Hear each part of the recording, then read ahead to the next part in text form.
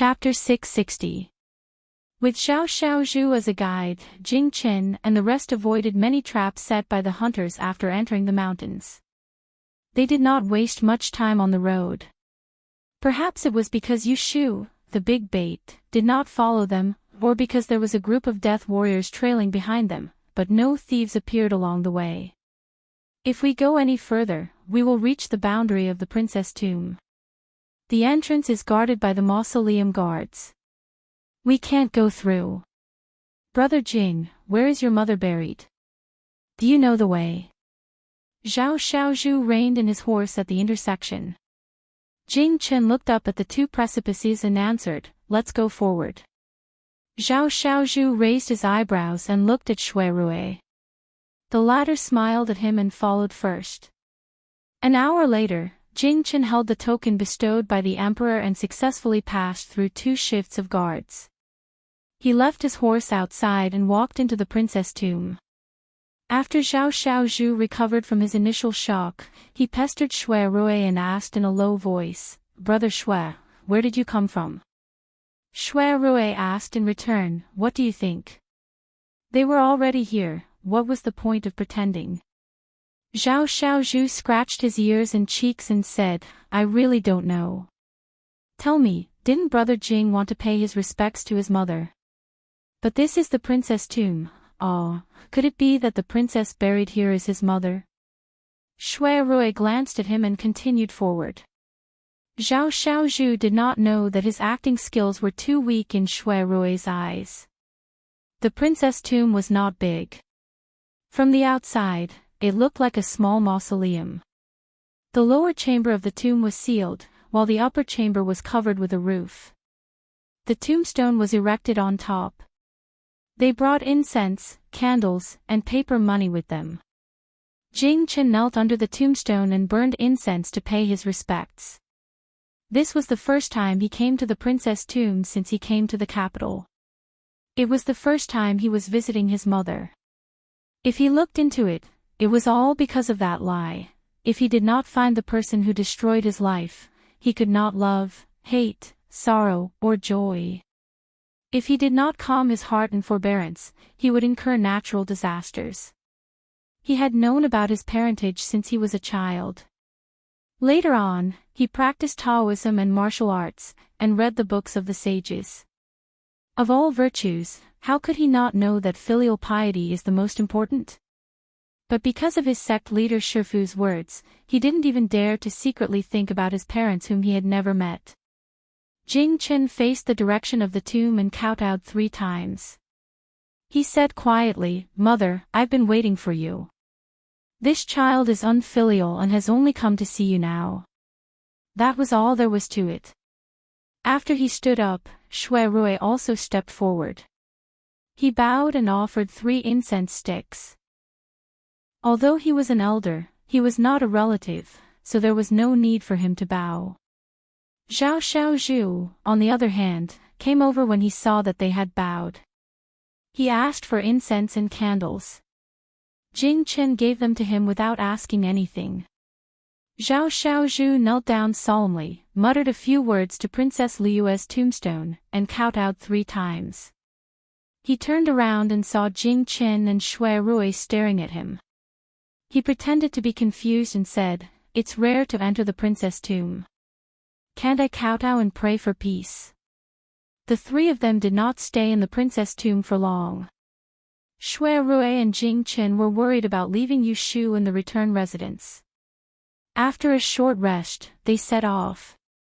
On the way back, Shui Rui secretly reminded Jing Qin to be careful of Zhao Xiaozhu. If he was discovered to be moving, he should be captured immediately. This was also a precaution. If Mr. Yenye really had any ill intentions towards Yu Shu, they would have Zhao Xiaozhu as a hostage and would not be too passive. But he had underestimated Zhao Xiaozhu's craftiness. Or rather, he had underestimated his familiarity with the terrain of this area.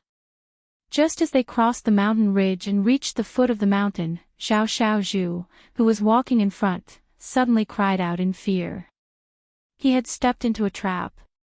Jing Qin saw him and his horse fall into a pit. He quickly abandoned his horse and used his qigong to catch up. But he was too late. By the time Shui Rui caught up, there was no trace of Zhao Xiaozhu in the deep pit that was covered with fallen leaves and withered wood. Shui Rui's eyes darkened. Jing Chen was about to jump down when he suddenly heard Zhao Xiaozhu's laughter coming from the bottomless pit. "I'll send you off, but we have to part ways. I advise you not to chase after me. Go back and find your companions." Hearing this, Jing Chen was the first to change his expression. Shui Rui could not hold him back. He jumped down in the blink of an eye.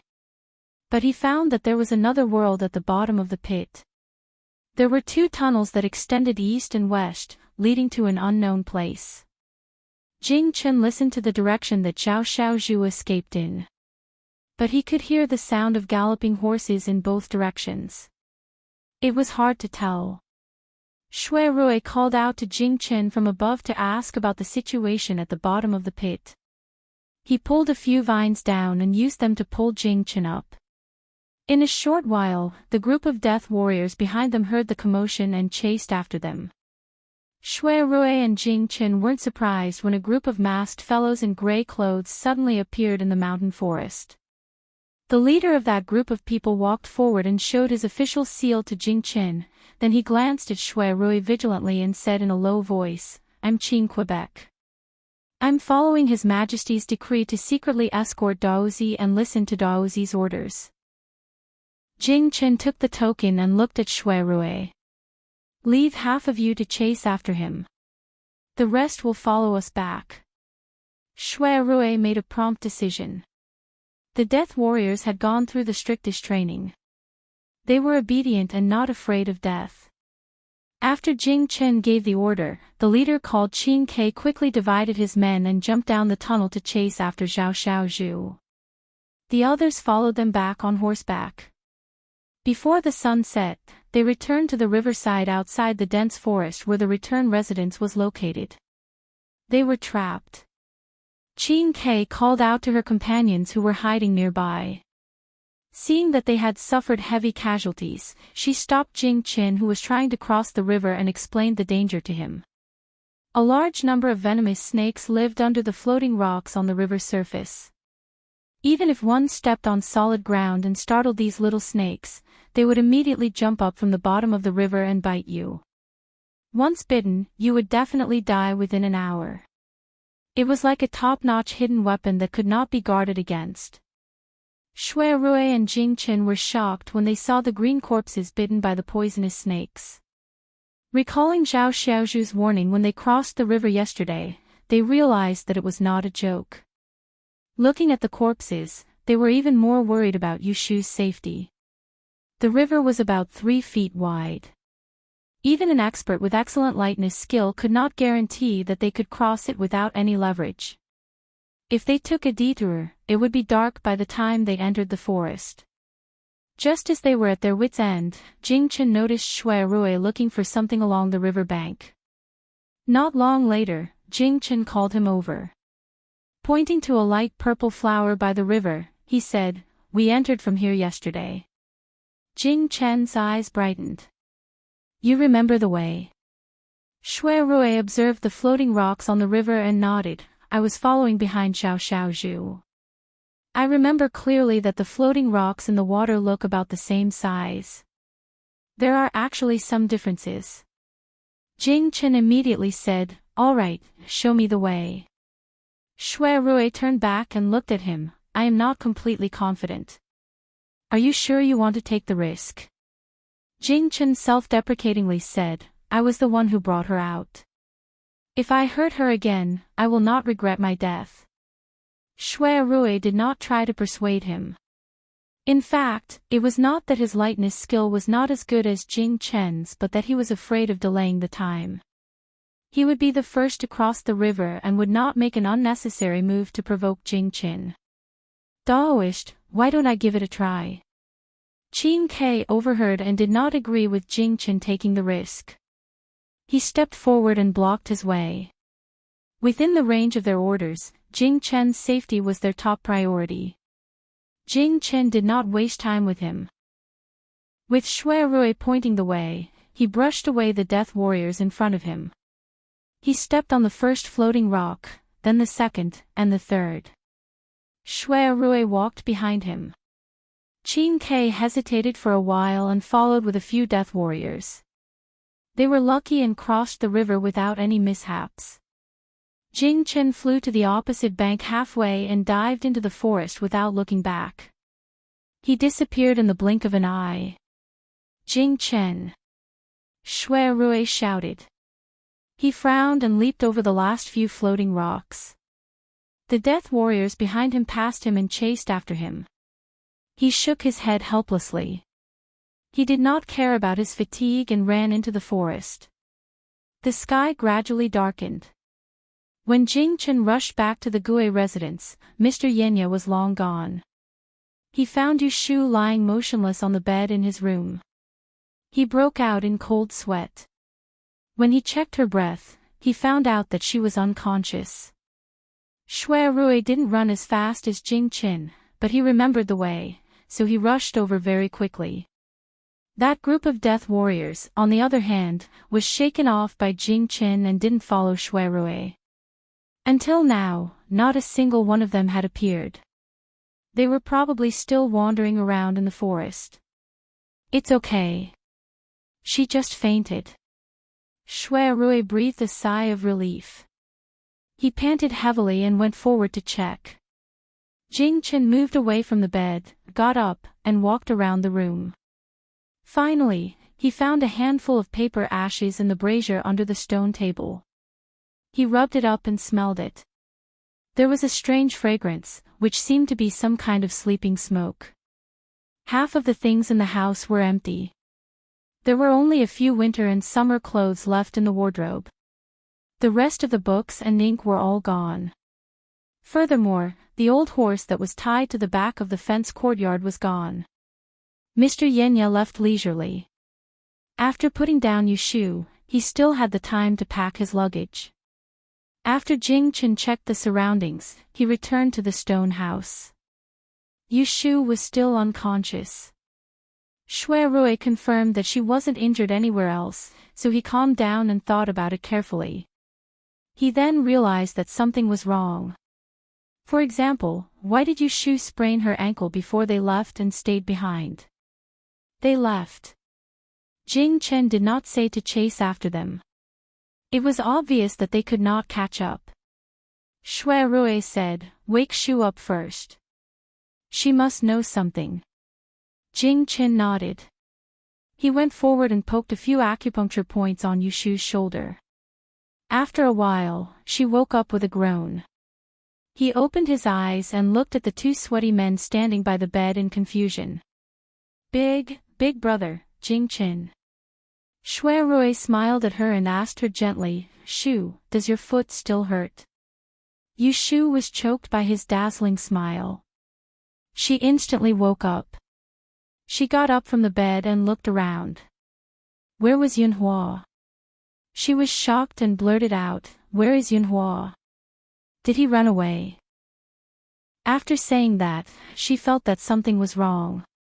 She turned around and saw the dark faces of Shui Rui and Jing Chen. Her scalp went numb. She forced a smile at them and shrank into the bed.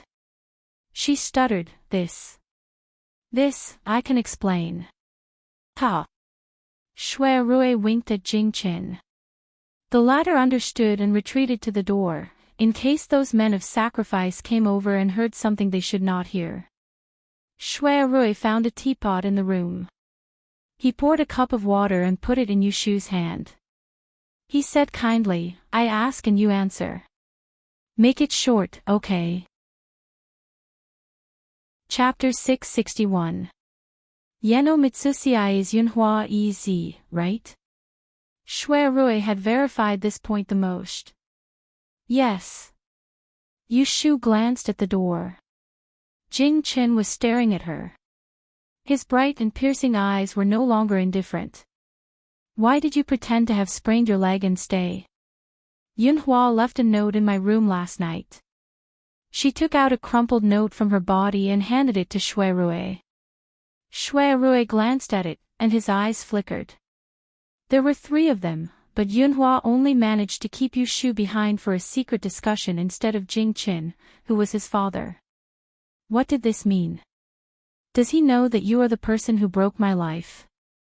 Wasn't she very sure that with that ring, no one could predict what would happen to her when she was alive or after she died? Yes.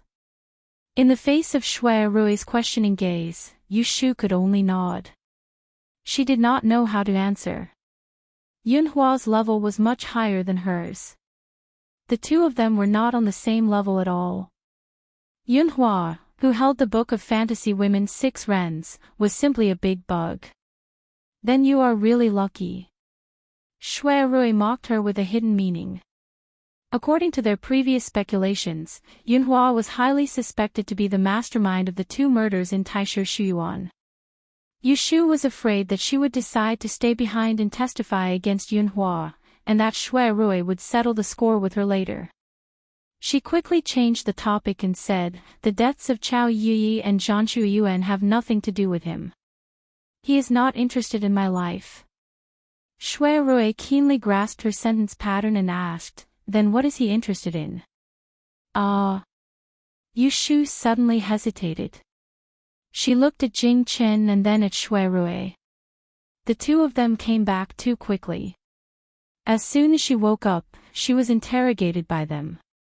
They did not give her a chance to organize her words and think about what she should say and what she should not say. Before she was knocked out by Yunhua, she had asked him for his opinion. She asked him if she could tell Jing Chen about the past events and secrets that he had told her.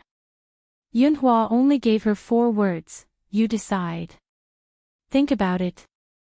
Jing Chen was not her son. Shui Rui saw her expression and immediately understood. She could not say it in front of Jing Chen. Jing Chen's expression changed, and he finally could not help but say, did he tell you why he refused to acknowledge me?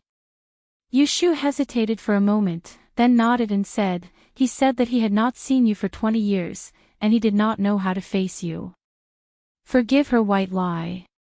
Should she tell Jing Chen that his father refused to acknowledge you because he was focused on finding his missing eldest son and was afraid that you would be a burden to him? That was too cruel. Regardless of whether Jing Chen believed it or not, Shui Rui knew that she was lying when he saw her eyes. It was not the right time to argue about it. He asked doubtfully, why did he fake his death and hide for so many years? Have you found out about it? Because he stole the Book of Mystery Fairy's 6 Rens from the Celestial Commissioner 20 years ago. The Imperial Court has been sending people to kill him. Yushu said this in a very emotional tone. She looked at Jing Chen and Shui Rui's colorful faces and felt a little refreshed. Look, she was not the only one who was shocked by Yunhua. If she told them now that the significance of the Book of Mystery Fairy's 6 Rens to the Dawn royal family was not only limited to the secret of the Dawn Scourge, but also related to the establishment of the Crown Prince. Without it, the current emperor would not be able to establish the Crown Prince. Would their eyes pop out? Forget it. Let them slow down. Don't say it first. Yushu was kind enough to hide this part from him. She thought to herself, this trip was really worth it. Not only did I meet Yunhua, but I also obtained so much information. Is the Book of Mystery Fairy's 6 Rens in his hands? Shui Rui hurriedly asked, did he show it to you? After all, he was most concerned about how to solve her identity as the person who broke her life.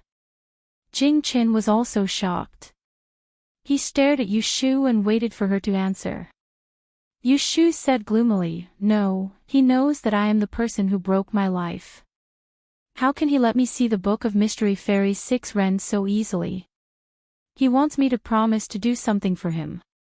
After the matter is done, he will let me have a look at it. What is it? Shui Rui and Jing Chen said in unison. She was prepared this time and did not stutter. She said to them with a troubled face, he wants me to find a person. Who? Yushu shook her head and refused to say more. You are the bait. Don't ask me. This is an agreement between me and him. It has nothing to do with you. Seeing this, Shui Rui already had a plan in his heart. Jingchen did not give up, did he? Did he leave any message for me? Yushu hid the sympathy in her eyes and said to Jingchen, yes, he asked me to pass on a message to you. At this moment, Jingchen held his breath and waited. He said that you should take care of yourself. Don't think about him. When everything is over, you and your son will meet again one day. When she finished speaking, Yushu saw a rather complicated expression appear on Jingchen's fair face. It looked like he was smiling, but it also looked like he was sad.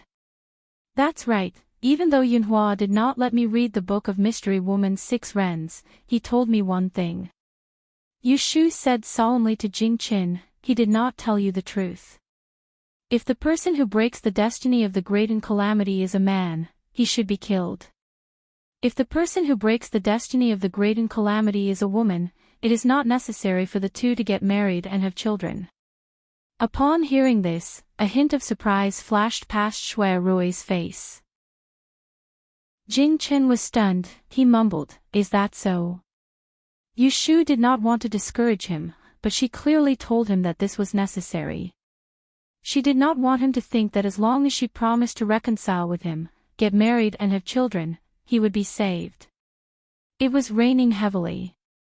Jingchen's lips moved. He wanted to say something but stopped. But when he saw Yushu's relaxed expression, as if she had unloaded a burden, he could not say the question that was at the tip of his tongue. How could she be sure that what his father said was true? She did not see the Book of Mystery Fairy's 6 Rens with her own eyes, did she? In the next moment, he was secretly ashamed of his own suspicion. He had never doubted the one-sided words of De Tiao, but now he had to doubt his biological father.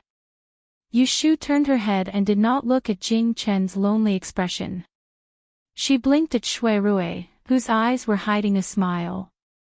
The two of them tacitly agreed to this good news. They talked for a long time. The sky outside was already dark, but the men of sacrifice who had followed them to cross the river were still nowhere to be seen. It could be seen that the reverse trace tactical array that Yunhua had set in this dense forest was really not easy to break through. If Shui Rui and Jing Qin had not followed Zhao Xiaozhu back and forth, they were afraid that they would be trapped outside and walking in circles. Shui Rui lit the lamp in the house and discussed with Jing Qin and Yushu how to explain it to the emperor when they returned. The three of them had almost the same opinion. Under Yushu's continuous brainwashing, Jing Qin had long lost the trust he had in Emperor Zhao Qing and De Tiao. He agreed without hesitation to Shui Rui's suggestion to hide the fact that they had seen Yunhua. After they got the information, Jing Qin got up and went outside to look for the group of men of sacrifice who had traveled quickly. Shui Rui and Yushu stayed behind to see if there was anything in the kitchen that could fill their stomachs. They could not go back tonight, so they had to stay here for another night. Shui Rui still had many doubts about Yushu's words, but he did not choose this time to interrogate her in detail. There were still some leftovers from last night in the kitchen. There were a few steamed buns, which Yushu had steamed. It was cool in autumn, so eating them would not cause a stomachache. However, this amount was barely enough for them and Jing Qin. When Jing Qin returned with a few men of sacrifice, Yushu decisively pretended not to see the messy masked men and invited Jing Qin into the house to eat. That night, Yushu actually had a good sleep. Most likely, Xia Yunhua had pointed out a bright path for her. With the Book of Fantasy Fairy's 6 Rens in his hands, her next step was to work hard to help him find his son. Although Yunhua left quietly after she fainted, he had left her a special way to contact him. As he had said, because Yushu was a life-breaker, who had a common interest with him, he dared to trust her so much and reveal so many deadly secrets to her to win her trust. Yunhua's grasp of people's hearts and his bold and thorough style made her admire him. Eldest senior brother was indeed senior brother Xia. The next day, they set off for the capital. On their way back, they were not in a hurry. They did not have to urge the horses on the way back. They just entered Anling City before the sky turned dark. Then, the three of them parted ways. Jing Chen and Shui Rui first sent Yu Shu back to Baochong Street. One returned to the princess's residence, while the other returned to the Shui family's mansion. The group of men of sacrifice also disappeared before they entered the capital. They must have gone back to report on the mission. When Yu Shu returned home, she took a hot bath happily. When she changed into clean clothes and came out, Zhou Hu, who was the supervisor in the front yard, had already found Lu Li and Su Qing. Yu Shu met them in the study. The two guards with sabers were chosen by her in person. She also asked Shui Rui to check the details and could be appointed. Tell me, did anything unusual happen when I was away for a few days? The two had made a draft on the way here. Lu Li first went forward to report, nothing important. Yesterday, I drank with my old colleagues. I heard that Prince Ning, who was grounded because of the headless case of the imperial envoy, was allowed to go out by the emperor. I specially went to the gate of Prince Ning's mansion to take a look. The gate was indeed open. Yu Shu suddenly heard the news. Her good mood instantly flew away. But she did not show it in front of her subordinates. She answered with a and asked Su Qing. Where is the celestial commissioner? Su Qing was a little immature. He scratched his ears and did not dare to say anything.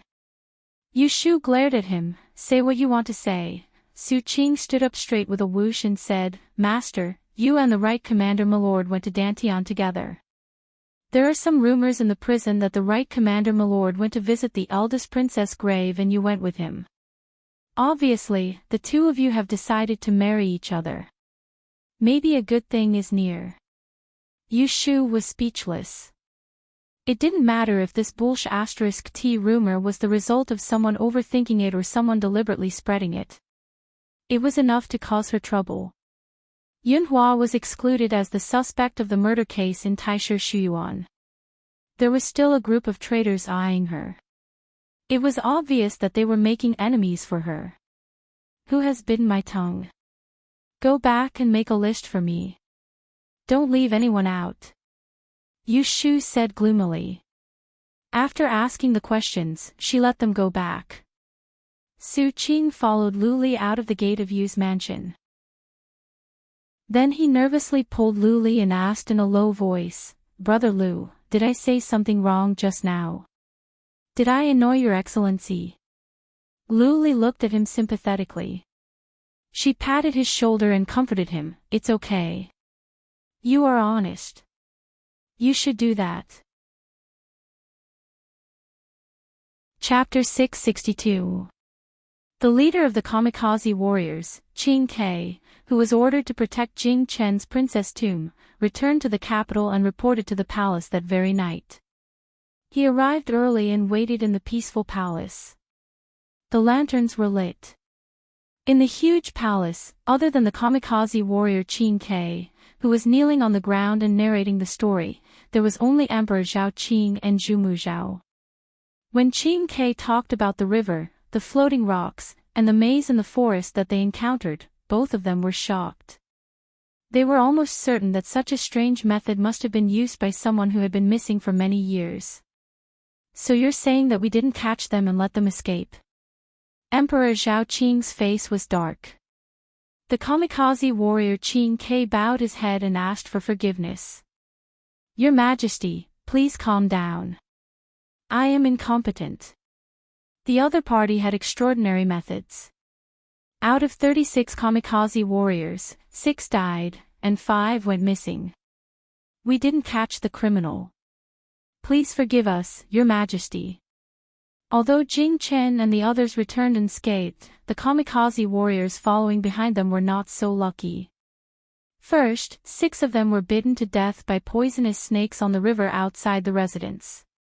Later, they followed Jing Chen and the others to the princess tomb and encountered Zhao Xiaozhu, who escaped into the tunnel to chase after them. None of them returned after that. */slap. Emperor Zhao Qing slammed his palm on the armrest of the throne. His face was tense, and it was obvious that he was furious. It's been more than 10 years. We finally lured that thief to show himself again. Who knew that he would be so cunning and escape again? How hateful. Zhu Muzhao was much calmer. In fact, he was not surprised that they didn't catch them. Yunhua. He silently recited the title given by the late emperor. Even though 20 years had passed in the blink of an eye, it was still a curse in his heart that he could not get rid of. Zhu Muzhao closed his eyes and said, "Your Majesty, please don't be angry. I think there's something fishy about this.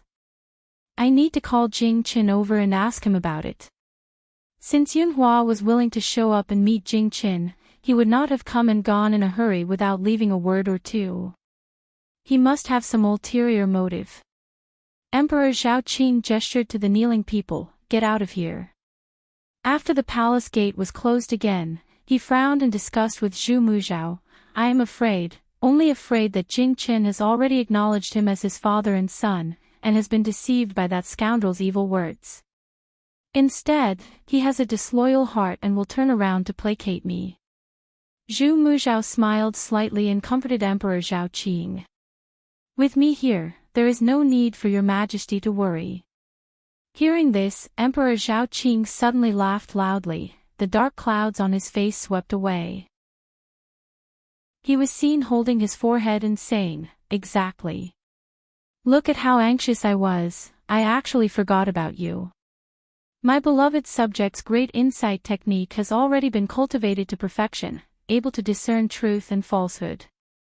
Apart from me, who else can lie in front of you? Each of the 12 aristocratic families in the capital city had their own secrets. The reason why the Zhu family was able to take the lead from afar was because they had a rare technique that had only been passed down for a few generations. It was the great insight technique that could separate truth from falsehood. When Zhu Muzhao was young, he was the #1 genius among the children of the aristocratic families. In the year that Yunhua went to the capital city to take the Dian examination, Zhu Muzhao was only 30 years old, but he was already the left commander of the Celestial Commissioner. He was the next Celestial Commissioner that everyone thought would succeed him. To put it simply, Zhu Muzhao had inherited the Zhu family's great heavenly insight art. He had been cultivating his body and mind for decades, and no one in this world could lie to him. Not even a glance could escape his eyes and ears. Emperor Zhao Qing had the 7-star ruler to protect himself, but it was a different story. Today is a little late. Jing Chen has been rushing back and forth for a few days. Why don't your Majesty summon him to the palace for questioning tomorrow? Fine, there is no hurry. Emperor Zhao Qing listened to the advice and gave up the idea of summoning Jing Chen to the palace in the middle of the night for questioning. Meanwhile, when Jing Chen returned to the Princess Fu, he went to rest. Shui Yun hadn't seen him return to the Fu for a few days and didn't know where he had gone. When she heard that he had returned from outside, she hurriedly had someone push a wooden wheelchair to find him. However, Jing Chen had someone stand guard outside Sushi Pavilion and had the guard tell her that he had fallen asleep and didn't want to see her. In the end, the next day, Shui Yun came early in the morning to stop him again. Jing Chen couldn't avoid it and was caught by her. "Xixiang, where have you been these past few days?"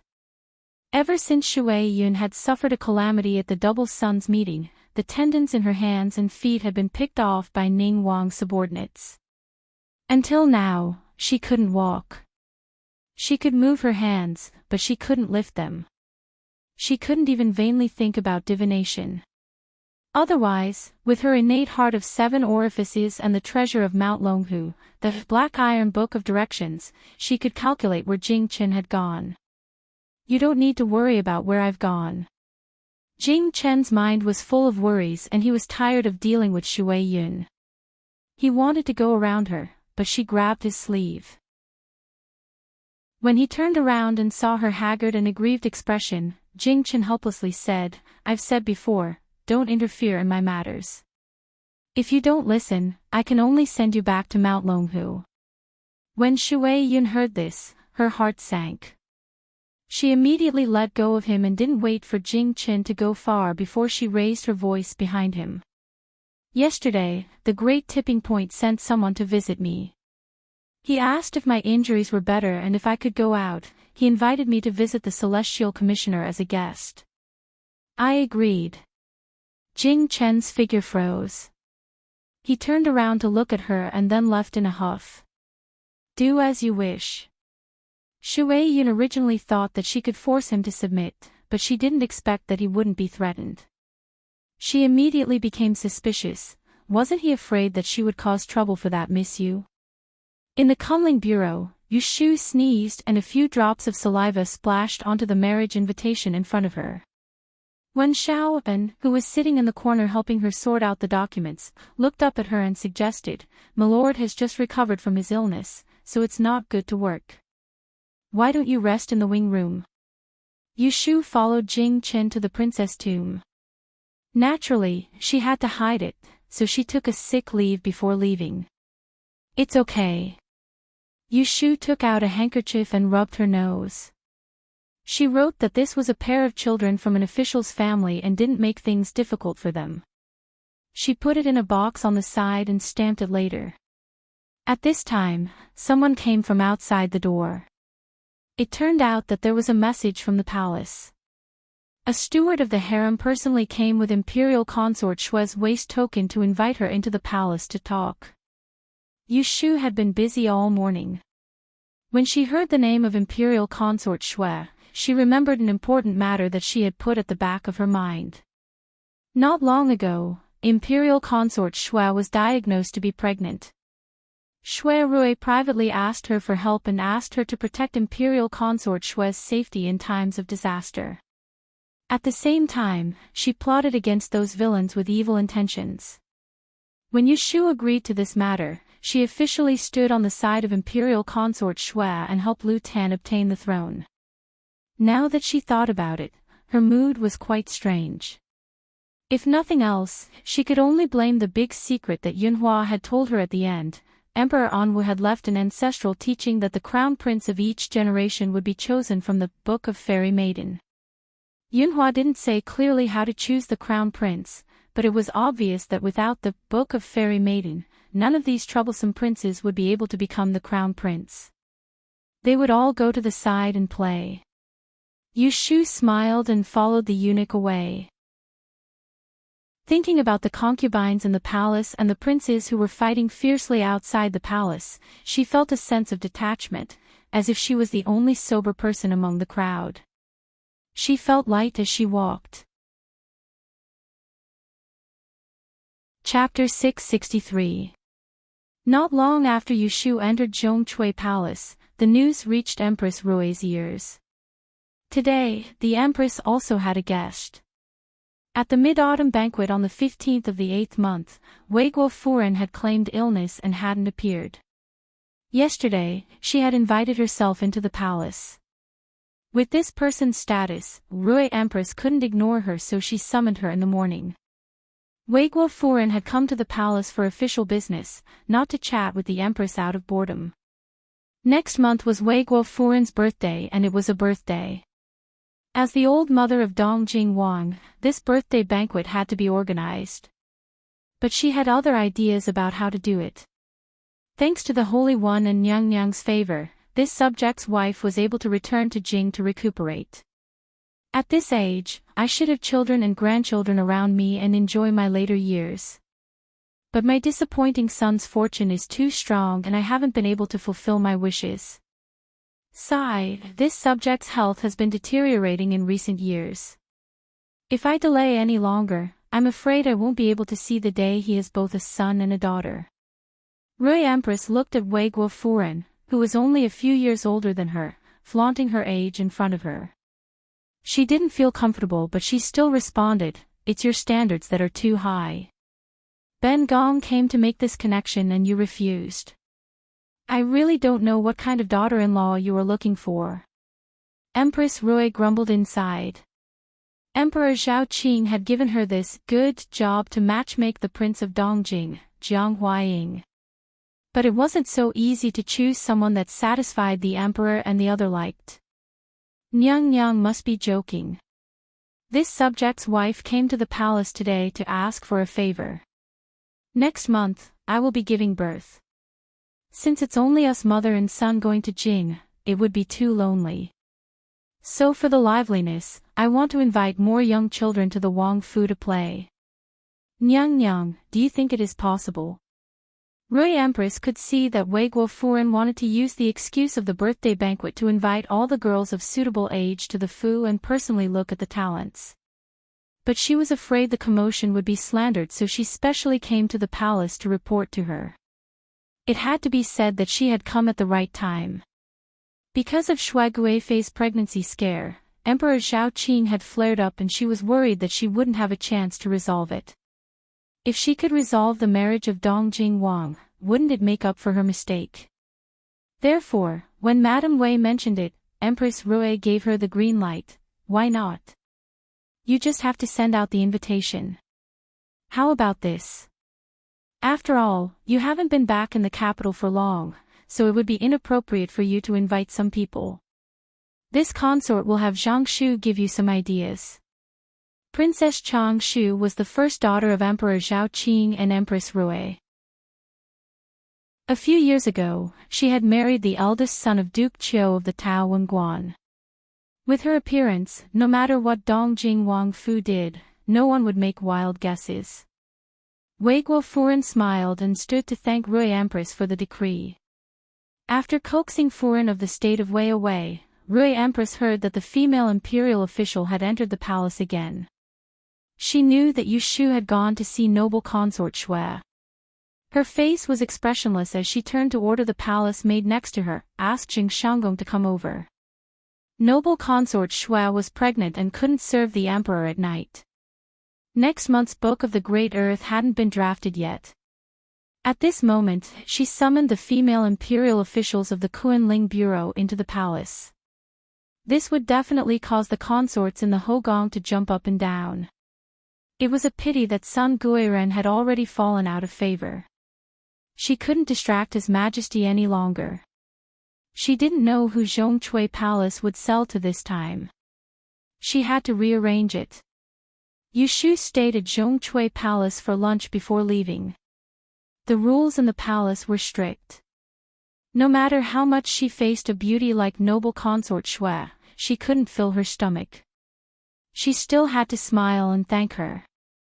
Noble consort Shui had summoned her this time. One reason was to tell her birth date and the other was for next month's Book of the Great Earth. For the latter, noble consort Shui didn't waste words with her. She straightforwardly told her that starting from next month, the arrangements on the Book of the Great Earth were for her to do as she saw fit. What did it mean to do as she saw fit? When Yu Shu first heard this, she didn't understand. It was the smiling Tao Momo beside noble consort Shui who reminded her, "Official Yu, our empress is pregnant. Starting from next month, she won't be able to serve His Majesty at night. You have to rearrange the extra days." It turned out that this was the iron discipline that Empress Ningzhen had set for the women in the harem. In order to prevent pregnant concubines from being spoiled and arrogant, once a palace maid was pregnant, she wouldn't be included in the Book of the Great Earth from the month after she was diagnosed. Speaking of which, Emperor Zhao Qing couldn't spend the night in Zhongcui Palace until noble consort Shui safely gave birth to the dragon child and came out of confinement. Of course, no one could control whether he came or not during the day. Then the extra days would be distributed to the other concubines. As for who to give it to or not, it would depend on noble consort Shui's mood. But noble consort Shui asked her to do as she saw fit. What kind of instruction was this? Yu Shu couldn't figure it out in the palace. After leaving the palace, she planned to ask Shui Rui for advice. It was the middle of the afternoon when she arrived at the gate of the Supreme Court in a sedan chair. The sun outside was a bit scorching. She asked Su Qing to go to the yamen first to see if Shui Rui was inside. Not long after, Shui Rui came out. He had changed into casual clothes and was leading a horse. Yushu stuck half her head out of the small window of the sedan chair and looked at him. Are you free in the afternoon?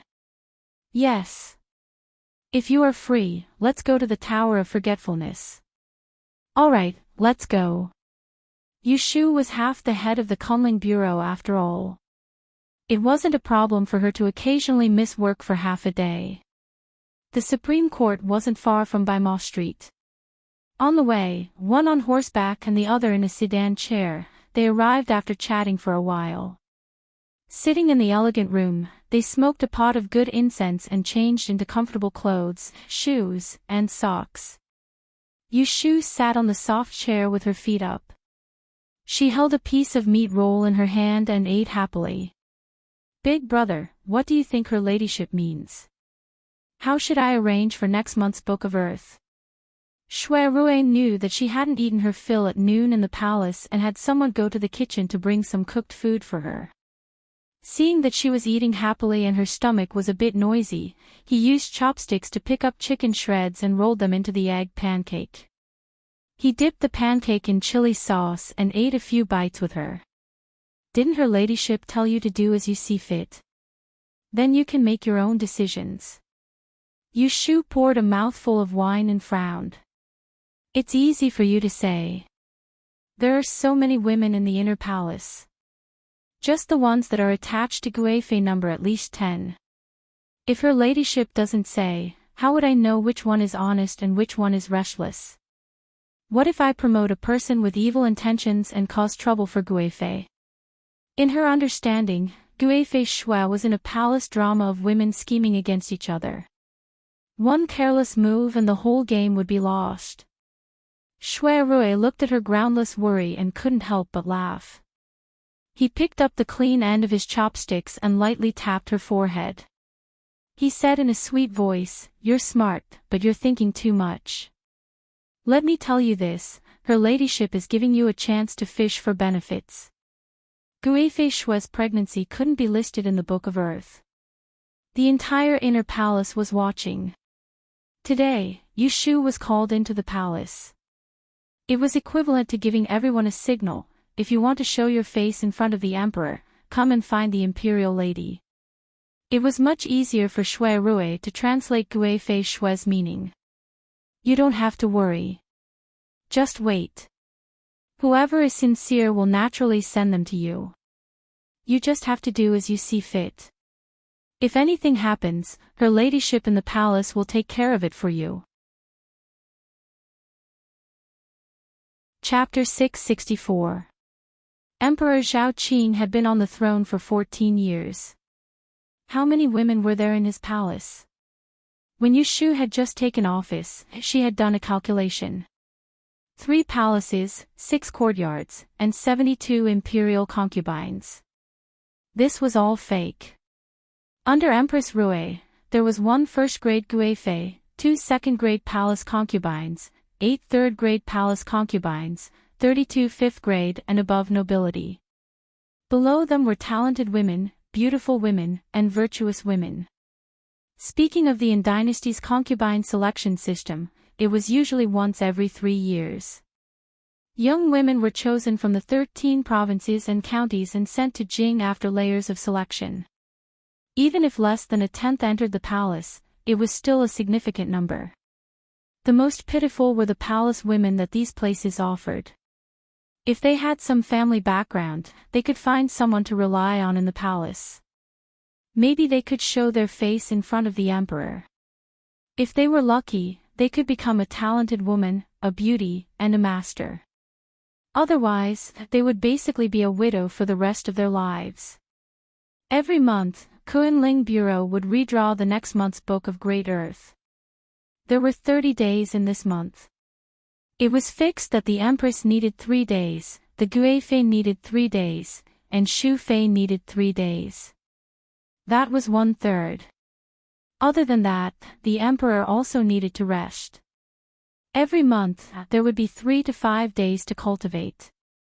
If he slept alone, there would only be half of the 30 days left.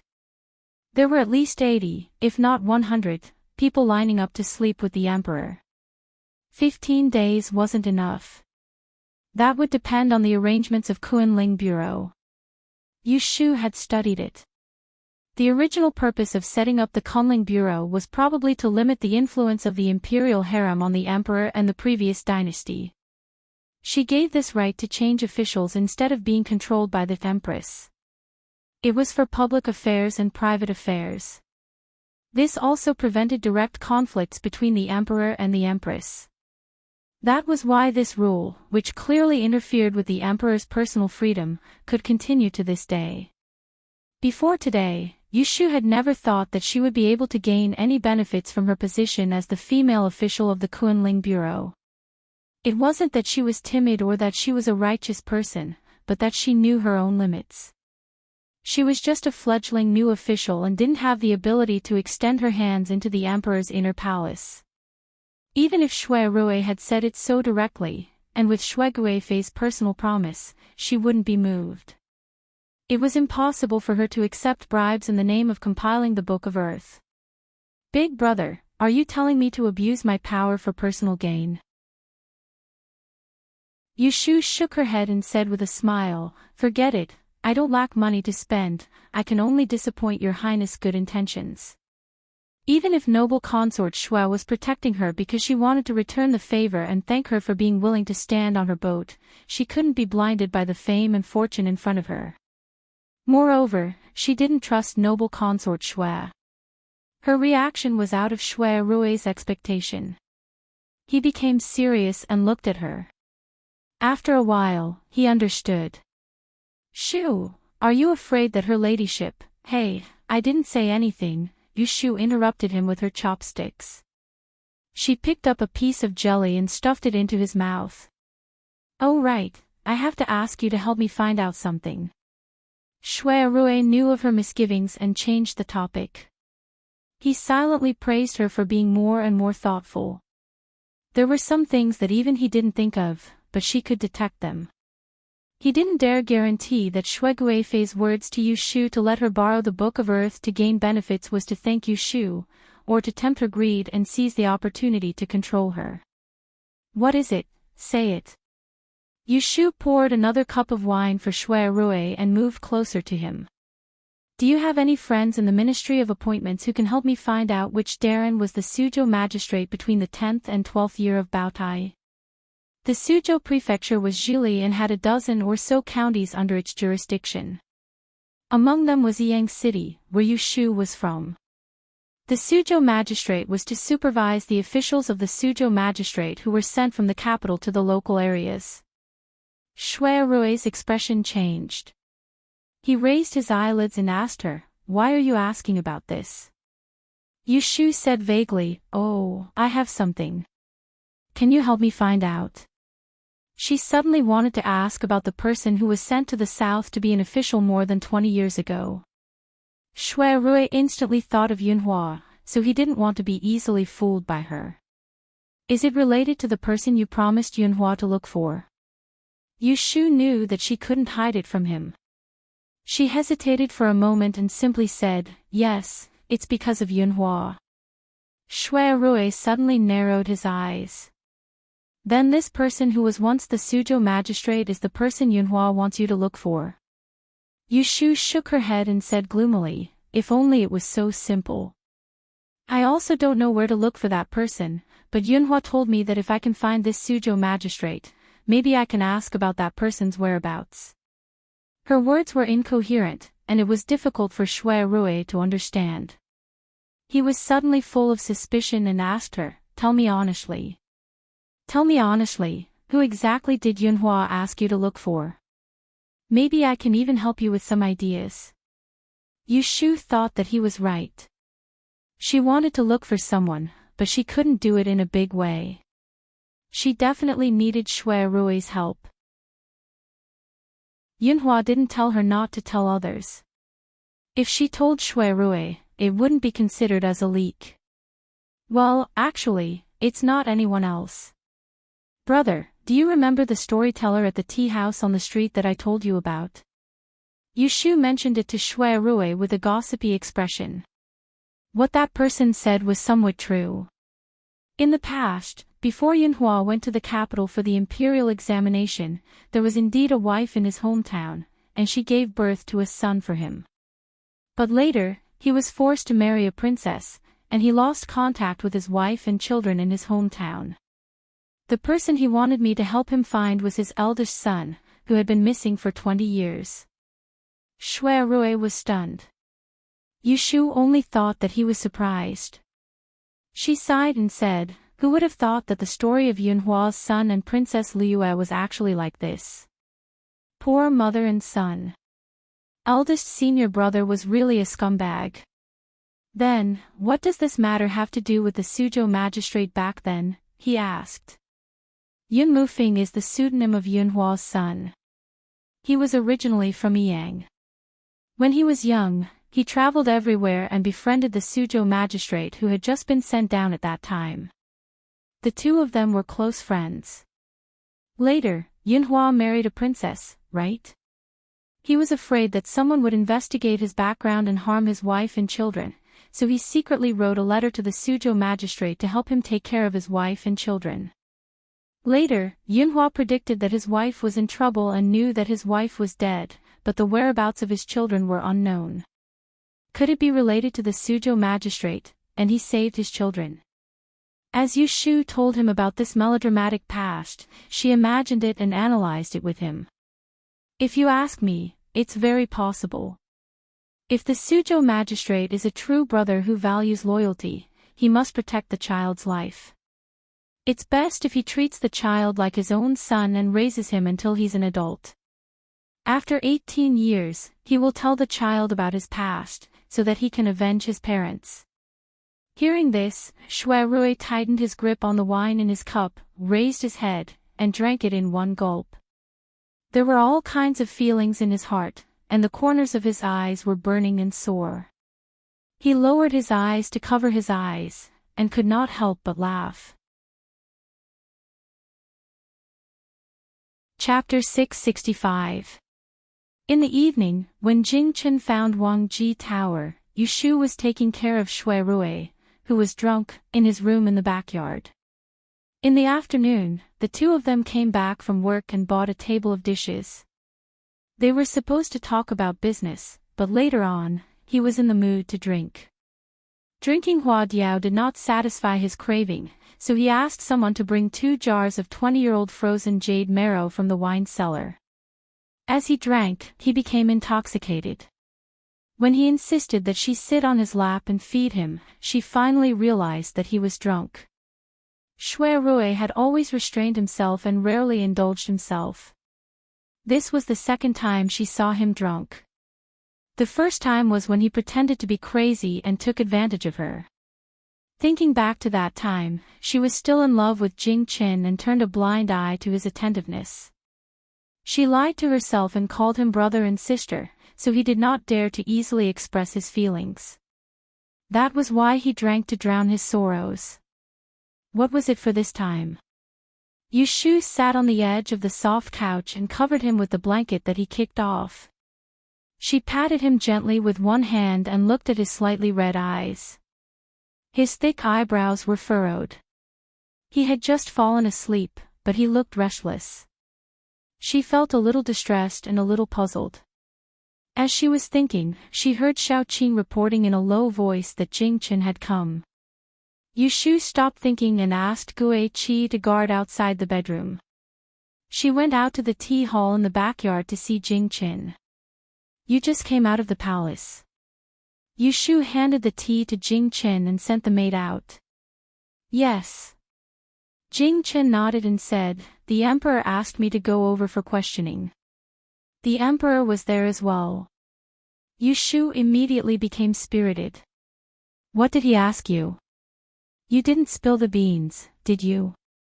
The three of them had agreed to keep the fact that they met Yunhua on the outskirts of Ancien a secret and would never mention it to a fourth person. However, Jing Chen was not good at lying, which made her very worried. If he spilled the beans, she would be the unlucky one in the end. Jing Chen hesitated and told her uncertainly, I told them according to what you made up, but I don't know if they believe me or not. Hearing this, Yushu was relieved. She waved her hand and smiled. As long as you didn't spill the beans, it doesn't matter if they believe it or not. Let them guess. As long as we don't say anything, they won't believe us even if they guess something. This lie was made up by her. After they met Zhao Xiaozhu in the Ancien restaurant, the emperor said that they entered a hermit's residence. The hermit was an old man in his 60s with a white beard and was good at disguise. He asked them to stay for a night, and the next day, and kindly asked his disciple to show them the way to the princess's tomb. Yushu Xiaozhu did not make it, so she stayed. Yushu. Later, when Zhao Xiaozhu escaped underground, he explained that the hermit had sensed that they were related to the imperial court and didn't want to be involved, so he left. Because Yunhua left cleanly, everything that should be taken away was packed away. What was left behind was not enough to be used as evidence. Yushu did not have any psychological burden to instigate Jing Qin to deceive the emperor. Anyway, that was his father. He knew that the emperor wanted his father's life. If he did not lie, would he kill his father? Yushu looked at Jing Qin. During this trip, she realized that he was more humane. He was not as aloof as he used to be. I am worried that the emperor will ask you again after giving me some advice. You better be prepared. Jing Qin saw Emperor Zhao Qing when he entered the palace today. He could see that the emperor was not very happy. He had asked him to take the risk to leave the capital with the Soulbreaker, but he had gained nothing. He grew up in Dragon Tiger Mountain Taoism, so he was not sensitive to the relationship between the emperor and his subjects. After he met Emperor Zhao Qing, he felt that he had one more relative in the world and was secretly happy. Emperor Zhao Qing had always treated him well, but as he learned more and more of the truth, he became more and more aware of the reason he treated him well. It was not because he was the only child left behind by his twin sister, but because he had the unspeakable fate of being a great calamity. This caused his heart to feel a bit cold. You don't have to worry about me. I won't say a word that I shouldn't say. Yushu raised an eyebrow. The difficulty of prying words out of her mouth was the same as trying to pry open a clam with your bare hands. Jing Qin lowered his eyes and swept over the unnaturally raised pinky of her left hand that was holding the cup. He didn't know what to think, but his eyes suddenly became guilty. Yushu was not blind. She found that the way he stared at her was not right. She became vigilant and glared at him, exasperatedly saying, "What are you looking at?" This boy, did he know that they did not need to be married and have children to break their fates, so he still did not give up on her. Being stared at, Jing Qin unnaturally turned his head and stiffly changed the topic. I want to say, why don't I see Brother Shui? Is he not here? Oh, my brother didn't sleep well last night. He is catching up on sleep in his room. Yushu subconsciously concealed the fact that Shui Rui was drunk. Jing Qin glanced at the dark sky outside the window and said, "It's already so late. It's not good for health to sleep too much. Wake him up and eat dinner. He can sleep after digestion." In the face of Jing Qin's unintentional concern, Yushu was confused. She always felt that the relationship between the three of them had become subtle after the trip. Shui Rui did not seem to dislike Jing Qin that much, and Jing Qin did not seem to treat Shui Rui as a stranger. Was this a good sign? No need. Let him sleep until he wakes up. He has a bad temper when he wakes up.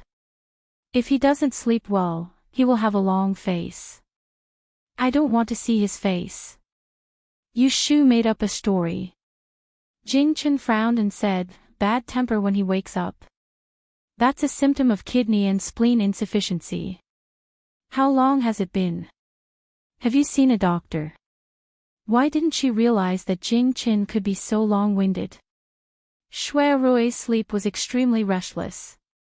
He had a dream for the entire night. Sometimes, he dreamed of the time when he was very young. His father, Shuezeo, was still alive. His father's face was blurry, and he held Shui Rui under his armpit and lifted him up high. His hearty laughter seemed to be echoing in his ears. "My good boy, don't be afraid. I'm here." Sometimes, he dreamed that in the morning hall, his mother was holding the coffin and crying. Sometimes, he dreamed that he was doing his homework in the small study in the east courtyard. His grandfather sat opposite him with an expressionless face and scolded him coldly. "Your mother is not in good health. Don't go to the backyard and disturb her recuperation. If you don't practice diligently, it's unfilial. If I find out that you sneak into the backyard while studying in the morning, I'll punish you by copying the first chapter of Mencius 500 times. You're not allowed to step out of this room until you finish." He struggled to wake up, but the nightmare would not let him go. 20 years had passed, and the most unbearable scenes replayed one after another, until he dreamed that the 10th princess fell from a building and died of illness. The emperor was furious and blamed the Shui family. His grandfather could not bear it anymore and exposed his unknown identity.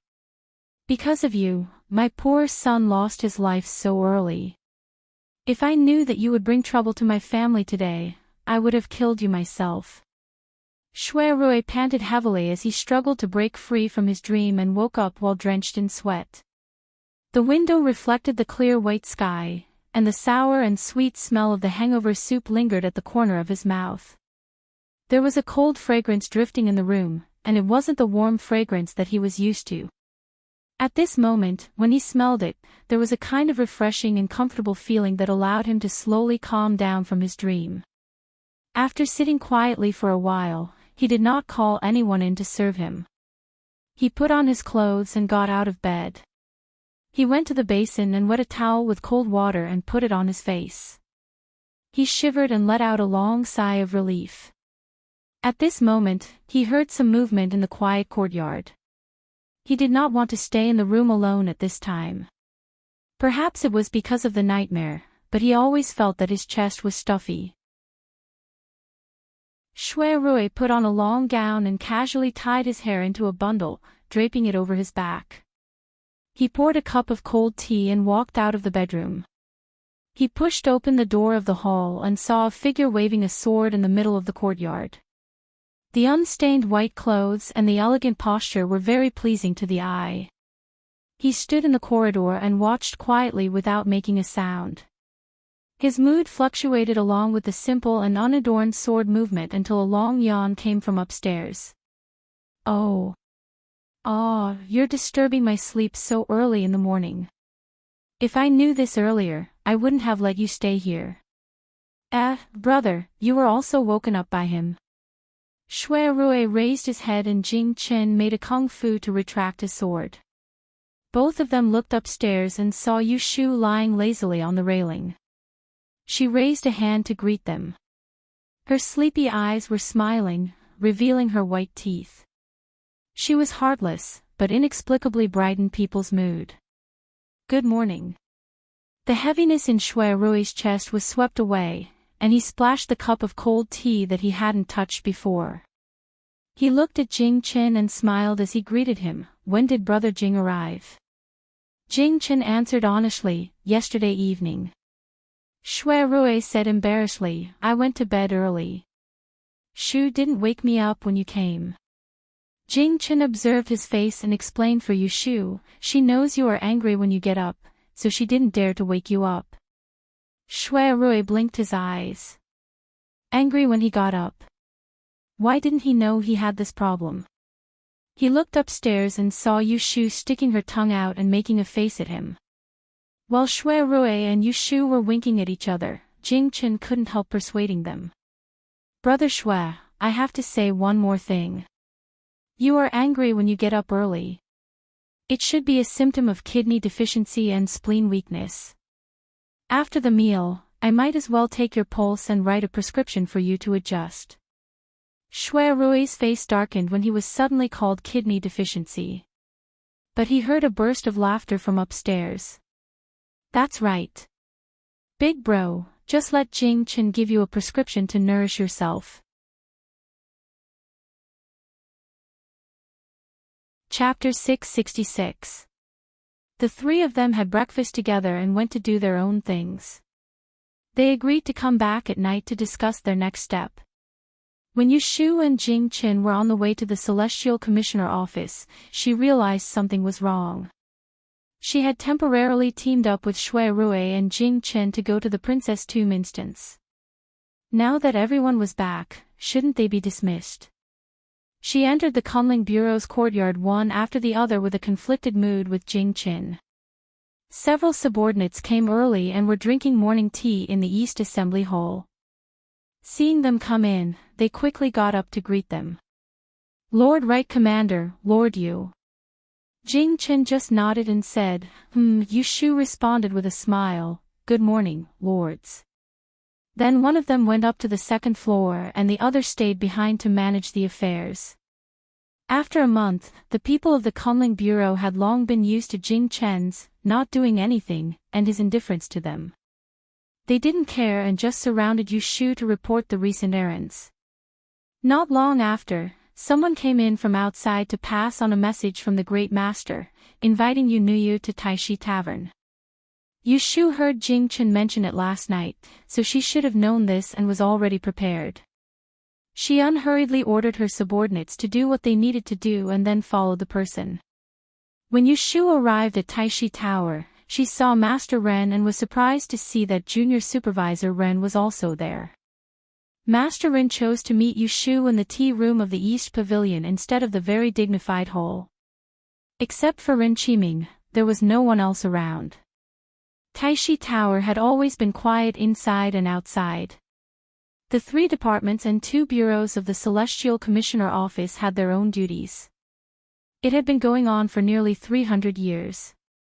Unless it was a major event, there was usually no need to ask for his permission. Sit down. I asked you to come because I have something to ask you. It's about Daozi and His Majesty is a little worried.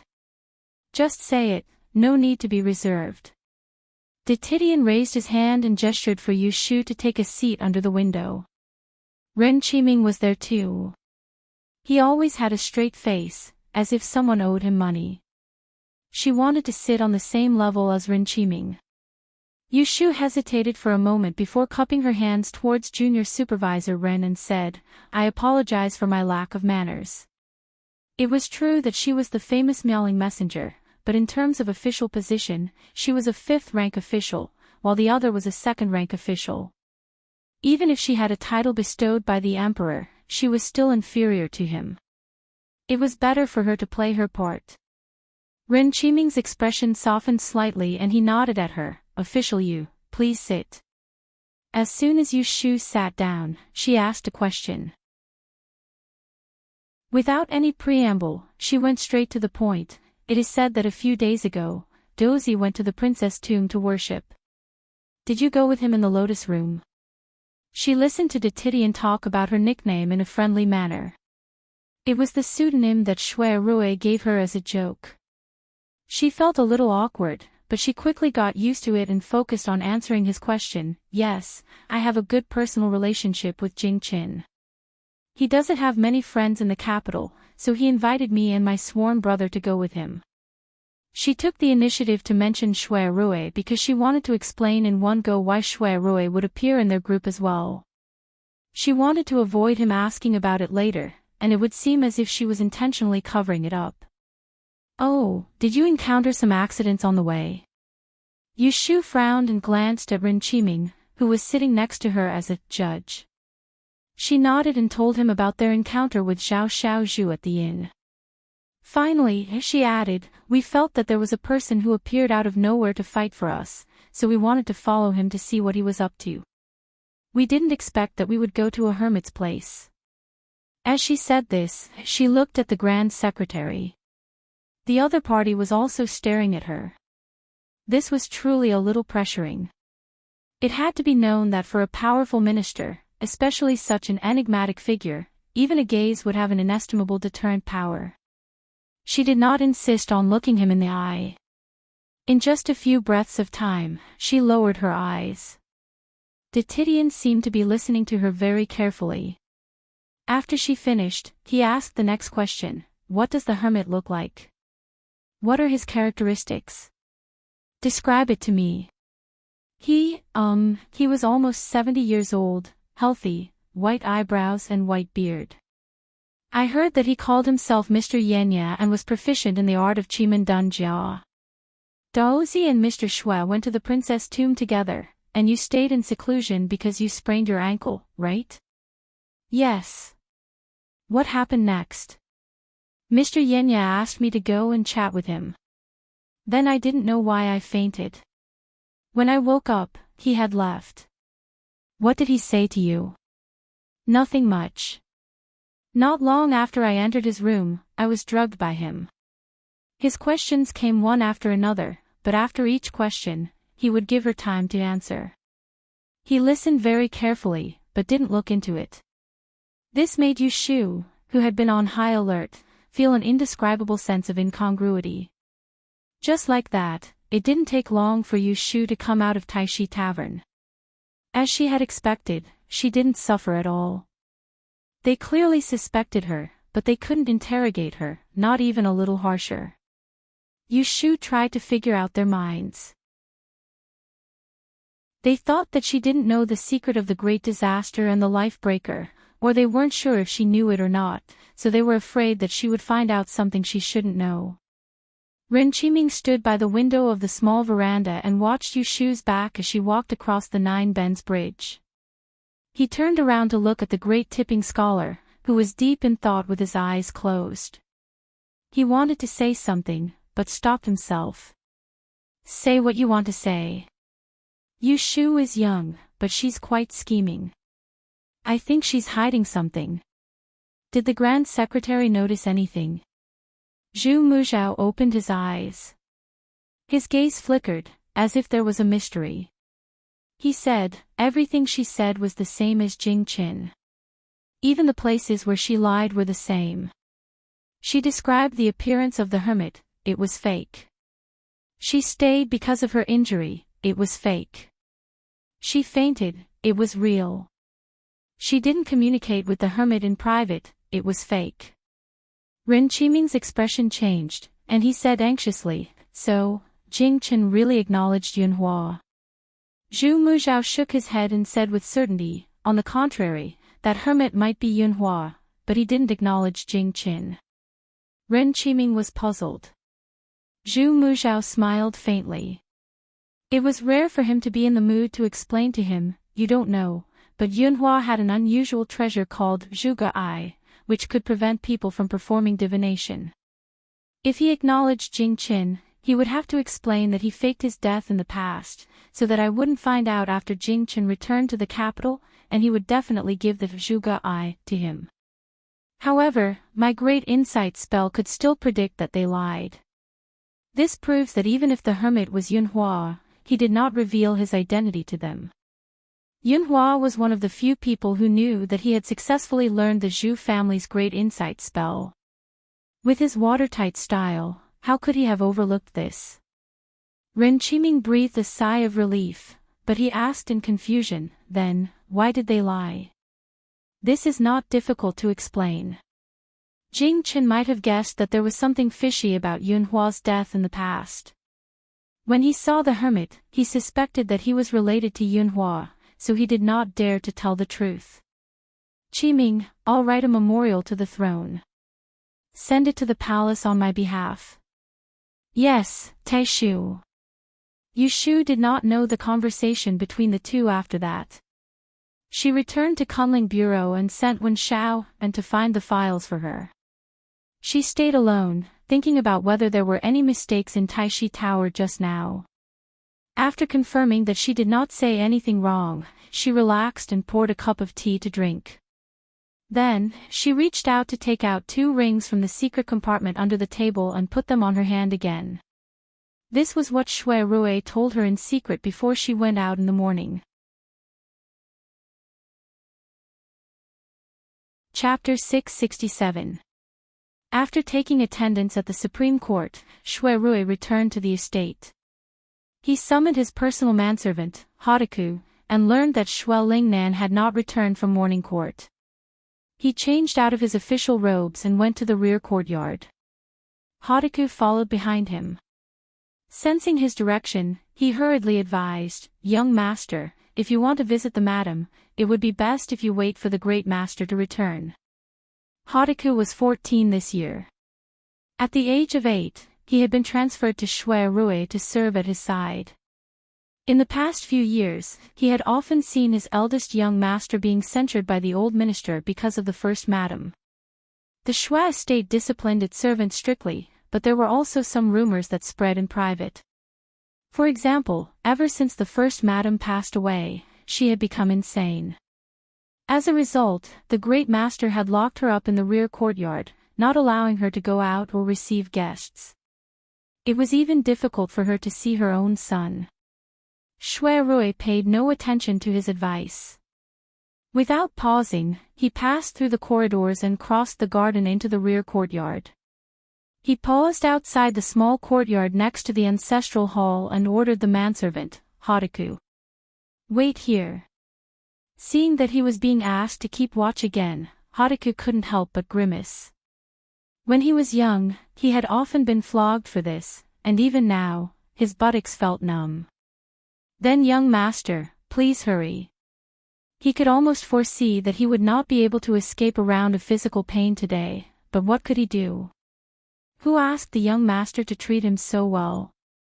Otherwise, how could a fatherless, motherless servant like him be able to eat well and wear well, with no one daring to bully him? Madame Shui's complexion seemed fine today. Although she was still thin, there was not much of the smell of medicine in the room. Shui Rui knew that her illness had not recently flared up. "My son has gotten thinner again. Is it because the yamen is too busy and he hasn't been eating properly?" Madame Shui was blind and could not see Shui Rui clearly, so she took his hand and groped about. As always, she did not ask him why he had not come to see her in so many days. Shui Rui looked at her wrinkled eyes and could vaguely make out the gentleness and beauty she had when she was young. But now that she was in her 40s, she looked old and her hair was white. It was these years that had not seen the light of day that had wasted her. In the past, he didn't understand what kind of stimulation his mother had suffered to cause her to go crazy and have a look of hatred towards him. Now that he understood, he knew that the truth was so unbearable. Half of her life's tragedy was caused by him, this evil creature. He felt bitter in his heart, but he chatted with Madame Shui for a while as if nothing had happened. He naturally brought the topic to the deceased Shui Zhao. "Mother, I remember you said that I was born when mother followed father to the south." Madame Shui's lifeless eyes stared at his shoulder. As if thinking back, she nodded and faintly smiled. "Yes, you were born in the south." Ever since she had lost her sight, Madame Shui's memory had become very poor. Many of the things that had happened in the past were either forgotten or hazy. For example, 3 years ago, when the 10th princess died of illness and the disaster that had befallen the Shui family, she could not remember a single thing. What position did father hold in the south at the time? He then asked. In truth, a year ago, he had thoroughly investigated the matter of Shui Zhao's previous position in the south. His current question was just to confirm it one last time. "I think he was in Suzhou, serving as your esteemed son." Shui Rui's heart sank. He truly was the Suzhou magistrate. "Mother, do you still remember what month I was born?" He carefully asked, carrying with him an indiscernible nervousness, afraid that he would bring back her sorrow and cause her to fall ill again. Madame Shui forcefully grasped his hand. Displeasure was on her face, but she replied without hesitation, "Foolish child, what are you asking? How could mother not remember what month you were born? Didn't your birthday just pass a few days ago?" "Ah, you were born on the 9th day of the 7th month in the 12th year of Baotai." "Mother, don't be angry. Your child asked a foolish question." As Shui Rui admitted his mistake, he thought to himself, his date of birth and 8 characters can't be fake, or else his divination from childhood would have been exposed long ago. It was a pity that his mother remembered his birth so clearly, but she had forgotten that he was not her biological son. It was only when she fell ill that she would go crazy and curse him for being the root of disaster. It was laughable that she was only clear-headed when she fell ill. "Qingbi, what's wrong? Is there something on your mind?" Madame Xuan nudged him. Although she could not see, her mind was very sensitive. "No, I just suddenly thought of father," Shui Rui whispered. "Mother, I remember you telling me that father is an open-minded and cheerful person who doesn't care about trifles and has friends all over the world." Madame Shui sighed, but then she smiled and said, "That's right. Although your father comes from an aristocratic family, he has a chivalrous heart. When he goes out, he can always make a few friends. No matter what their background is, whether they're poor or rich, he can even call the wandering heroes of the Jianghu his brother." Shui Rui seized the opportunity to ask, "Father served outside Suzhou for 3 years. At that time, did he have any particularly close friends?" Madame Shui thought for a long time. Her eyes lost focus, and after opening them for a few moments, she closed them again. With great uncertainty, she said, "If you're talking about close friends, there was one. That person was a traveler of the Jianghu, and he almost became sworn brothers with your father. Speaking of which, it was thanks to him that your father was able to avoid a few calamities." Shui Rui's heart tightened, and he blurted out, "What was that person's name?" Madame Shui shook her head. "How many years has it been? How could I possibly remember? Around the time we returned to the capital, we lost contact with that person." Shui Rui's eyes flashed, and his mind churned. He had already come to a conclusion. 3 years ago, when he discovered the secret of his birth, Shui Lingnan only told him that he wasn't a child of the Shui family, and refused to reveal a single word to his birth parents. He suffered a blow and first traveled to the north. After pulling himself together, he went to the south to investigate his birth. However, with the passage of time, he discovered only one point of doubt. When Father Shui was still in office, he had a guest who often visited Yang to meet friends. Shui Lingnan claimed that his eldest son had died because of this evil creature, but when Father Shui died, he was still too young to remember. He only knew that Shui Zhao had died of an illness before he was 4. According to the timeline, he was a baby brought home by Father Shui when he was out in the south. If he wasn't his own son, he was most likely entrusted to him by a friend, not picked up from the roadside. It was because Shui Zhao adopted him that he was killed. Shui Rui could not figure this out in the past. However, after listening to Yu Shu's confession yesterday and getting confirmation from his mother today, the mystery was finally solved. If his speculation was correct, the story should be like this. When Shui Zhao left the capital, Suzhou was very close to Yang. He met Yunhua's son by chance, and they regarded each other as best friends. Later, Yunhua changed his name to Changzhou's Yun Mufeng and entered the capital for the Dian examination with an ulterior motive. He passed the exam in one go and was favored by Princess Liue. At that time, the late emperor was old and the fight for the throne was very tense.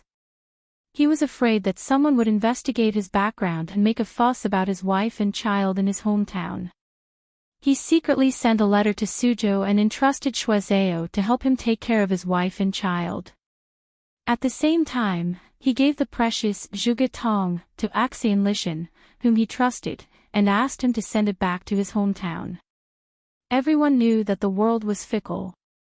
Axian Ye kept Yunhua's treasure behind Axian Lao's back, and Shui Zhao did not have time to protect his friend's wife and child. In the end, the mother and child left, and in order to cover up, he raised the child as his own. And he was the child that Yunhua asked Yu Shu to find, who had been missing for 20 years, in exchange. Because of Shui Rui's reminder in the morning, Yu Shu had left the Directorate of Astronomy long ago before sunset, and she went to the Forgotten Opportunity Pavilion to sit and wait.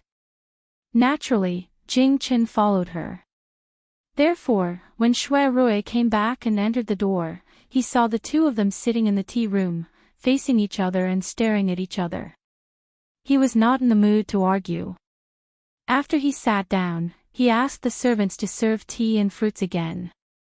The three of them went into the inner room to talk in detail. Big brother, when I went to the Celestial Commissioner today, I was asked by the High Commissioner for questioning. What did they ask you? Yu Shu told the truth.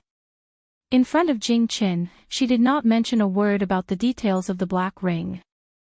After listening, Shui Rui said, "It seems that they are not sure how much inside information you already know." He turned to ask Jing Chen, "Yesterday, when you entered the palace, did His Majesty and the High Commissioner mention Shu in front of you?" "They did mention it." Shui Rui frowned. "Did they ask if you told her about the life breaker?" Seeing Jing Chen shake his head, he was relieved. Yu Shu looked at his expression and could not help but feel puzzled. What's the big deal? What is Big Brother worried about? Even if they asked me, as long as Jing Chen does not tell the truth, they can't do anything to me even if they suspect me. Shui Rui glanced at her and said, "It would be great if it was that simple." Do you think that the great Tiao Dian, being able to control the imperial astronomer for so many years, doesn't have any extraordinary means? Yu Shu heard the meaning behind his words and vaguely felt that something was wrong. Jing Chen also interrupted, "What is Brother Shui referring to?" The aristocratic families of the 12 prefectures in the capital have a foothold because of their family's unique skill. The Zhu family is the first. The reason why the High Commissioner Zhu can be valued by the current His Majesty is because he has learned this unique skill.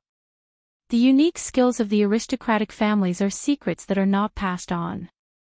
Although some aristocratic families are not strict, most of the skills have been passed on. For example, the Axean family's Qiqiao Zhenzi is said to have the creation method of the 6 vessels of the founding dynasty. For example, the Cui family's art of spiritual speech is said to be able to read minds. However, the unique skill of the Zhu family is not known by many. Traces of it have been passed on to the outside. Everyone only knows that it is an extraordinary skill of reading faces. This unique skill of the Zhu family is called Art of Grand Insight. Art of Grand Insight. Yu Shu looked curious. What ability is this? The so-called Art of Grand Insight can distinguish between truth and falsehood. The High Commissioner has been immersed in Yi for dozens of years. He must have understood the true essence of this skill. The amazing thing about this skill is that he can distinguish whether you are telling the truth or lying. In short, as long as he uses this skill, no one can lie in front of him without being detected. As Shui Rui explained, a mocking smile appeared on his face. The reason why he knew such a secret was because of his grandfather, Shui Lingnan. Not long ago, the old man had warned him that the Celestial Commissioner Zhu Zi had this ability and told him to be careful with his words in front of Zhu Muzhao. Chapter 668. Second chapter, contains an important plot. It is not recommended to skip. When he heard about the Great Insight technique, Jing Chen was shocked. He muttered, "Doesn't that mean he knows that we are lying to him?" Yu Shu was deep in thought. Shui Rui laughed inexplicably and said to the two of them, "So what if he knows? Their scruples are far greater than yours. They have to prevent you from reuniting with your biological father and prevent Shu from finding out the secret, so they can't interrogate you directly. Even if they know that you are lying, they can only be suspicious at most, but they can't be sure." Jing Chen understood immediately. When he heard Shui Rui's words, he found them familiar. He suddenly remembered that when he left the palace yesterday, he went to look for Yu Shu and told her about his worries.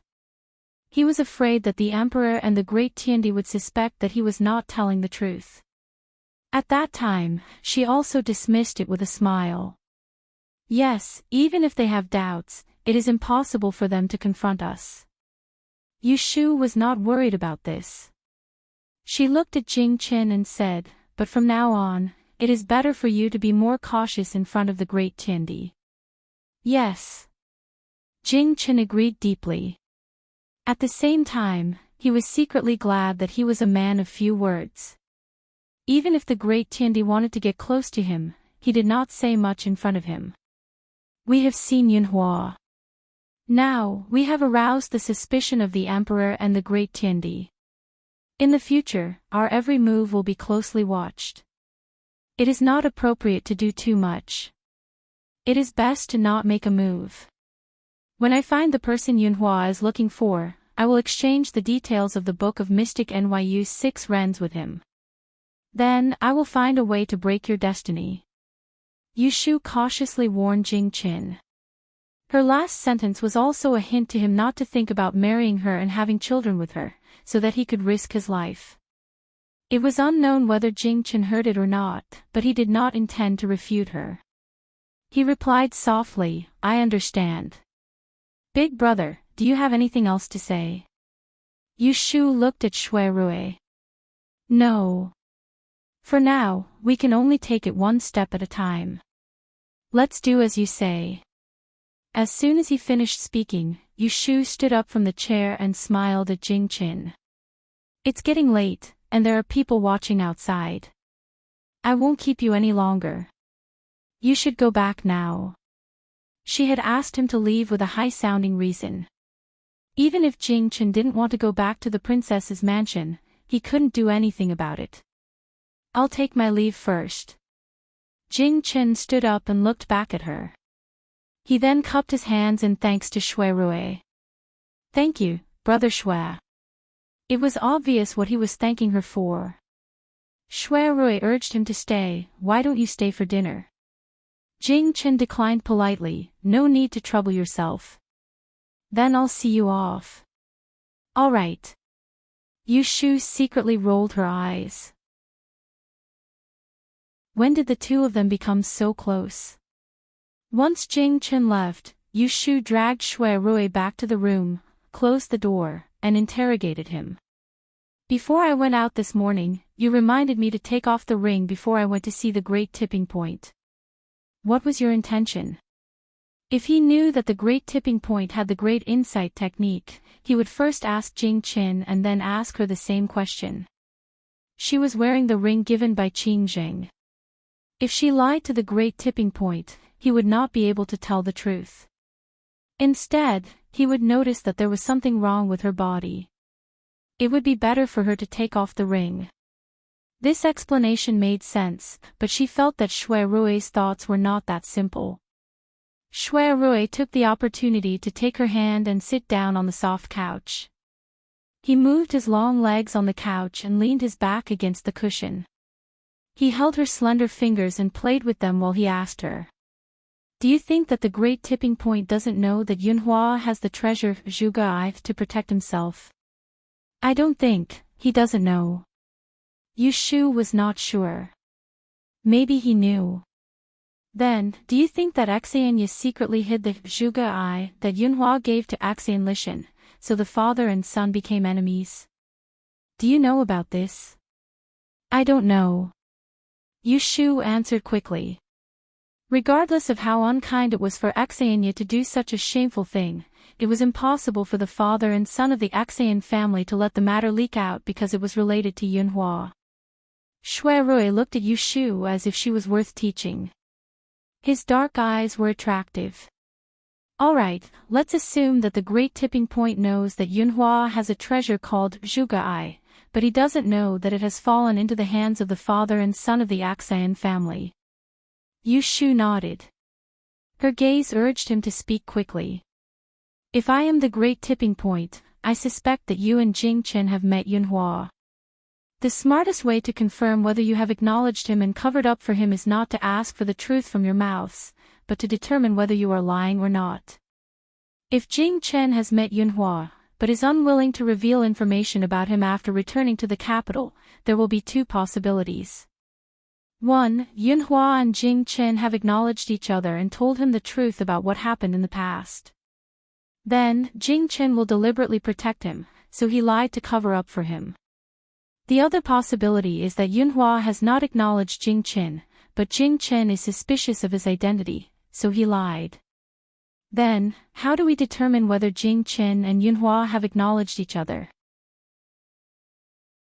From Yunhua's point of view, if he met his son, but he was afraid that he would reveal his identity, he would definitely hand over the Zhuge Tong to Jing Qin, and then remind him about the Zhu family's great cave illumination skill, so that he would not give himself away after returning to the capital.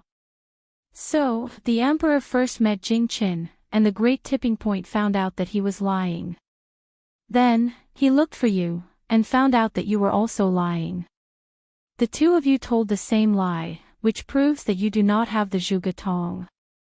Of course, Yunhua did not acknowledge Jing Qin. Yu Shu felt dizzy as she listened. After a while, she understood his reasoning, and she also knew why Shui Rui asked her to take off the black ring this morning.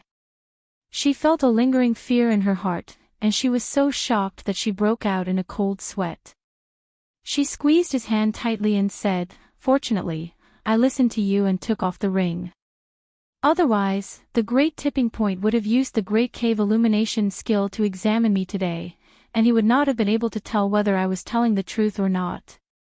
Wouldn't that have been terrible? I'm just assuming that." Shui Rui comforted her. Maybe he did not know that Yunhua had the precious Zhuge Tong. Yu Shu put on a long face and said, "That's even worse, okay?" He could tell that Jing Qin was lying, but when it was my turn, he could not tell that I was lying. That's what you call the 300 taels of silver that would reveal the truth. She thought that she was smart and thought that nothing would go wrong, but compared to Shui Rui, she was like a retard. Ha! Shui Rui could not help but laugh. He grabbed her small hand, raised it to his lips, and gave it a light peck. "I helped you escape this disaster. How are you going to thank me?" Yu Shu said weakly, "Don't make fun of me. It's annoying." "What's annoying?" Yu Shu pursed her lips and said, "How can a smart person like you understand the troubles of us mortals?" When Shui Rui heard that, he knew that she was being petty again. He sighed and said, "Don't say that I'm smart. There are many people who are smarter than me." "Who? Why haven't I seen him before?" "Yunhua." Shui Rui uttered these two words softly. He had an unspeakable feeling in his heart. What he hypothesized were only thoughts that came to his mind this morning. However, Yunhua's actions after he met them made it seem as if he had already predicted what would happen in the future. He did not acknowledge Jing Qin by surprise. Instead, he kept Yu Shu, the person who destroyed his life.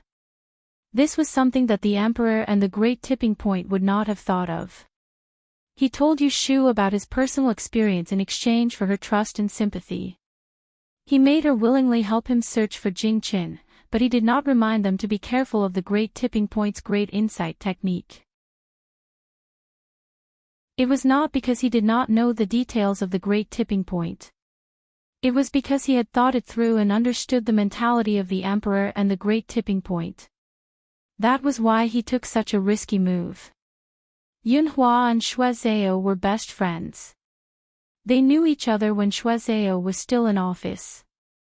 How could he not know Shui Zhao's name?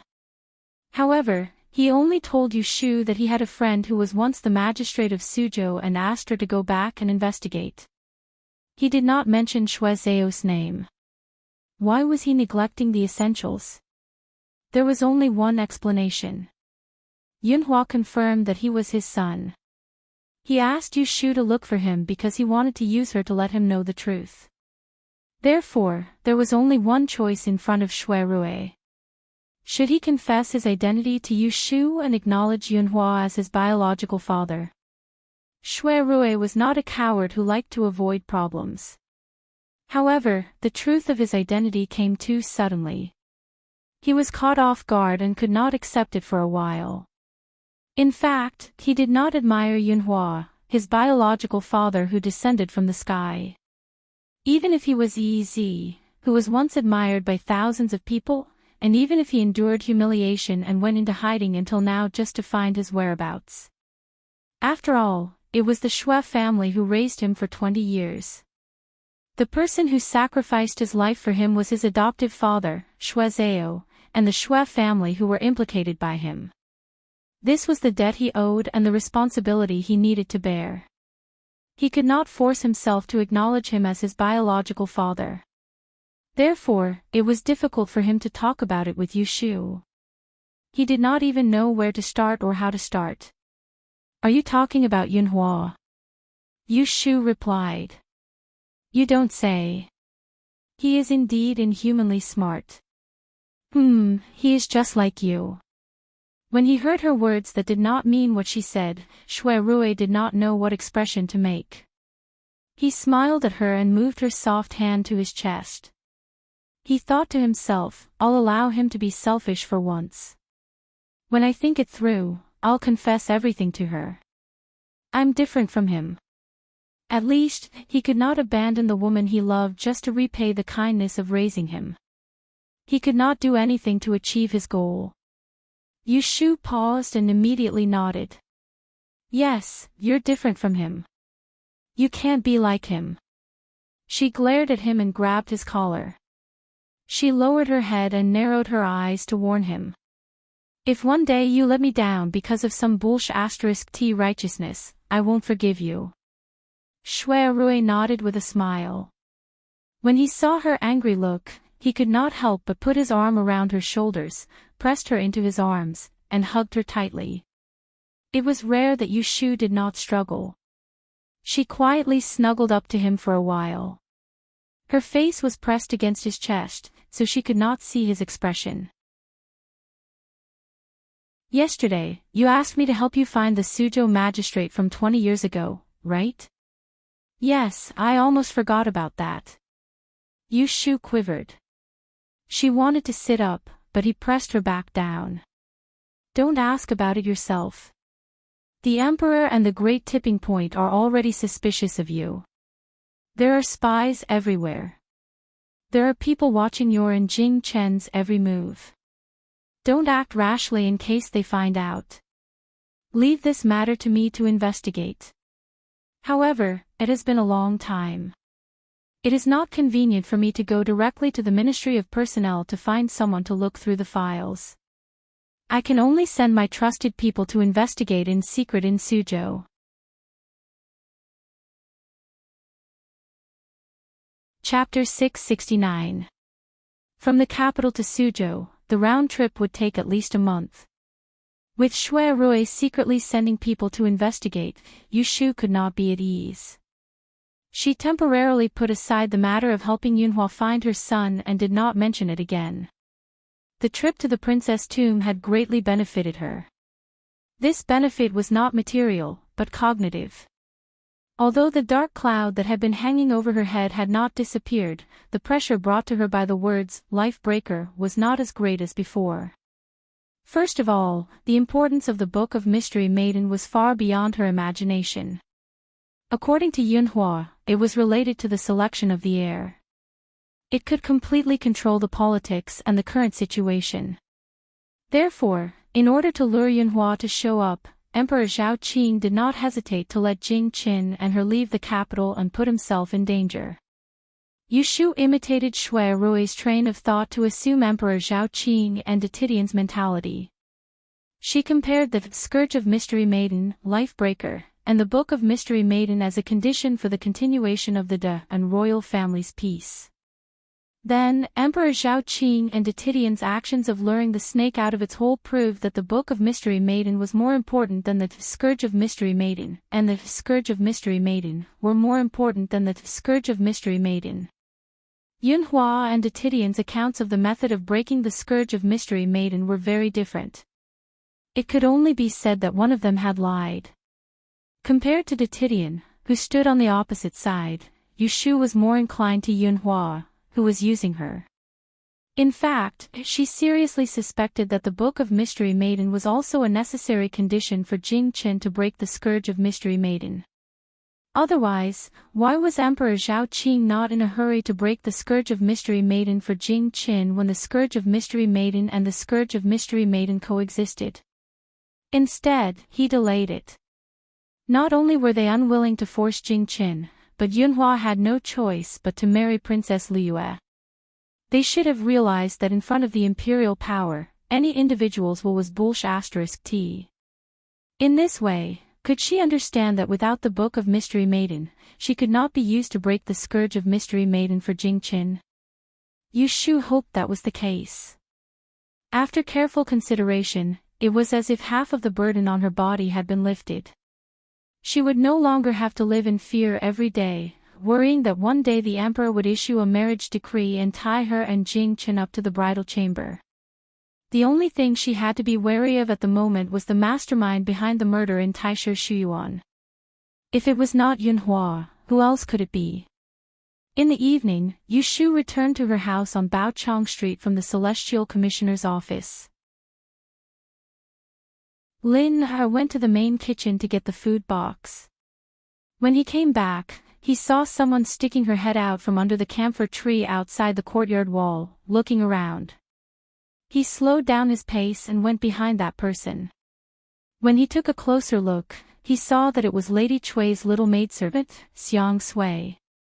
"Sister Keiho. Why are you hiding here?"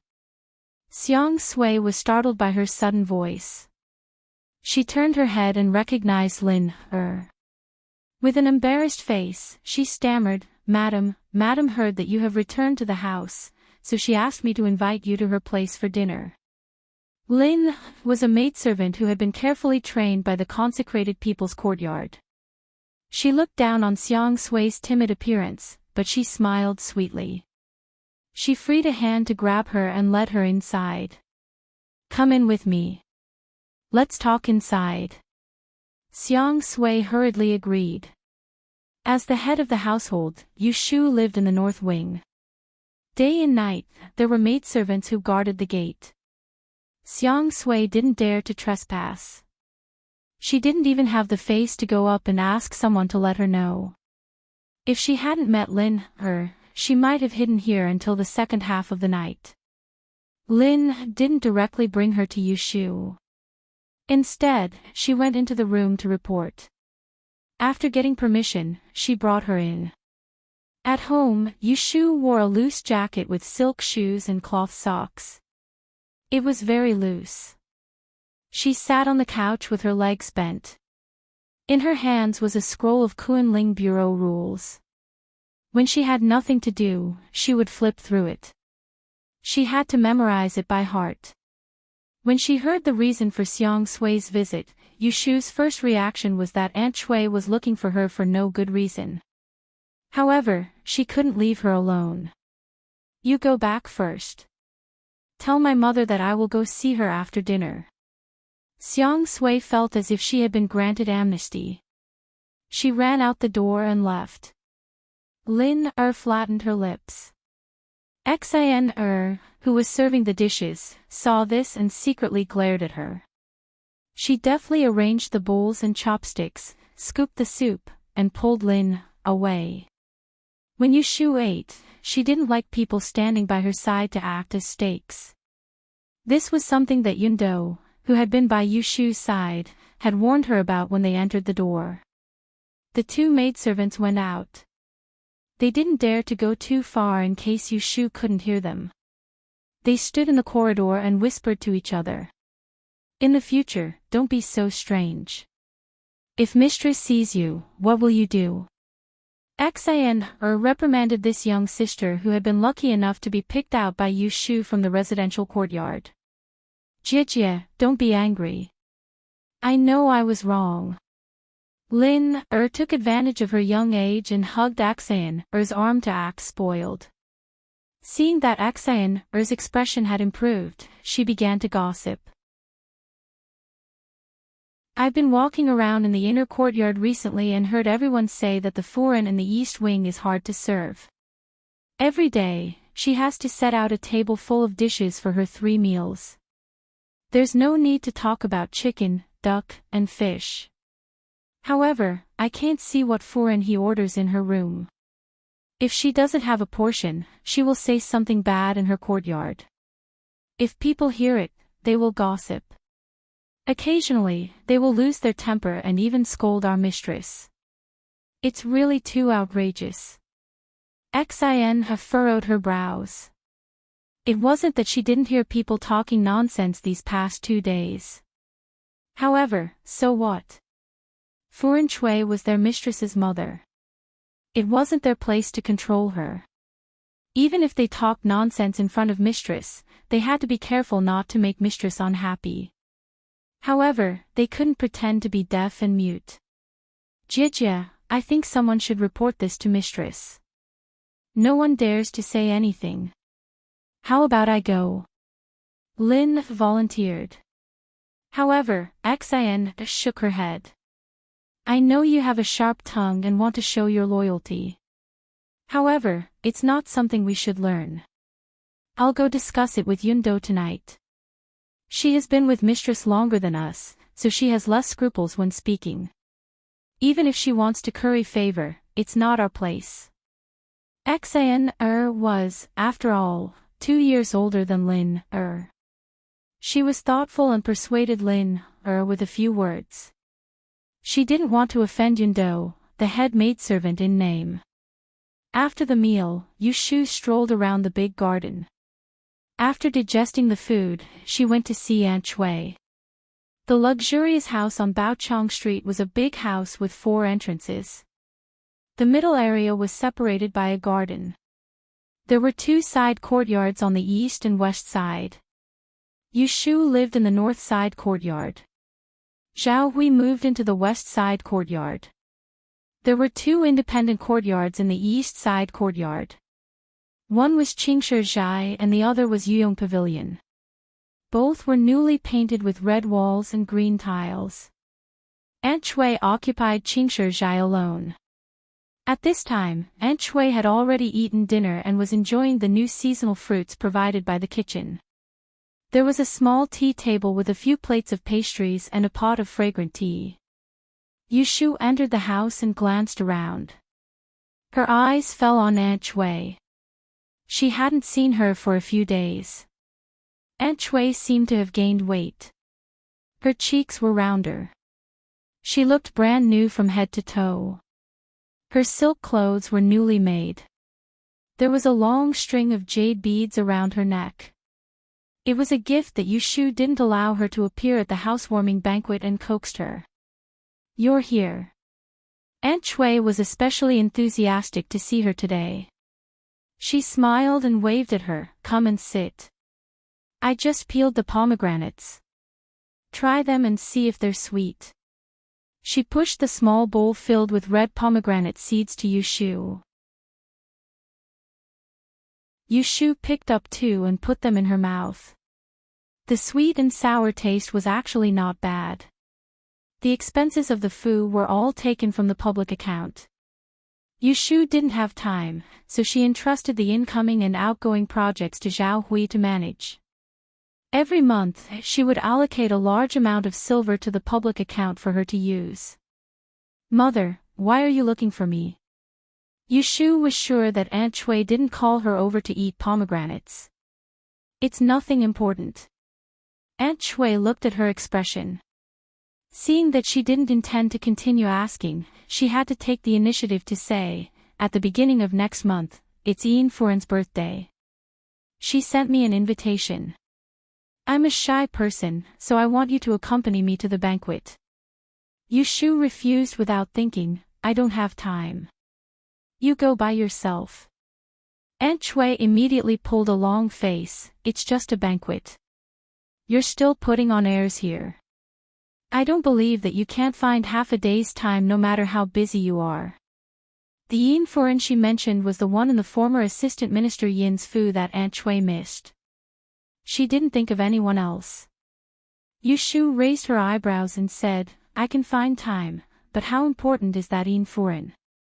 Is it worth for me to personally go to her house to congratulate her on her birthday? Nonsense. She is the official assistant minister's Furan. Bah, Yushu spat the pomegranate seeds that she had chewed clean into the small plate and sneered, isn't it just a 5th-level official's wife? There are at least 100 or 80 5th-level officials in Anling City. If you hit her with a pole, you can hit 7 or 8 of them. Not to mention that her words were harsh, this Yin Furen once had ideas about her. She coaxed the brainless Aunt Chui and sent a matchmaker to propose marriage, hoping that she would fill in the hole for her family's infamous third young master. You! Aunt Chui was so angry that she couldn't catch her breath. She blurted out, no matter what you say, I have already promised her. If you dare to not go, I will go out and say that you are not filial. I will say that you disobeyed your mother. Yu Shu's face turned cold. She frowned and said, you promised her. Who did you promise? It seemed that the idea of visiting her house to congratulate her was not from Aunt Chui's own initiative. Someone had instigated it. Asking her, the dignified miaoling maid, to congratulate the assistant minister's wife on her birthday was really embarrassing for that Yin Furen. Aunt Chui dodged her eyes. She turned her head and said angrily, I know that now that you are an official, you are arrogant and look down on others. But no matter what, the Yin family is your mother's old master. If I let it go, it can be considered as half a master of yours. We can't be ungrateful. You can't turn your back on others just because you are rich. Anyway, I have said this. If you embarrass me, I will also embarrass you. Yu Shu was amused by her unreasonable and shameless behavior. She rolled her eyes and immediately changed her attitude. She replied, don't worry. Okay, I will accompany you, okay? Concubine Chui quickly turned her face away and smiled. That's my good daughter.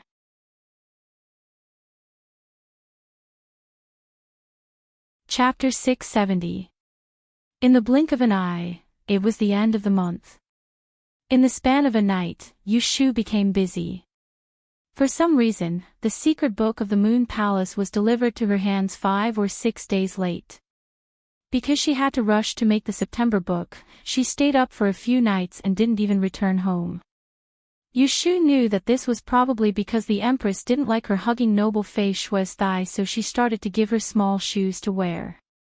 Yu Shu wasn't afraid of this. If Empress Rui didn't care about her, that would be abnormal.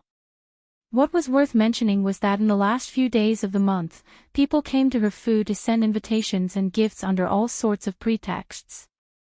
Without exception, they were all families that had daughters in the palace. Yu Shu didn't have any greedy thought, so she wasn't surprised or happy.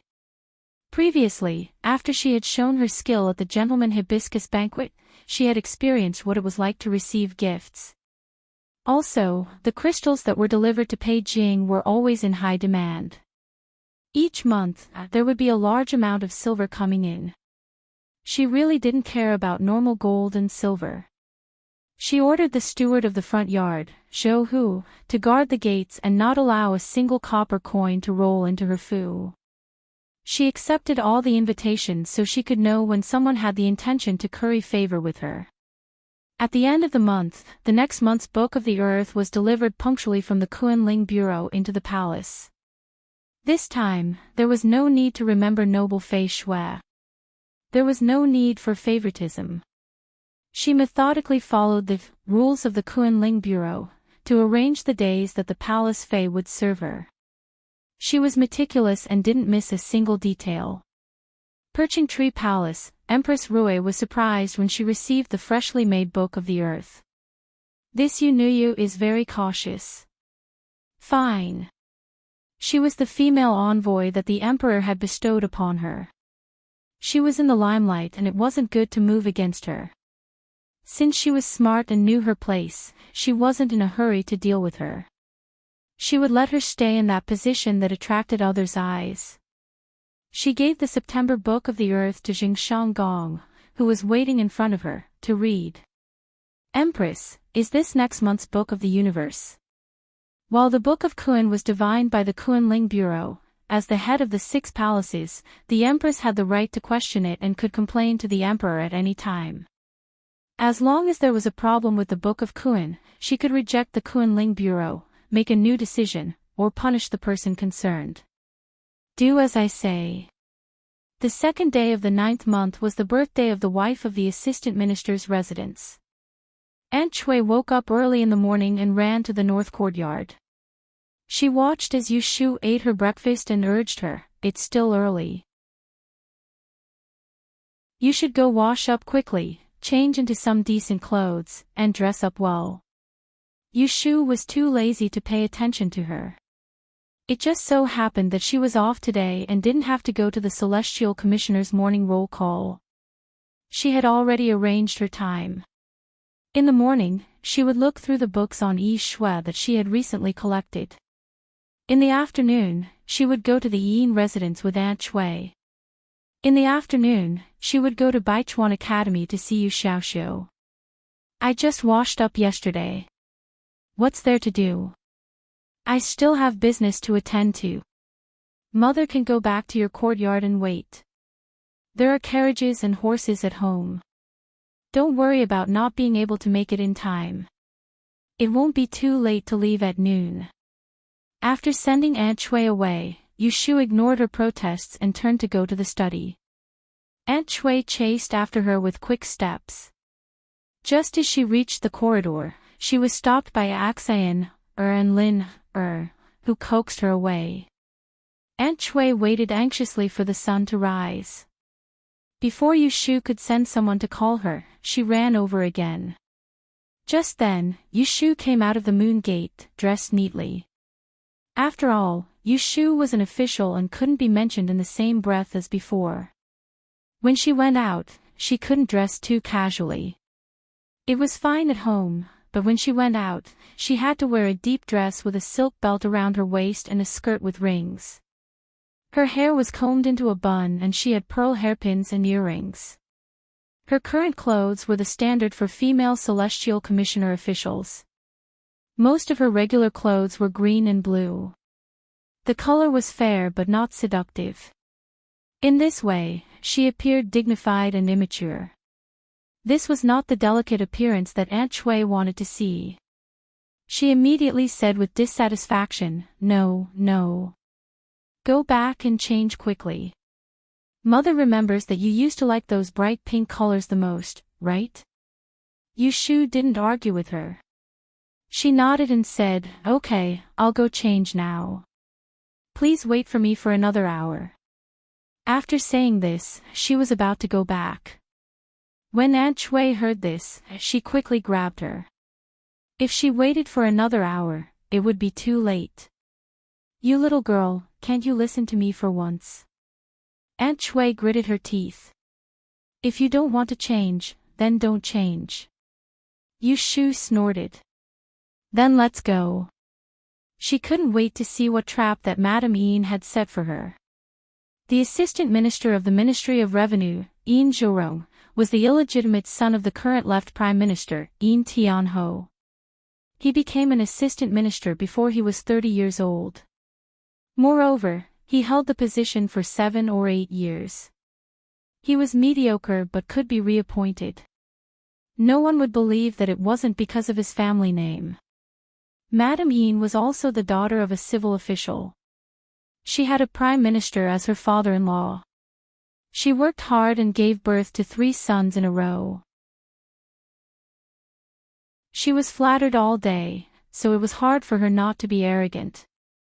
However, since ancient times, doting mothers often spoiled sons. None of the 3 sons of the assistant minister's official wife were presentable. Some of them had a bad reputation like third young Master Yin. Just because his family name was Yin, he couldn't find a good marriage. This was what Yu Shu knew about Yin Zhurong's family. Aunt Shui and Yu Shu arrived at the gate of the Yin residence by car. After delivering the congratulatory gifts, they were led into the garden. On the way, they met a madam walking in front of them. Aunt Shui unexpectedly called out to her and pulled Yu Shu to greet her. "Madam Chiu, this is my daughter, Yu Shu. Shu, come and say hello to Auntie."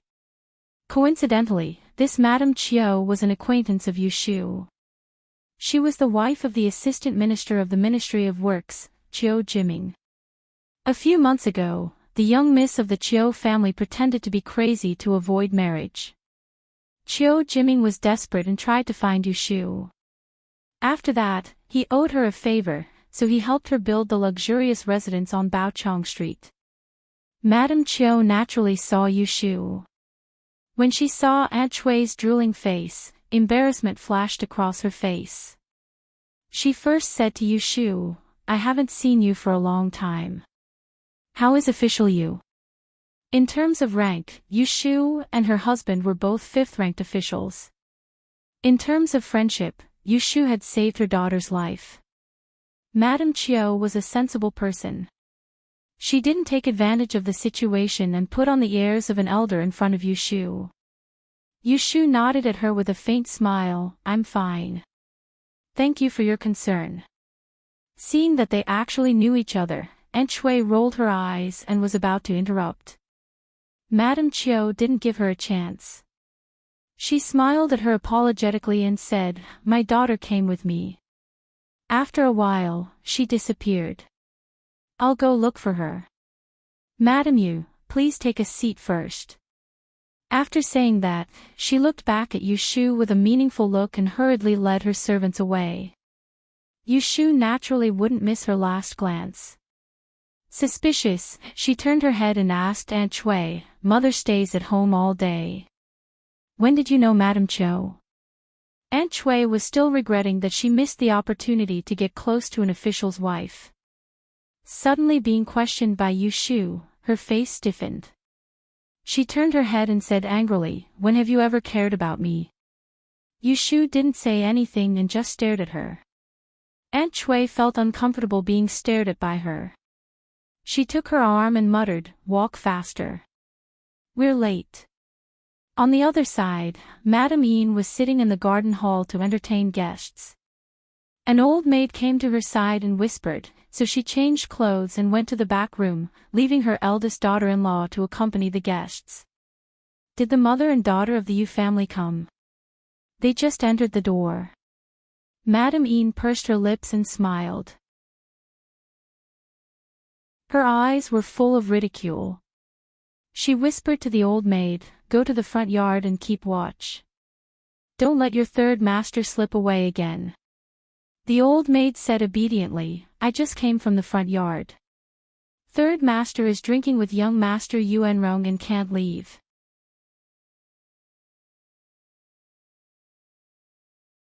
Chapter 671.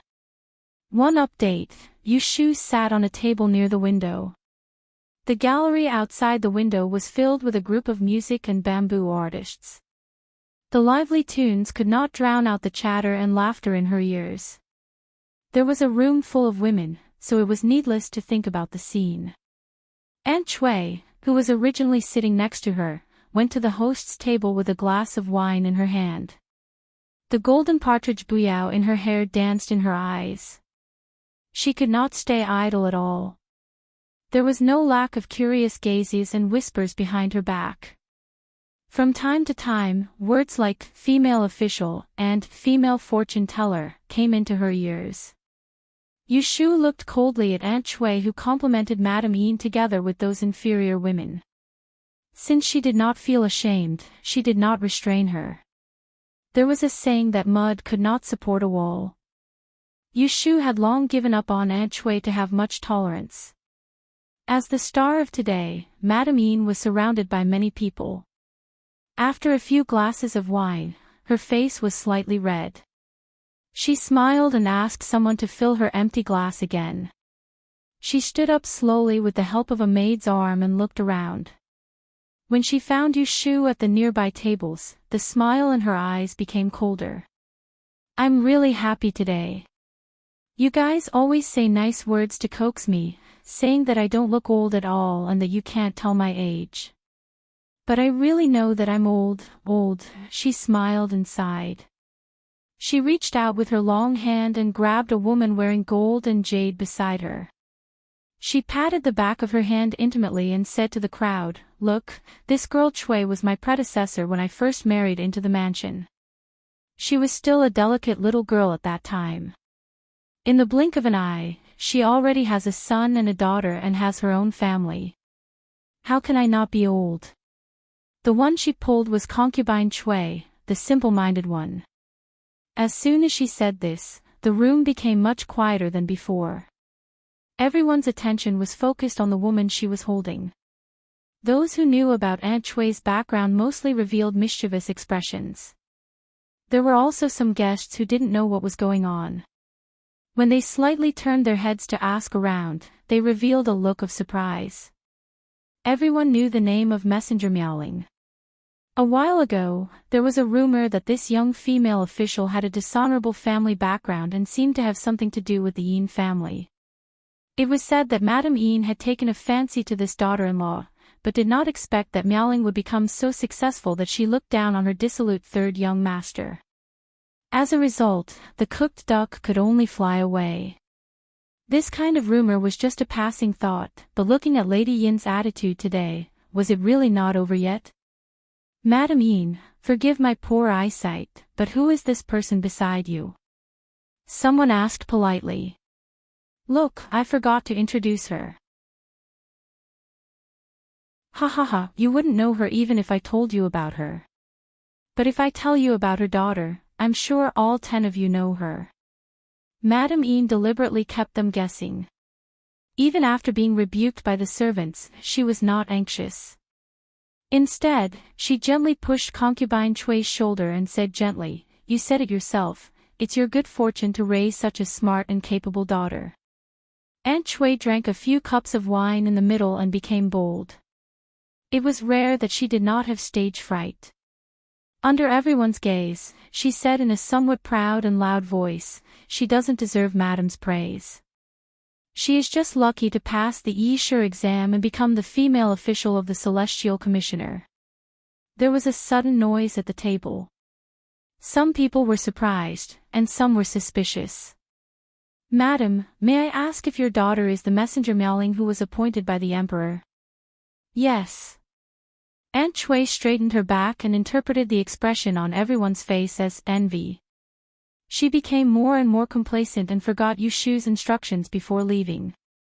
In her excitement, she only wanted to show off. She glanced around and saw Yushu sitting in the corner. She waved her hand and said, Shu Shu, come here and greet all the madams. In a different scene, her behavior was just like that of a street monkey, and Yushu was the monkey that she would bring out to show off. As soon as everyone stopped talking, the room suddenly became quiet.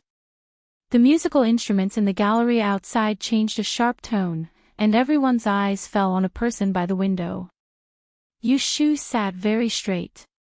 She didn't hold chopsticks or a cup in her hand. She looked serious and obviously didn't fit in with the atmosphere here. She sat alone among the women. Her appearance and clothes were not outstanding, but she gave people a feeling of being a crane in a flock of chickens. No one would mistake her for someone else. The guests were all waiting to see her make a fool of herself, thinking that she was really unlucky to have such an unpresentable mother.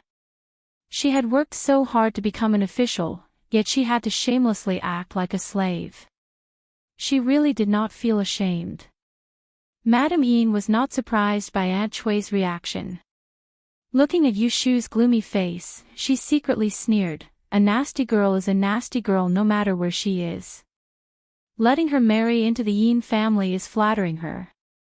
After today, even if this girl cries and begs to be a daughter-in-law of the Yin family, it depends on whether she is willing or not. Yushu didn't know when she had become a thorn in others' side. Based on the scene in front of her, she could just fling her sleeves and leave, but afterwards, she would have to bear the reputation of being unfilial. Her mother was standing here. No matter how embarrassing it was, she couldn't turn against her mother. In the past, Yushu didn't care about this little reputation at all. But now it was different. She had an official position, and it was less than 3 months ago. She hadn't obtained the qualification to attend the court and could be impeached at any time. It was obviously not worthwhile to show off a moment of anger. Moreover, before she came, she had expected that Madame Yin would make an issue of her family background, so she was not unprepared. Mother. Yushu answered, took a glass of wine from the table, got up, walked around the table, and walked to the host's table. In a few steps, she stood in front of Madame Yin. Today is Madame's big day. I propose a toast to Madame. After saying that, she drank the wine to show respect. Seeing that she could bear it, Madame Yin let go of Aunt Shui and reached out to hold her wrist. As she looked at her, she said amiably, "Good girl, you're really the same as your mother in the past. You've grown so beautiful. I don't know which boy will benefit from you in the future." Alas! As soon as she said that, all the guests at the table were speechless. Madame Yin's words didn't sound wrong, and she was just teasing the younger generation. But after thinking about it for a while, they felt that it was inappropriate. It was impossible for a serious girl to be joked about her marriage in public. Madame Yin obviously didn't take her seriously and talked casually like her own maidservant. Only Aunt Shui couldn't tell that it was a good thing. She hurriedly said, "Look at what you said. Madam, you have to pay more attention to this girl's marriage." Everyone was speechless again. They looked at Yushu with a little more sympathy for her for having such a shameless mother. Yushu frowned. She finally figured out that Madame Yin was so against her because she had sent a matchmaker to propose marriage to her, and she couldn't vent her anger. She began to regret coming here with Aunt Shui. She thought that Madame Yin had set a big trap for her, but she didn't expect that it was just a show of force and a quick tongue. It didn't even hurt or itch, so she was too embarrassed to hit him in the face. So she secretly remembered the sarcastic faces at the table and didn't mention them. Seeing that Yushu didn't say a word and didn't dare to say anything, Madame Yin was immediately relieved and didn't continue to say anything to disgust her. She turned her head and gave Aunt Shui, the silly girl, a smile, and said, "In that case, you have to drink with me 3 times, or I won't care about you." Aunt Shui agreed and quickly took 3 glasses of wine to toast her. Yushu saw that and didn't stop her. After she put down the glasses, she quietly pulled her back from Madame Yin's hand. "Mother, your face is red. Go and sit down." No, I have to toast Madame 3 more times. Are you happy today?" Ha ha ha. Aunt Shui dragged her feet and refused to leave. She wanted to grab the glasses. Suddenly, someone pressed her shoulder. She looked up and saw Madame Yin's suggestive look. "Girl Shui, you can't drink anymore. Take a rest." Aunt Shui was a little sober. She looked back at Yushu and remembered the business today. She was a little flustered. She responded to Madame Yin and took her daughter to their seats. After sitting down, Yushu kept a straight face. Seeing this, no one dared to come forward to talk. Aunt Shui's eyes darted around. After a while, she whispered to Yushu, "Mother has drunk too much. I want to go out to relieve myself. Come with me." Yushu glanced at her and said, "We'll go back when we're full." Aunt Shui didn't want to leave. She pulled her and said, "I can't hold it in anymore." There were people staring at them. Yushu didn't want to pull her, so she left the table and the two went outside. At the bottom of the corridor stood a line of servant girls. When they saw them come out, they went forward. Aunt Shui waved her hand and said, "Take her to change. Madam and Miss, this way please." As soon as they left, the room became lively. It wasn't good to talk when there were people here, but now, there were all kinds of talk. Was that really a female messenger appointed by His Majesty? She can't be a fake, right? They say she's a descendant of an immortal, but she doesn't look like one at all. She doesn't have 3 heads and 6 arms. He, it's really rare to see her today. Hearing about her is better than meeting her in person. This female imperial official is really born from the lower realm. Hey, who said that Madame Yin has her eyes on her as a daughter-in-law? If it were me, I wouldn't let my son marry her even if she gave birth to an immortal. That's too insulting. Look at her mother, she's really pfft. The assistant minister of the Ministry of Works, Madame Chiu, sat in the middle of the table. Listening to the gossip and ridicule, she kept her head down. When someone tried to pull her over to say a few words, she just smiled back and didn't join in the fun. Listening to the people's words getting fiercer and fiercer, to the point that Yu Shu and her daughter were about to be flattened to the ground, Madame Chiu looked at Madame Yin, who couldn't stop laughing, and thought, a group of stupid women. Don't they know what position Yu Lianfang is in now? What's the point of offending a female imperial official of the Kunling Bureau? You'll all go back and cry. On the other hand, Yu Shu and her daughter were led out of the back garden by the servant girls of the Yin residence. They walked along a quiet path and were brought to the elegant room where the guests changed clothes. When they entered, it was actually a suite. There were tea chairs and snacks outside, and the room was filled with a faint fragrance. If the windows weren't closed, it really didn't look like a place for people to pee. Where's the toilet? Aunt Chui couldn't find the place and asked the servant girl. She really wanted to pee. The servant girl pursed her lips and smiled. She lowered her head and said, "Madam, please follow me." Aunt Chui followed her for 2 steps and suddenly stopped. She turned to look at Yu Shu and opened her mouth hesitantly. Yu Shu turned back and saw her expression. She raised her eyebrows and asked, "What's wrong?" Aunt Chui smiled guiltily and said, "I'm going to pee. You have to wait for me. Don't go too far." Yu Shu acted as if she didn't see anything wrong with her. She waved her hand and said, "Go quickly. I'll wait for you here. I won't go anywhere." When the servant girl led Aunt Chui to the back of the room, Aunt Chui turned around and her expression darkened. She sat down on the chair and muttered to herself.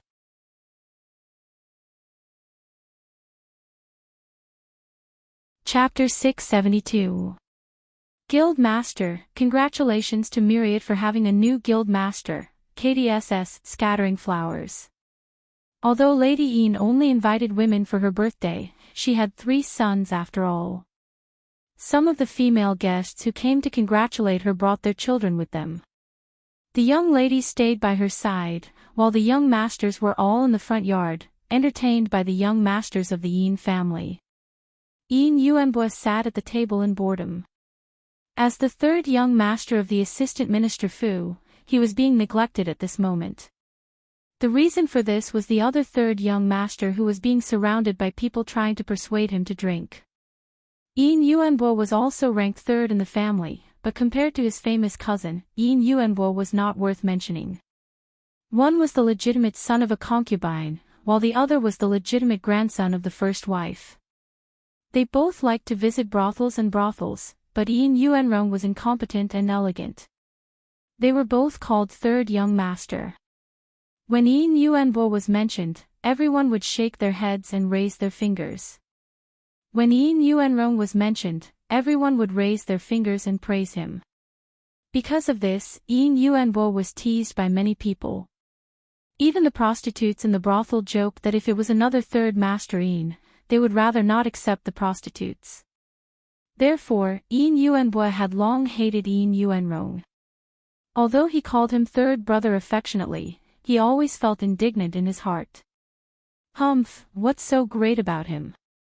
He's just reincarnated better than me. Drink, drink, drink. It's good to drink too much. I'll make a fool of myself today. Yin Yuanrong was also wronged. He shouldn't have come today. Not to mention that the birthday girl, Madame Yin, was his aunt in terms of seniority. He didn't even take Yin Zhurong, his uncle, seriously. It was true that Madame Yin sent the wedding invitation to the old residence, but according to usual practice, it was enough when the gift was delivered. Even his mother wasn't willing to lower herself to join in on the fun, let alone someone as proud as him. He could only blame himself for not having any official work today. He went out to have fun and happened to meet his cousins in this residence, so he was forcibly dragged over to drink. In fact, not long after he sat down, he wanted to slip away. It was really boring to drink with a group of teenagers and listen to their flattery. It would be better to hug a beautiful girl and listen to music. On the other side, Yin Yuanbo was racking his brains to think of a way to prank him.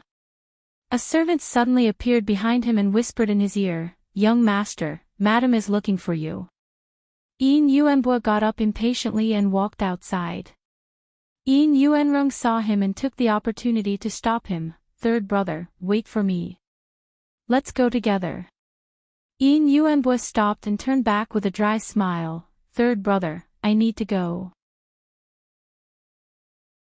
Yin Yuanrong did not care about what he was going to do. He pushed aside the group of children who were fawning over him and strode forward. He grabbed Yin Yuanbo's shoulder and pushed him out with a smile. "Let's go together." They wanted to go to the toilet. The others were too embarrassed to follow them and could only watch them leave. After leaving the central room and passing through the winding corridor, Yin Yuanrong let go of Yin Yuanbo and said, "I suddenly remembered that I have something to do, so I'll be leaving first. When you get back, remember to tell your eldest brother and second brother for me." Seeing that he was about to leave, Yin Yuanbo hurriedly stopped him. It wasn't easy to catch him, so how could he let him go just like that? An idea suddenly came to his mind. He shamelessly said to Yin Yuanrong, "Sangu, don't be in such a hurry to leave. I have something good to show you." "What is it?" Yin Yuanbo didn't have anything good to show him. He just wanted to keep him here. "That thing is interesting. You'll like it. Come with me." The servant couldn't help but remind him, "Young master, madam." "What madam?" Yin Yuanbo glared at him and turned to Yin Yuanrong. "My mother is afraid that us brothers will not take good care of you and neglect third brother." Yin Yuanrong said casually, "We're brothers. No need to be so polite." "What is it?" "Take me to see." Okay, Yin Yuanbo agreed. Seeing that the servant didn't move, he kicked the servant's butt and scolded, "What are you standing there for? Lead the way." The servant had been ordered to take Yin Yuanbo to the rear courtyard, but no one had told him what to do if there were other people with young master. Yin Yuanbo kicked him so hard that he couldn't think straight and foolishly led the two to the rear courtyard. Yushu waited for the time it took to drink a cup of tea for Aunt Shui. Seeing that she didn't come out, she didn't rush her. She just waited and waited. Slowly, she felt stuffy. She wiped her forehead and sweat came out. It was autumn. One had to wear at least 2 layers of unlined clothing when going out. No matter how hot the sun was outside, one wouldn't sweat.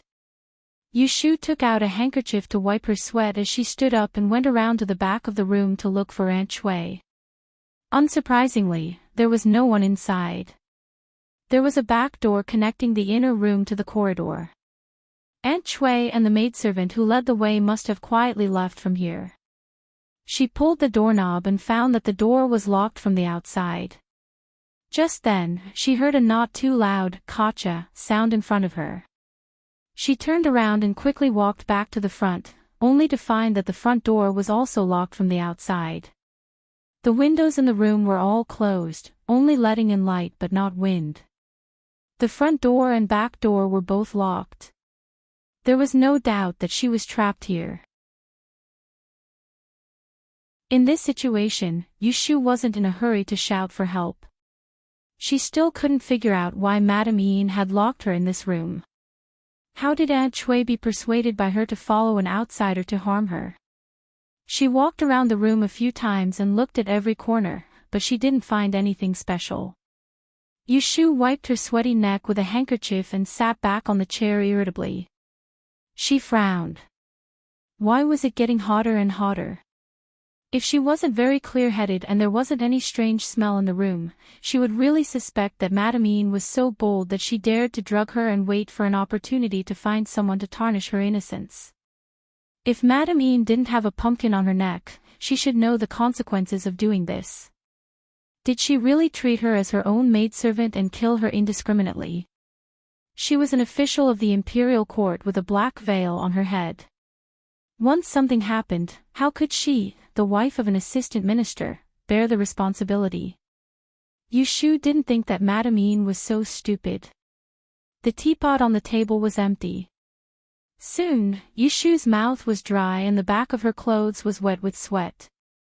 Her close-fitting clothes were sticking to her body, making her feel sticky and uncomfortable. Yushu couldn't bear it anymore. She loosened her belt, took off her outer robe, threw it on the chair, took off her shoes, and stepped on the ground barefoot. Yushu looked down at the ground and walked back and forth a few steps. She sneered and said, "I was wondering why it was so hot." It turned out that there was a fire dragon under the ground. In her luxurious house on Baochong Street, there were several bedrooms with fire dragons under the ground. The porcelain pipes were buried under the floorboards. They would heat up the moment they were burned. Although the charcoal was useless, they could drive away the cold in winter. Ordinary rich people couldn't afford such things. The room was getting hotter and hotter. Yushu's chest and back were wet with sweat, and the makeup on her face was smudged. She pulled the chair under the window and sat on it with her legs curled up. She fanned herself with her clothes while thinking about Madame Yin's tricks. She didn't know how much time had passed. Just when she was about to faint from the heat, there was finally some movement outside the door. With a click, the lock was unlocked. Yushu immediately stood up. She didn't even bother to put on her shoes and ran to open the door to get some fresh air. She was about to suffocate to death.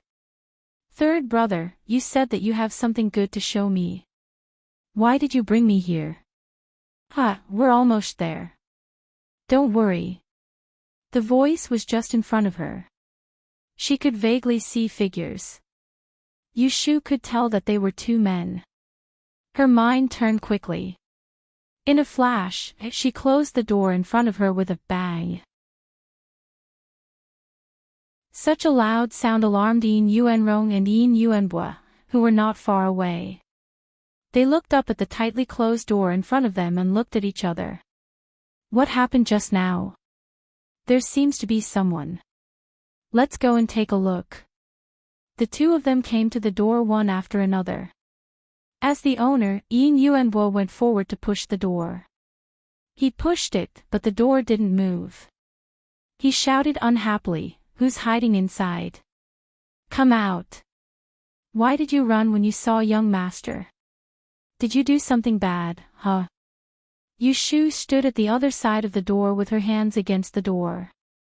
Her face was black.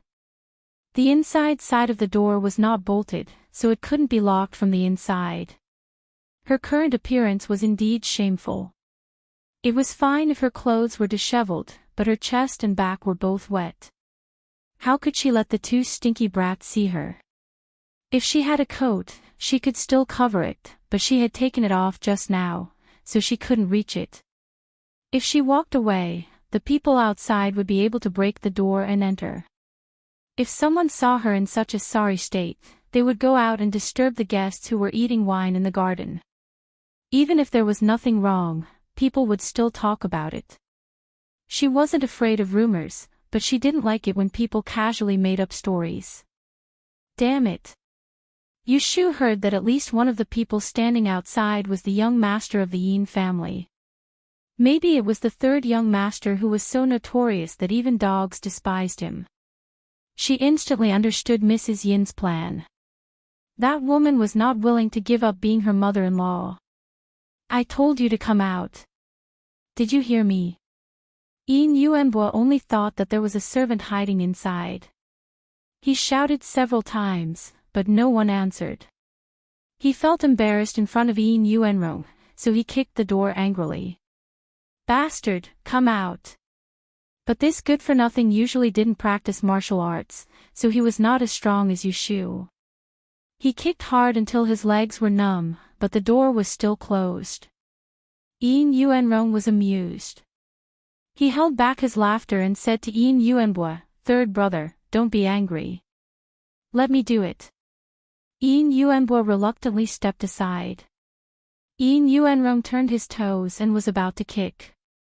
As soon as he lifted his leg, he heard a cold voice coming from the door. "Who's outside? How dare you be so presumptuous?" It was a woman. Yin Yuanrong's ears pricked up, but his legs didn't move. He stared at the crack of the door and asked, "Who are you? Why are you hiding? Are you a thief?" Yu Shu took a deep breath and suppressed the anger that was about to erupt. She said, "I am the lady messenger Miaoling who was personally bestowed the title by the emperor. I am now a guest in your residence and am changing here. As men, how can you intrude into the backyard? This is ridiculous." Yin Yuanrong's eyes lit up when he heard the woman's angry and cold tone. He was not shocked by Yu Shu at all. Instead, he laughed at her. "What messenger Miaoling? You're hiding. I think you're a fake. Open the door and let me know who you are." After saying that, he pressed his hands on the door and pushed it forward. Yin Yuanrong was able to become the left deputy commander of the Yulin Royal Guards at the age of 20. In terms of martial arts, he was much stronger than Yin Yuanbo, who was always at a disadvantage in fights. The resistance of Yu Shu on the other side of the door was almost nothing to him. He exerted a little force and the door bounced open. Yu Shu staggered 2 steps back and fell to the ground. She crossed her arms in front of her chest and bent her legs. She raised her head and met Yin Yuanrong's piercing eyes with her angry almond-shaped eyes. She gritted her teeth and said, "Don't look at indecent things. If you look again, I'll poke your dog eyes blind." Yin Yuanrong was a little disappointed. He thought that the person behind the door was a stunning beauty. He didn't go to the Hibiscus Gentleman's Banquet on the 6th of June. Later, he heard people talking about this female fortune teller. They all praised her and always thought she was a special beauty. But as soon as Yu Shu spoke, he narrowed his eyes and the disappointment in his heart was instantly replaced by excitement.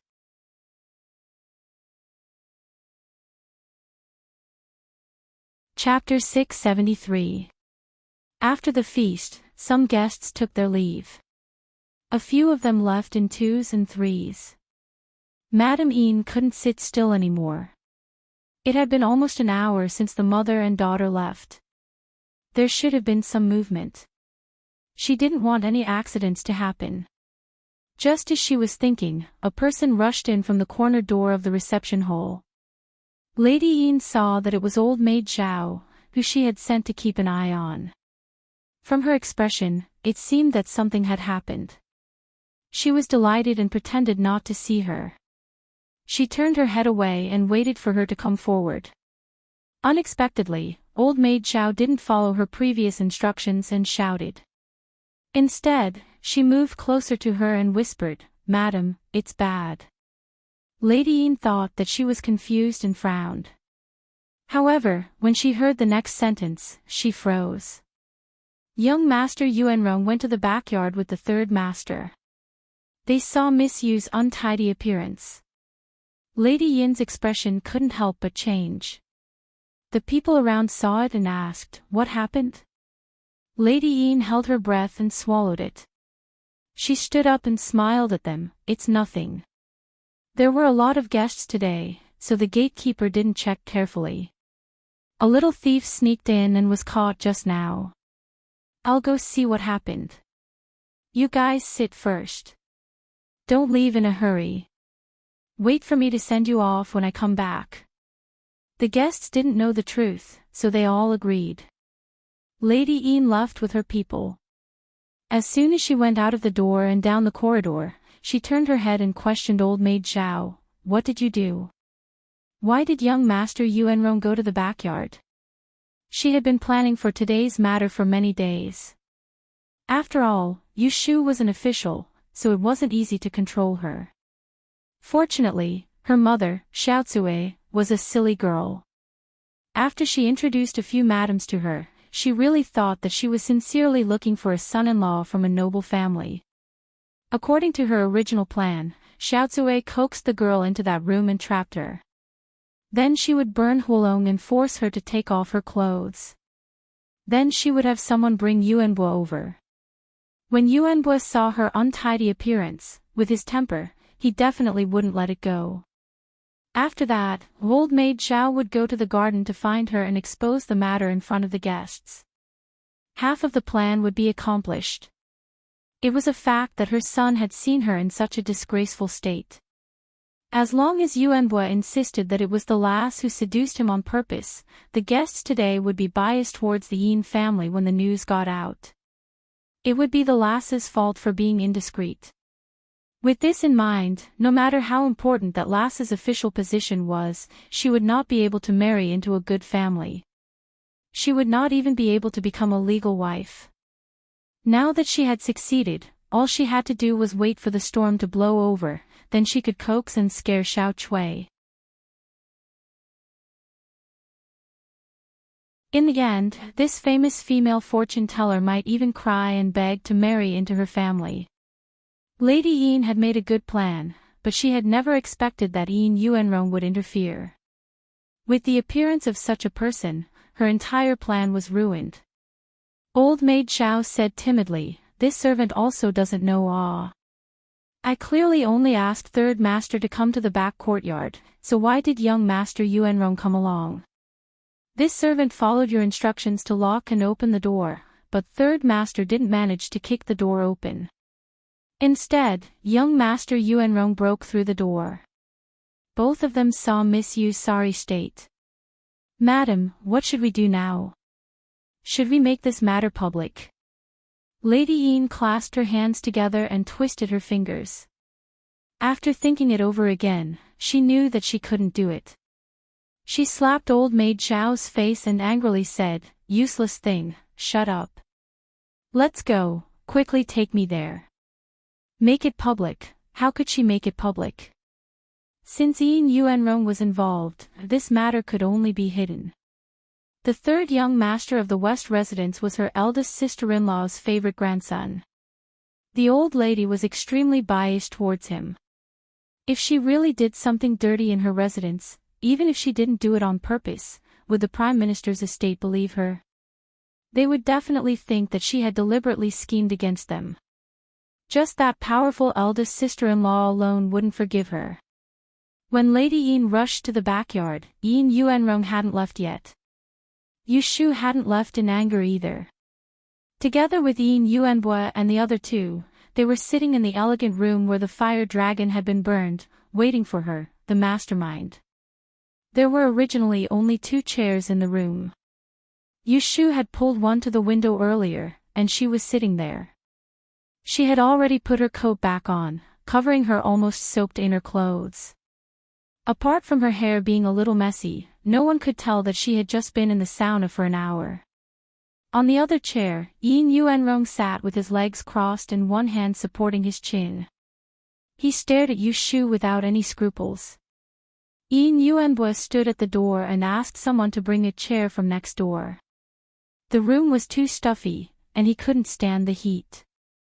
Yu Shu's face was cold from beginning to end. She ignored everyone.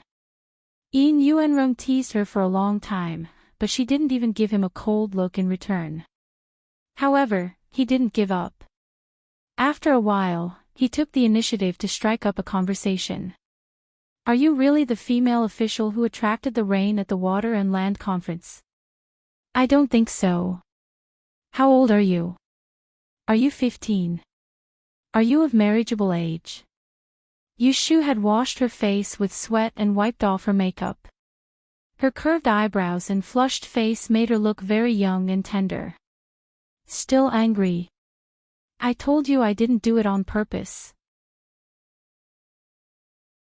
If you had said you weren't wearing clothes, I definitely wouldn't have barged in." He deliberately emphasized the words, "not wearing clothes," hoping to provoke Yu Shu. Even if she quarreled with him, it would be more interesting than him talking to himself. "Say something. Why aren't you saying anything? Are you mute? Sigh, how about this? Tell me clearly why you're hiding in this room without clothes." I won't tell anyone. If you won't say, then I'll just make a random guess. Are you admiring my reputation?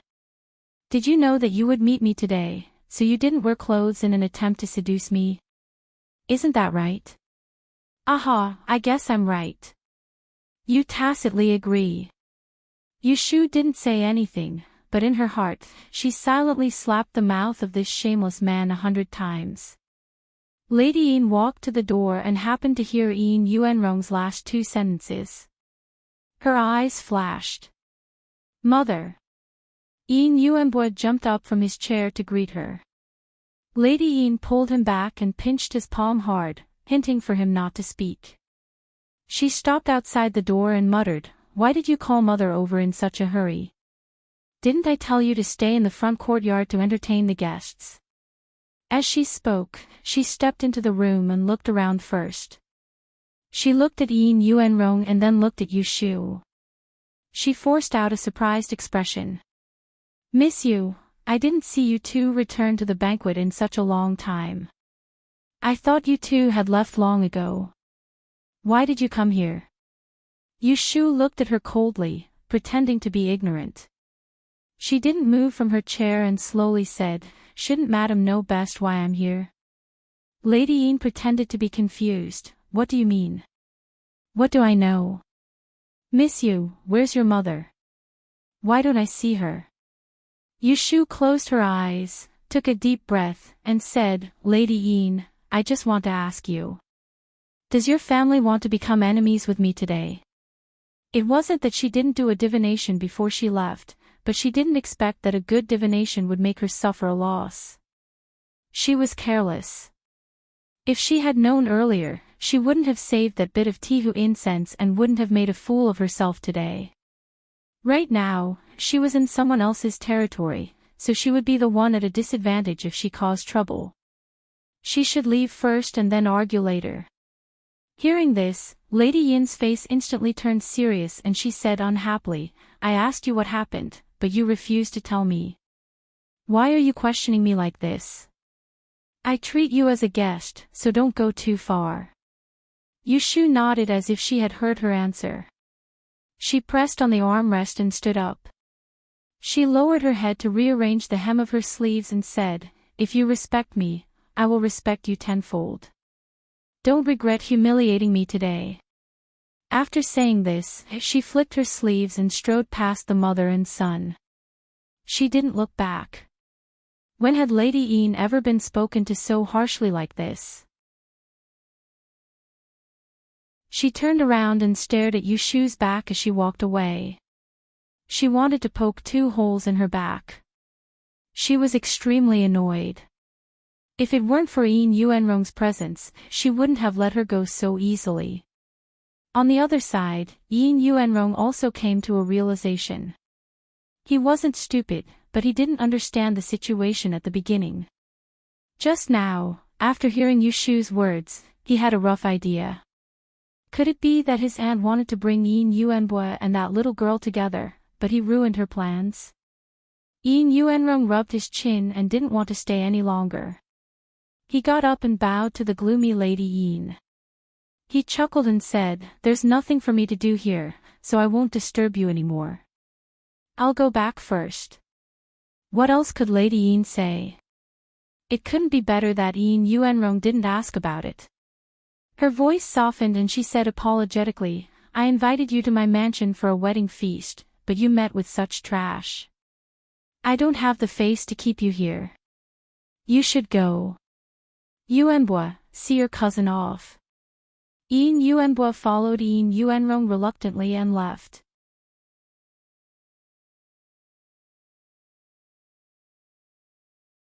Chapter 674. Aunt Chui was found in a pavilion in the corner of the garden. She was drunk, but she still remembered Madame Yin's instructions. After tricking Yushu into that room, she didn't immediately return to the banquet. Instead, she wandered here alone and fell asleep on the stone table. Old maid Zhao brought the sleepy Aunt Chui to Madame Yin. She didn't know that things had gone wrong, so she asked Madame Yin excitedly, "What's wrong? Has it been done?" Has Sam Lang from the Prime Minister's mansion taken a fancy to my daughter? Madame Yin Dang refrained from slapping her in the face and scolding her for daydreaming. She turned her head and signaled old maid Xiao to guard outside the door in case anyone heard them. Why do you think concubine Chui would listen to her and trick her own daughter?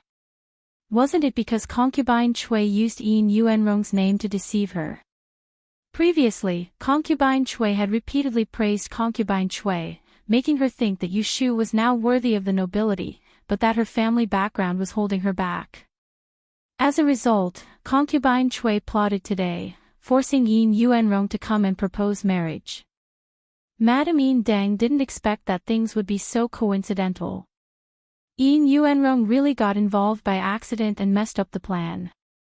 Why don't you go back and ask your good daughter what she did? Madame Yin said angrily. Aunt Chui sensed that something was wrong and became nervous. What did she do? Did she run away?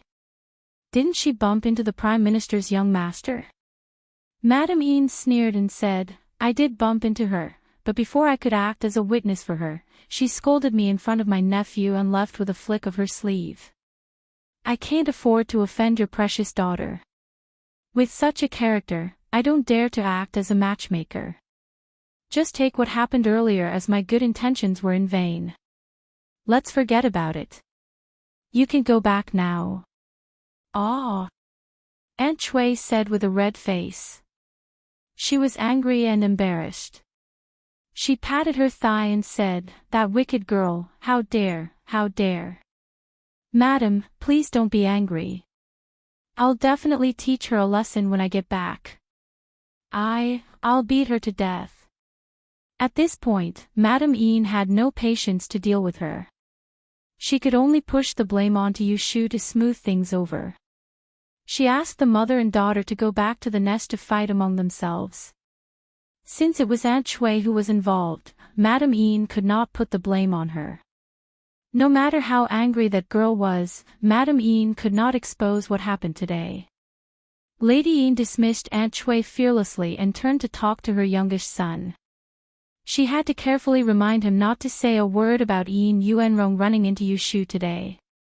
She didn't care about Yu Shu's reputation, but she was afraid that the sister-in-law of the West Mansion would make trouble for her. Aunt Chui returned home dejectedly.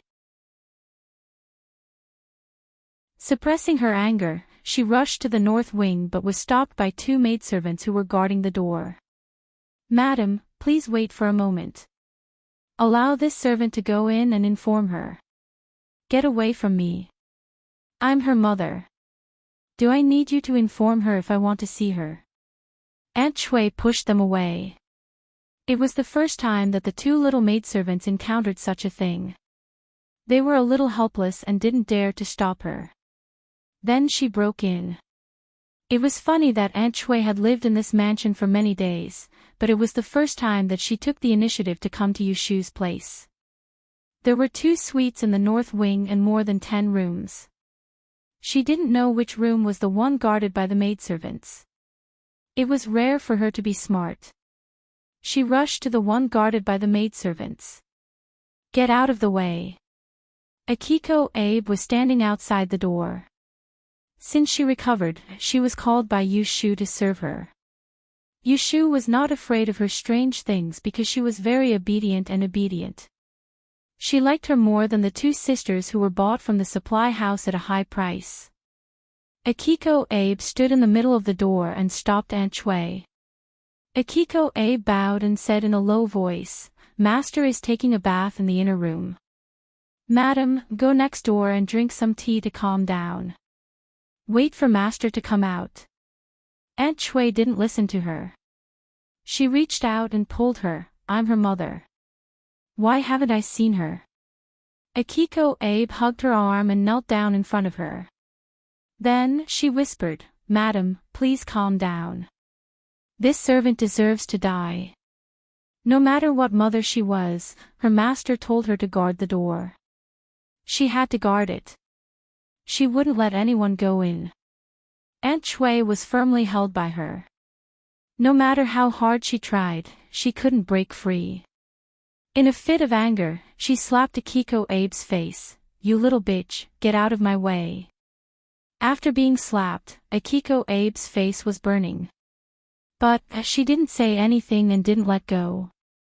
The noise in this room alarmed the busy servants in the courtyard. Some were washing clothes, some were cleaning, and some were taking a nap. They all ran out to see what was going on. When they saw concubine Chui's posture, they all knelt down and tried to persuade her to calm down. However, they were not as stubborn as Abe Kizo, who dared to pull their master. With such a noise, Yushu, who was in the room, heard it. She closed her eyes and sat in the bathtub. Then, she rubbed the sticky discomfort on her body. After washing, she wrung her hair dry and wrapped it with a towel. Then, she put on a dry and soft silk dress. She stepped on the wooden clogs and walked outside. There was a teapot and a pair of round peach blossom porcelain cups. The temperature of the water was just right. She poured a cup and sat cross-legged on the couch. Then, she slowly drank it. After that, she let out a long sigh of relief. Then, she aimed at the door. She raised her hand and threw the empty cup at the door. Bang! The outside of the room was quiet for a moment. Yushu stared at the door with a blank expression and said, "Akiko, let her come in." Then, the door was opened. Aunt Chui almost fell in. Her mouth was cursing, "You are a group of slaves. You should be killed 1,000 times. You don't take me seriously. Each and every one of you should die." Bang! Yushu also threw the other cup. Aunt Chui was stunned. "Go back to what you should do." The servants outside the room scattered like birds and beasts. In the blink of an eye, only Akiko Abe was left. "Akiko, close the door and come to me." Akiko Abe obediently closed the door and quickly moved to the couch. Then, she silently knelt at her feet and bowed her head. Yushu lifted her chin and looked at her swollen face. This child was born with a fairer skin than ordinary people. The fingerprints on her face were particularly obvious. Fortunately, there were no scratches. Otherwise, Yushu would be distressed. She couldn't find a servant like her in the entire Dan dynasty. Aunt Chui saw that Yushu ignored her and cared about a servant. She couldn't help but feel depressed in her heart. Could it be that she, as a mother, was not as important as a servant? Yushu touched Akiko's head and made her kneel on the couch. Then, she looked up and talked to Aunt Chui. "Why did you come back?" At this moment, Aunt Chui was dizzy with anger. Her courage flew out and she screamed, "I came back to settle accounts with you, you damn girl. I worked hard to arrange a good marriage for you, but it was all ruined by you. You even dare to scold the madam, what else do you not dare to do?" She did something wrong, but she righteously blamed Yushu. Fortunately, Yushu had just taken a bath, so her anger had dissipated by half. Otherwise, she might have done something outrageous. Not knowing what kind of magic potion Madame Yin and Deng had fed Aunt Chui, Yushu simply didn't defend herself. She waited until she finished scolding and gasped for breath before she slowly said, "You arranged a good marriage, but you lied to me to take off my clothes and wait for people to offend me." Aunt Chui angrily said, "Is he an ordinary person? He is the son of the Prime Minister's mansion. His character and appearance are first class. He is a good husband that can't be found even with a lantern. What kind of noble person do you think you are? Will you lose a piece of your flesh if you let him see you? If you can marry into his family, you will burn incense for several lifetimes. You will smile even in your dreams. Why are you dissatisfied with a marriage that can't be found even with a lantern? Aww." Her voice was so sharp that it almost pierced through the roof. Looking at her flushed face and fierce look, Yushu suddenly felt that it was very meaningless to argue with a woman like her. Even if she could persuade her today, she would still take the opportunity to be muddle-headed tomorrow. She knew that this person didn't learn her lesson. She was selfish, greedy, and only cared about profit. Perhaps to Yu Xiaoxiu, she still had some motherly heart, but to her own daughter, she was the culprit who caused her to be unable to climb into the young master's bed when she was young and beautiful and had to leave her hometown to live a hard life. She couldn't love her from the bottom of her heart, so she didn't think about her and didn't even care about her life. Even if her food and clothes were given by Yu Shu, even if her face when she went out was given by Yu Shu, she wouldn't care about Yu Shu at all, because she felt that it was natural. In her view, these were all things that her daughter owed her. She enjoyed them with a clear conscience and didn't feel the slightest bit grateful. If she was really an honest ancient woman with such a mother, who didn't hesitate to plot her daughter to take off her clothes in order to cling to the rich and powerful, then she would probably kill herself. Fortunately, this was not her mother. Fortunately, she had no feelings for this woman. All the tolerance and kindness she gave her was only for Yu Xiaoxiu, her younger brother. You want to be in-laws of the Prime Minister's Fu? Do you think that your current life isn't good enough? Yu Shu asked. Right now, you have to have 10 sets of clothes made of fine cloth every season. I allowed it. You have to eat a table full of food and drink every time you have to drink bird's nest snow fungus. I also allowed it. That woman said that the clothes didn't have jewelry to match, so I spent several hundred taels to have a goldsmith make them and send them to you. Whatever you want, I will give it to you. What are you still dissatisfied with? Every time Aunt Chui heard her say this, her anger would weaken. In the end, she opened her mouth but couldn't be fierce anymore. She said with a lack of confidence and grievance, I'm doing it for your own good. Yu Shu shook her head and calmly told her, I don't need you to do what's best for me. Let me ask you, today at the assistant minister's Fu, have you ever thought that if I was forced to take off my clothes and the person I saw when I opened the door wasn't the young master of the Prime Minister's Fu, but a random manservant or a guest who accidentally barged in, and that person already has a family background, would I still want to protect my reputation and become someone else's servant or concubine?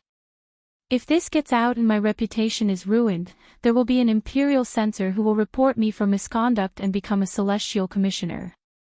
I will lose my salary and no one will curry favor with me. Think about it, will you still be able to live such a luxurious life? Aunt Chui was stunned and her face slowly paled. People were like this. Rather than scolding and harming others, it was better to let her know that she almost harmed herself. Only then would she panic and know that she was wrong. I let you go out to relax and make friends, not to cause trouble for me. This time, you almost harmed the entire family. If I don't care about you, sooner or later, you will implicate us and we will all have to beg on the streets. For the sake of the entire family, from now on, you don't need to leave this door. It's best to stay in your small courtyard and live the rest of your life in peace. Today's matter had finally exhausted Yu Shu's patience with Aunt Chui. From now on, she would not tolerate her even a little for Yu Xiaoxiu.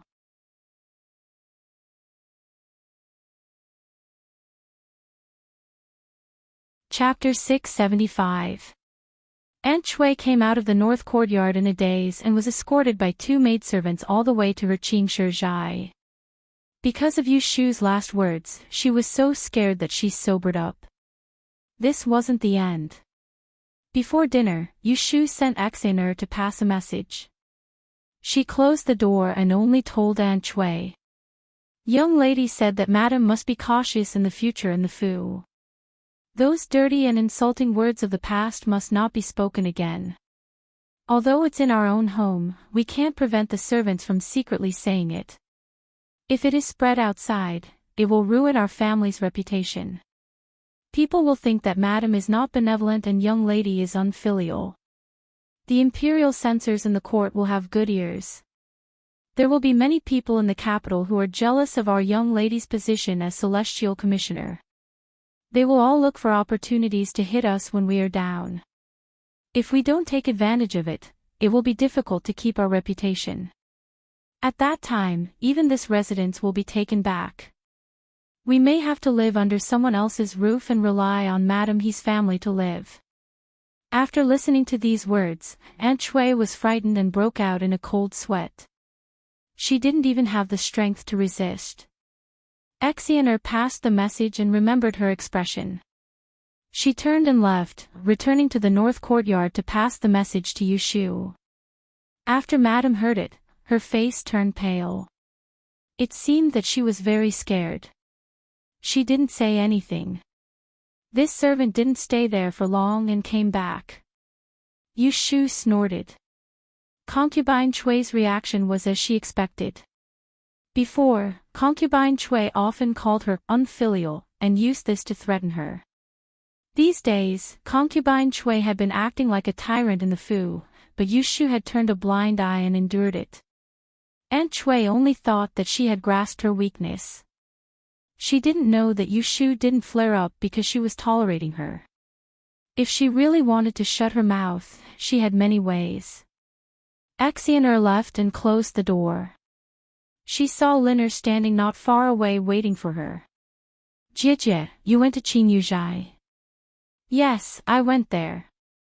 Then did you really follow Master's instructions and teach Madame a lesson? When Yushu was instructing Xian'er, she didn't try to hide it, so Liner heard every word. What lesson? What our master said is right, Xian'er frowned and corrected her. Seeing her sticking out her tongue, she couldn't help but pat her head and whisper, You too. When did you go to Yundo's place to learn how to talk? You don't even make a sound. A few days ago, the two sisters had heard that Aunt Shui was behaving inappropriately and wanted to report it to Yushu. However, it was not good to bypass Yundo, the most senior servant in the North Xiang, so they decided to first tell her about the matter and let her decide how to report it to the master. Liner was confused. I didn't say that. Didn't Big Sister say it? Xian was startled. It wasn't her, nor was it Liner. Then when did Mistress know that Aunt Chui's actions weren't dignified? Was it Yundo who said it? Or was Master already aware of it and kept quiet? Thinking of the latter possibility, Xian'er's face burned. She grabbed Liner's hand and couldn't say a complete sentence for a long time. Jie, what's wrong? Don't scare me. Xian'er smiled bitterly and shook her head. She didn't know how to tell her. She didn't know if the two of them had seen how smart they were before. It was really a case of being too smart for one's own good.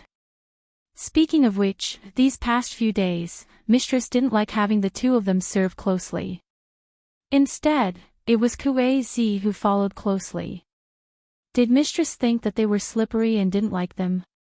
The more Xian thought about it, the more she felt that it was the case. It was too late for regrets. It would have been better to listen to Liner and go to Mistress to curry favor. Compared to offending Yundo and making Mistress hate them, that would be worse. Xian thought about it and pulled Liner back to the room to tell her not to mention it. It was said that Assistant Minister Chiu Furan of the Ministry of Works went to Madame Yin and Dang's wedding banquet and returned home. In the evening, she received a message from Yushu, asking her to make a list of the madams who went to the Yin mansion with her today.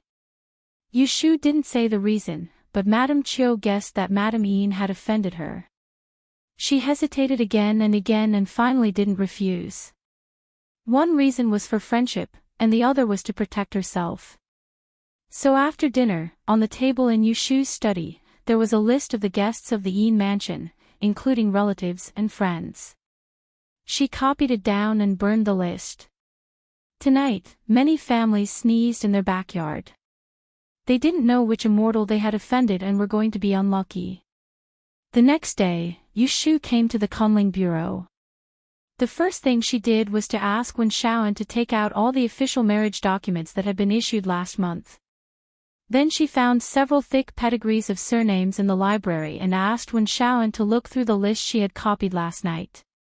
Assistant Minister of the Ministry of Revenue, Yin Zhurong, checked the children of his family who are waiting to be married. If there are none, checked the close relatives of his family for 3 generations. Wen Shaoan was very skilled. He flipped through the genealogy of the Yen family with one hand and copied it with the other.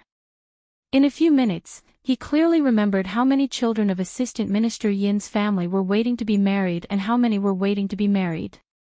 Zhuo Lang of the Ministry of Revenue, the Yen family. Yu Shu read them one by one.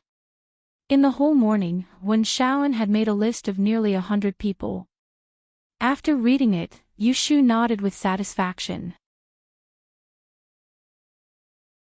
She waved her hand and ordered him, "Follow this list and find the relevant ones from the official marriage documents I approved.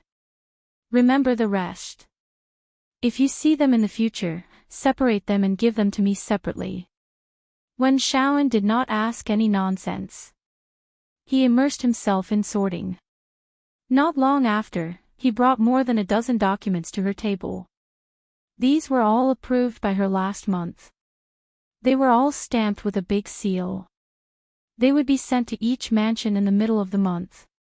Yu Shu checked them and confirmed that there were no mistakes. Then, she tore them one by one in front of Wen Shaoan and threw them into the spittoon. She called Lu Hong, who was outside the door, to come in. "Find a corner and burn them." Lu Hong left with the spittoons. Yu Shu turned around and saw Wen Shaoan looking at her. She thought for a moment and explained to him, "These people offended me." Wen Shaoan turned around and went to work. Yu Shu felt strange. She stopped him and asked, "Aren't you going to persuade me?"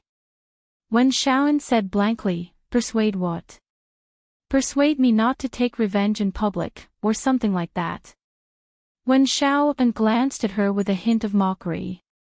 Although this guy was respectful to Yu Shu, he was never timid in front of her.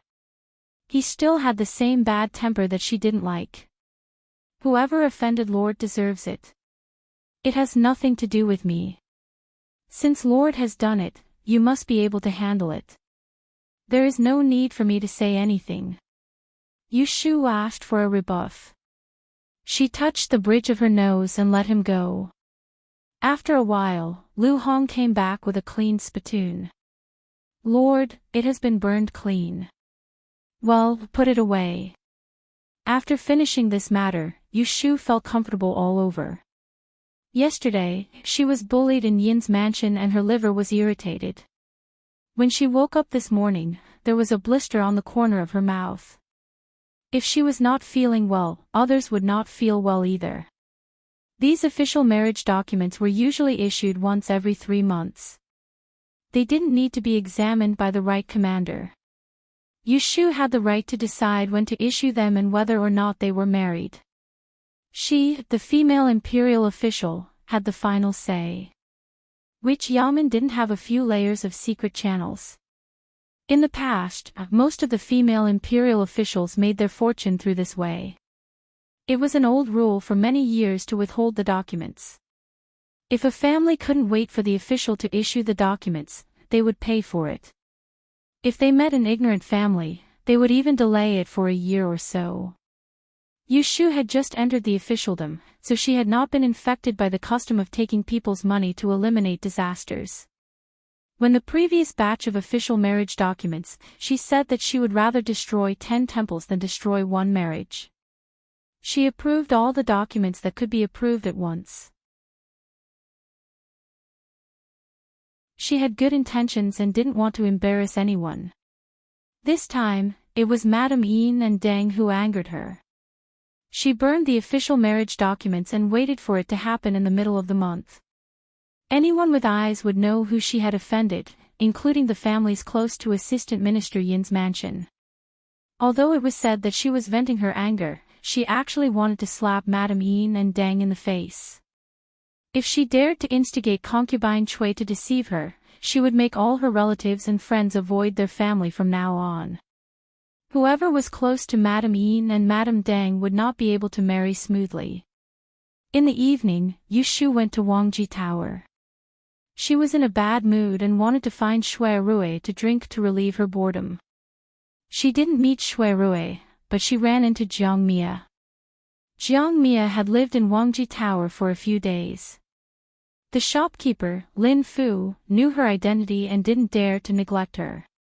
He invited an old friend to the backyard and had tea in a private room downstairs. Hualon. Yu Shu called her by her little name.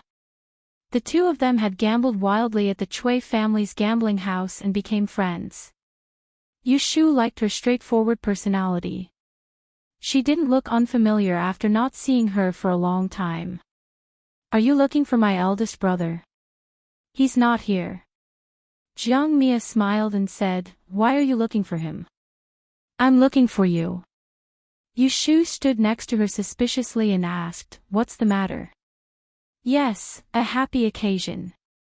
Jiang Mia took out a gilded invitation from her sleeve and handed it to her. It's my mother's birthday in 3 days. Please come as a guest. Yu Shu frowned. She felt uncomfortable when she heard that someone else was having a birthday celebration. She had just suffered a loss at Madame Yin and Deng's wedding banquet. Her anger hadn't subsided yet, and now she was here again. To tell the truth, she didn't want to go.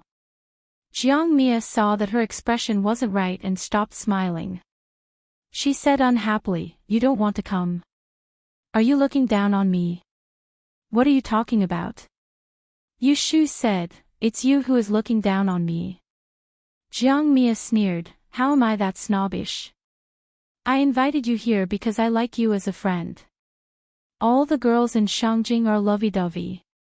Only you and I have the same taste. That's why I personally came here. If you don't want to come, then so be it. There's no need to say such self-deprecating words. Yu Shu was speechless. How was she self-deprecating? Wasn't it just a casual remark? Fine, this person really wasn't someone who could be joked about. I'll go. She accepted the invitation. She didn't want to lose this friend just because of a moment of unhappiness and willfulness. Only then did Jiang Mia smile happily. After chatting with her for a while, she left in a hurry. Yu Shu couldn't wait for Shui Rui. She drank half a pot of wine to drown her sorrows and then went to sleep at Wangji Building. As a result, when she woke up the next day, there was another big blister in her mouth. Whenever she opened her mouth, she would feel a sharp pain. Yu Shu was very depressed. In the morning, she went to the Celestial Commissioner's office to check in. After handing over a few official matters to Wen Shaoan, she patted her butt and left. The people in the office pretended that they didn't see her slip away. Jing Chen, the chief officer, was very secretive all day long. For a high-ranking official like Yu Shu, who could say anything bad about her? Yu Shu didn't take a sedan chair. When she went out, Su Qing brought a horse. She mounted Little Red and led 2 bodyguards to parade through the street. She didn't even change her official robe. She only untied the top of her black muslin hairpin. The people on the roadside all bowed their heads to make way for her. They didn't recognize the patch on her shoulder, but they knew that she was a female master. When they came to Qianyuan Street, it was crowded and lively. The shops along the street were bustling with business everywhere. Peddlers and servants were peddling to and fro. When Yu Shu saw something interesting, she asked Lu Hong to buy it. However, she didn't visit the shops. She didn't get off the horse until she arrived at the treasure house under the name of the Tai Hing Chamber of Commerce. There was a fair-skinned young shop assistant standing outside the treasure house. When he saw Yu Shu get off the horse, his eyes lit up. He hurriedly went forward and bowed to invite her in. This lowly one greets official Yu. You're early today. Yu Shu had come to see Pei Jing several times, so the doorman recognized who she was. Yu Shu threw a silver coin at him and walked into the hall with her sleeves tucked up. She went directly to the 2nd floor. The shopkeeper left the customers who were looking at the goods, picked up the corner of his robe, and trotted to catch up. Lord Yu, you have time to come and play today, ah. Coincidentally, Head steward Pei isn't in the shop today. How about I accompany you to take a look? In this day and age, there were several levels of difference between businessmen and officials. Only people like Pei Jing, who came from the Department of Mathematical Analysis, had a better situation.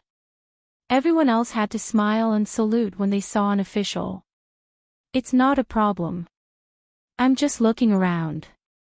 If you're busy, then go do what you need to do. The shopkeeper smiled. What's there to be busy about? Aren't I idle right now? A new batch of treasures arrived from the south. They haven't been recorded yet. Can you take a look?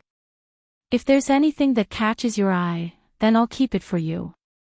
Once it's recorded, I'll send it to your residence. He knew this young mistress. Right now, she was the one who was in charge of the crystal stone business in their shop.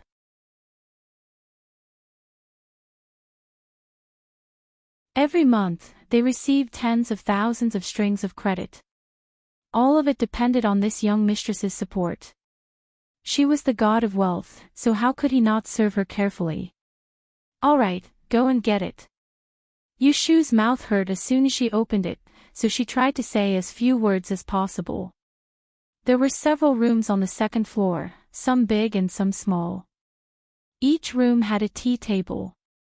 There was no door, only a bamboo curtain to cover it. Not only did it respect the customers, but it also showed that the shop had windows in the north and south, so it was spacious and bright. Yushu was naturally invited to the innermost room. As soon as she sat down, good tea and water were served. There was a plate of sweet fruits and a plate of peeled walnuts and almonds. It wasn't much, but it was very considerate. However, Yushu had blisters in her mouth, so she couldn't eat anything. She only took the fragrant tea and took small sips to moisten her throat. The shopkeeper slipped away quickly. Yushu walked around the room with her hands behind her back. She looked at the things on the treasure-snatching grid. Gold carvings, jade horses, drinks, they were all real things.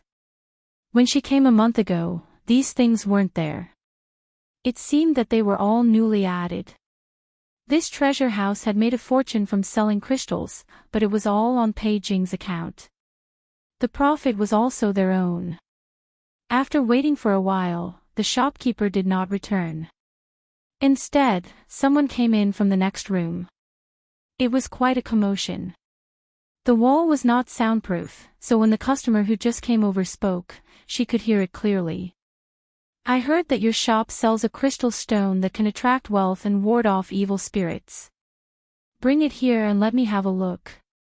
It was a woman. Yushu found the voice familiar. She took a few steps towards the foot of the wall. This time, it was the shop assistant who served the customers who replied, Miss, if you want to appreciate the crystal, you have to wait until the 15th of this month to come to the shop. It was the woman's soft voice again. I'm not looking at you for nothing. Just bring it here, I'll buy it. The shop assistant said, if you want to buy crystal, you have to place an order first and pay half of the deposit first. At the end of the month, you can come back to get your queue number. But I have to say, the latest queue number will be 3 months later. I don't know if you can wait that long. The woman paused and then said, do you have ready-made crystals? I'm willing to pay 5 times the price.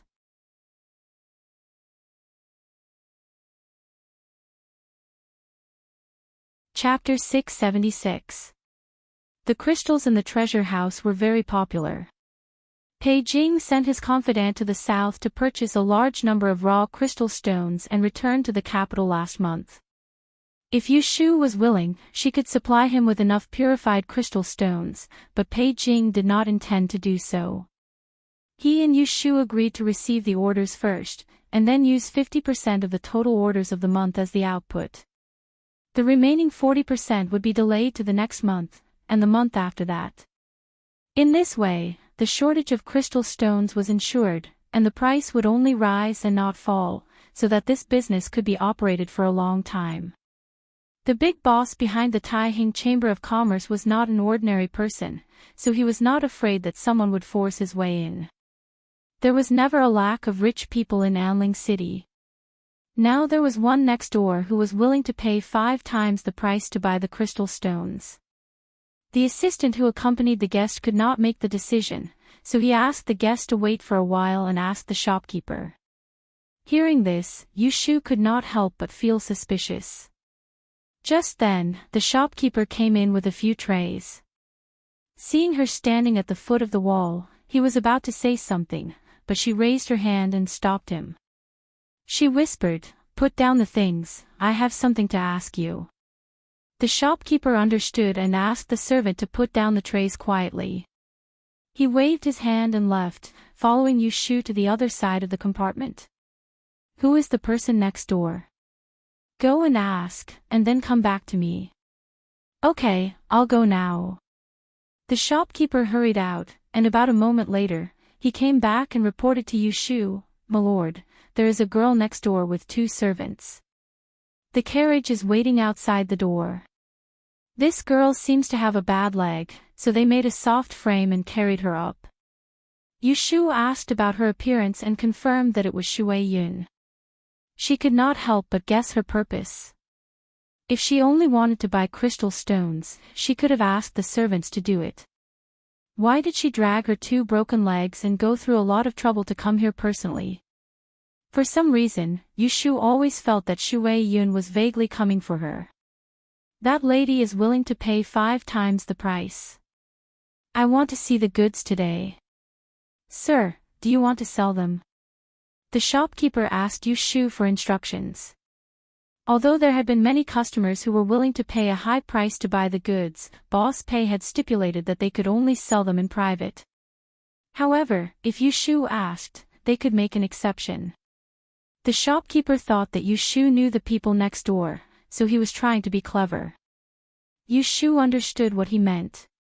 She snorted and said, "I'll sell it." "Why wouldn't I sell it?" "But 5 times is not enough. You go and tell her that if she wants the stock, she has to pay 10 times the price. Otherwise, she has to wait for 3 months. How about this? If she agrees, don't give her anything big. Just pick a few yellow and white crystal bracelets and let her choose." He was not afraid that she would buy it, but he was afraid that she would not be able to afford it. The shopkeeper was also a smart person.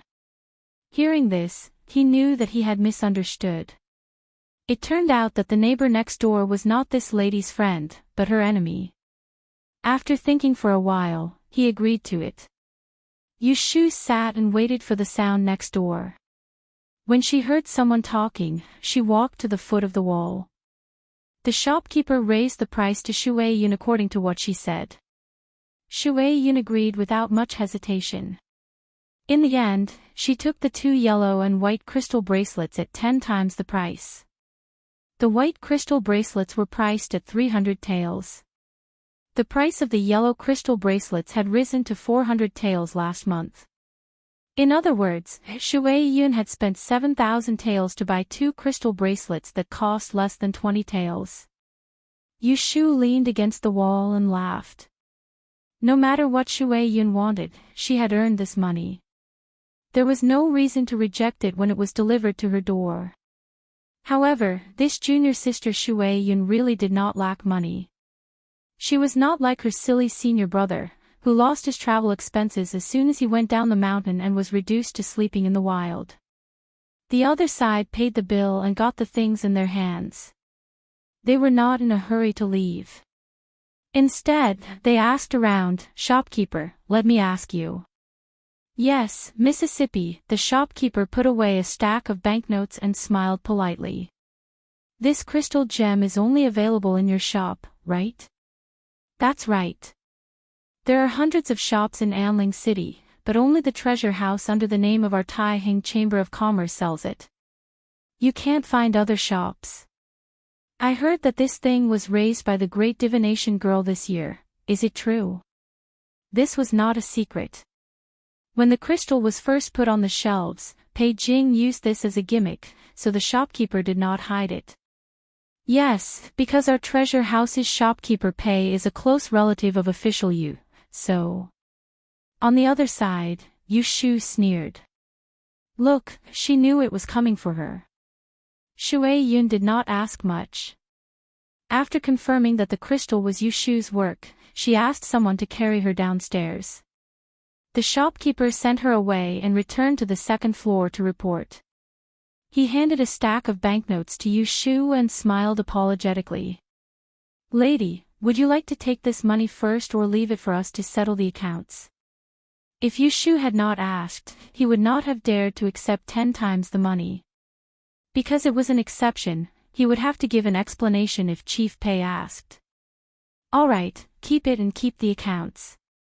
If my uncle asks, tell him that I was the one who asked him to do the transaction. Yu Shu waved her hand. Pei Jing would show her the accounts at the end of every month. The two of them would split the profits equally. She was not so short-sighted. The shopkeeper chuckled in his heart. He thought about the big red packet he would get at the end of the month. Chief Pei had never been a stingy person. He did not forget his subordinates when there were benefits. Go and pick a set of crystal jewelry from the shop. I don't want any other colors. I want purple and red. Yu Shu instructed.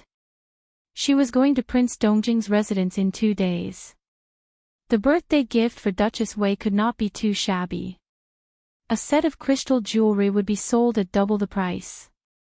She could buy it directly from Jubao Pavilion. She took a set of red and a set of purple. Yu Shu had never seen Duchess Wei's wife before and did not know which one was suitable for her. She took them all away and went back to look for Shui Rui later. An hour after Shui Yun left, Yu Shu also came out of Jubao Pavilion.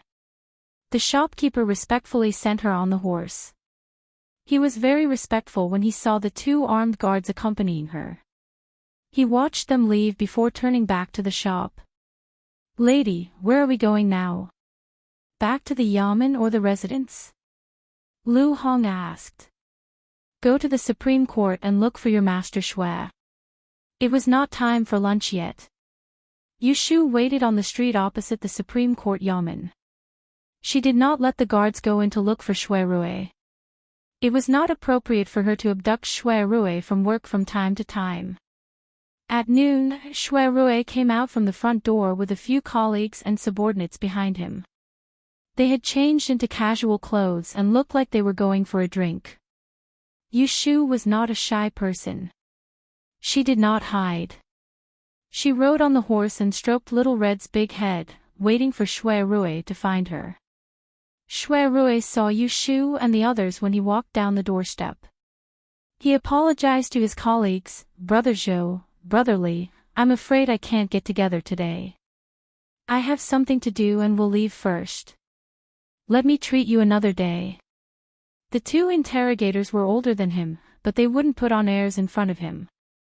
After teasing him for a while, they let him be. As he watched Shui Rui walk towards the opposite street, Magistrate Li had good eyesight. When he saw the woman on the horse, he exclaimed in surprise. Isn't that the Celestial Commissioner's supplement? Who is this lady? Don't you know, Lord Zhou? That person is the renowned emissary Miao Ling, the one who was commended by His Majesty during the Water and Continent Conference. Our Lord Shui and this emissary are sworn siblings, so I'm afraid she has come here for something. Oh, I see. Lord Li looked over and observed Yu Shu's words and behavior.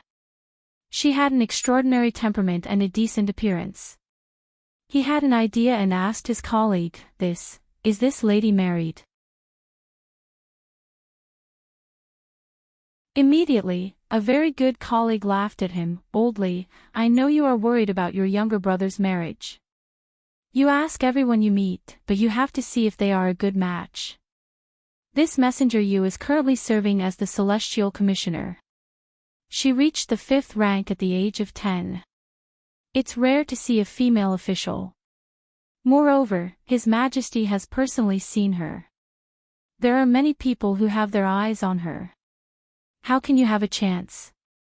Hearing this, Lord Li felt a little guilty, but he was not convinced and said, "What's not a good match? My younger brother is also a talented man with a clean family background. 3 generations of my family have been officials. It's just that my mother passed away early, which delayed my younger brother's marriage. In this year's imperial examination, he also ranked on 2 lists. Next month, he will be assigned to the Ministry of Appointments. He has a bright future. Many matchmakers came to my house, but my wife refused. The others didn't argue with him, so they teasingly said, 'Since that's the case, why don't you wait for Lord Shui to come back and ask him?' Lordly thought it was feasible, so he immediately decided to find an opportunity to ask in the next 2 days. He also wanted to find out more about Miss Yu's character. On the other side, Shui Rui was talking to Yu Shu. Suddenly, his eyelids twitched, so he said to her. Yu Shu giggled and said, "When we get back, I'll calculate for you. Don't let it be a romantic disaster again."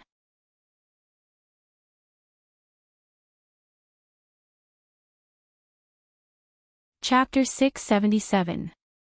When Shui Rui heard that Jiang Mia personally sent an invitation to Yu Shu, his expression was a little strange. Seeing that she specially went to pick out a gift today, he didn't know how to explain it to her. Madame Wei, who quietly entered the capital, unexpectedly held a big birthday banquet. It could be said that she had ulterior motives. It was said that with Princess Chang Shu's presence, many prestigious families in Anling City accepted the invitation and made sure to bring young ladies of suitable age from their residences. Even their Shui residence was no exception. The day before yesterday, his grandfather even called him over and told him to bring Jinshuan. Shui Rui would never let his precious sister marry to Ningdong City, which was far away from Tianhan, even if he had a good relationship with Prince of Dongjing. Shui Lingnan obviously had the same intention.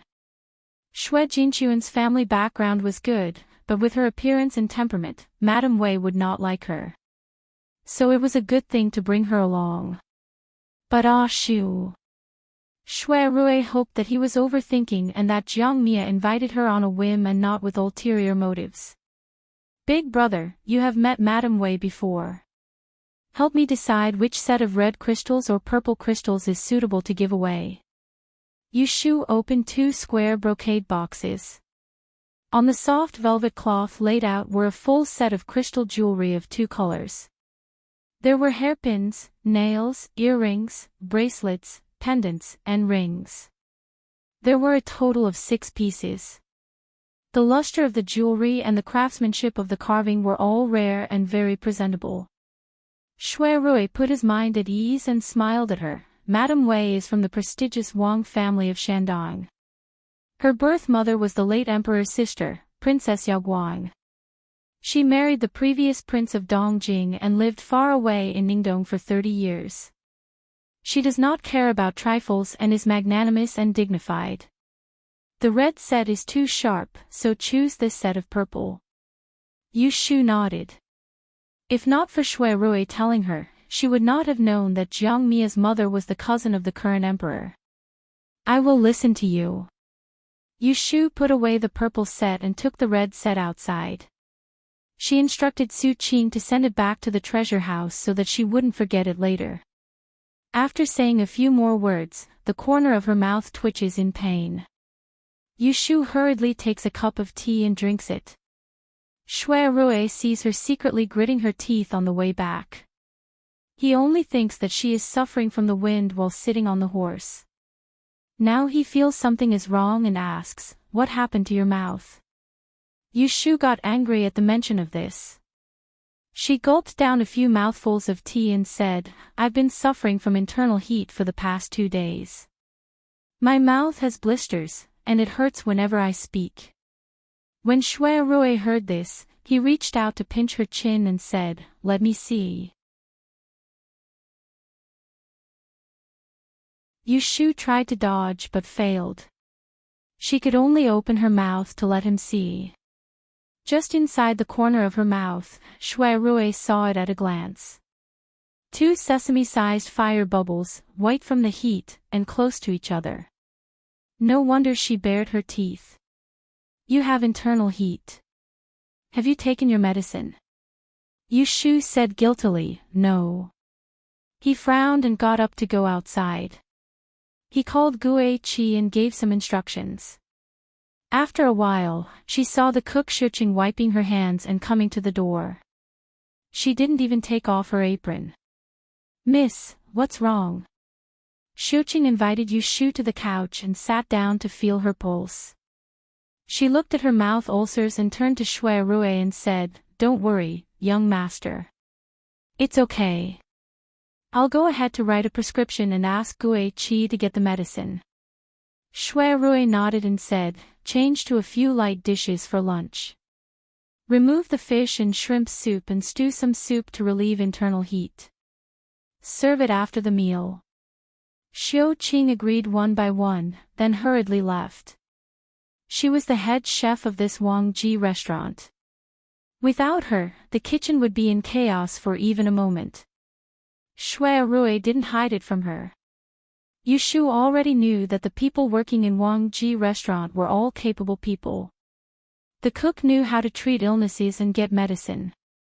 The people who swept the floor and sprinkled water were all martial arts masters. Once, when she woke up early, she saw the usually naive Ah Ping holding a broom. He stepped on the wall and flew to the roof of the third floor to sweep the fallen leaves. She was so shocked that she held back her urine. She really didn't know where Shui Rui recruited these weirdos.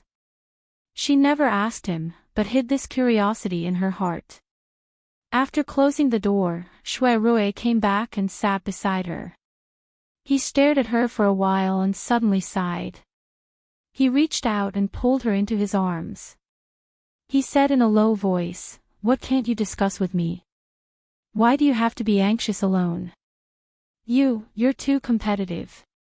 She was not a broad-minded person. For her to be so angry without any reason, she must have encountered something troubling her. It was also his fault. These days, he couldn't let go of the knot in his heart. He intentionally or unintentionally avoided seeing her.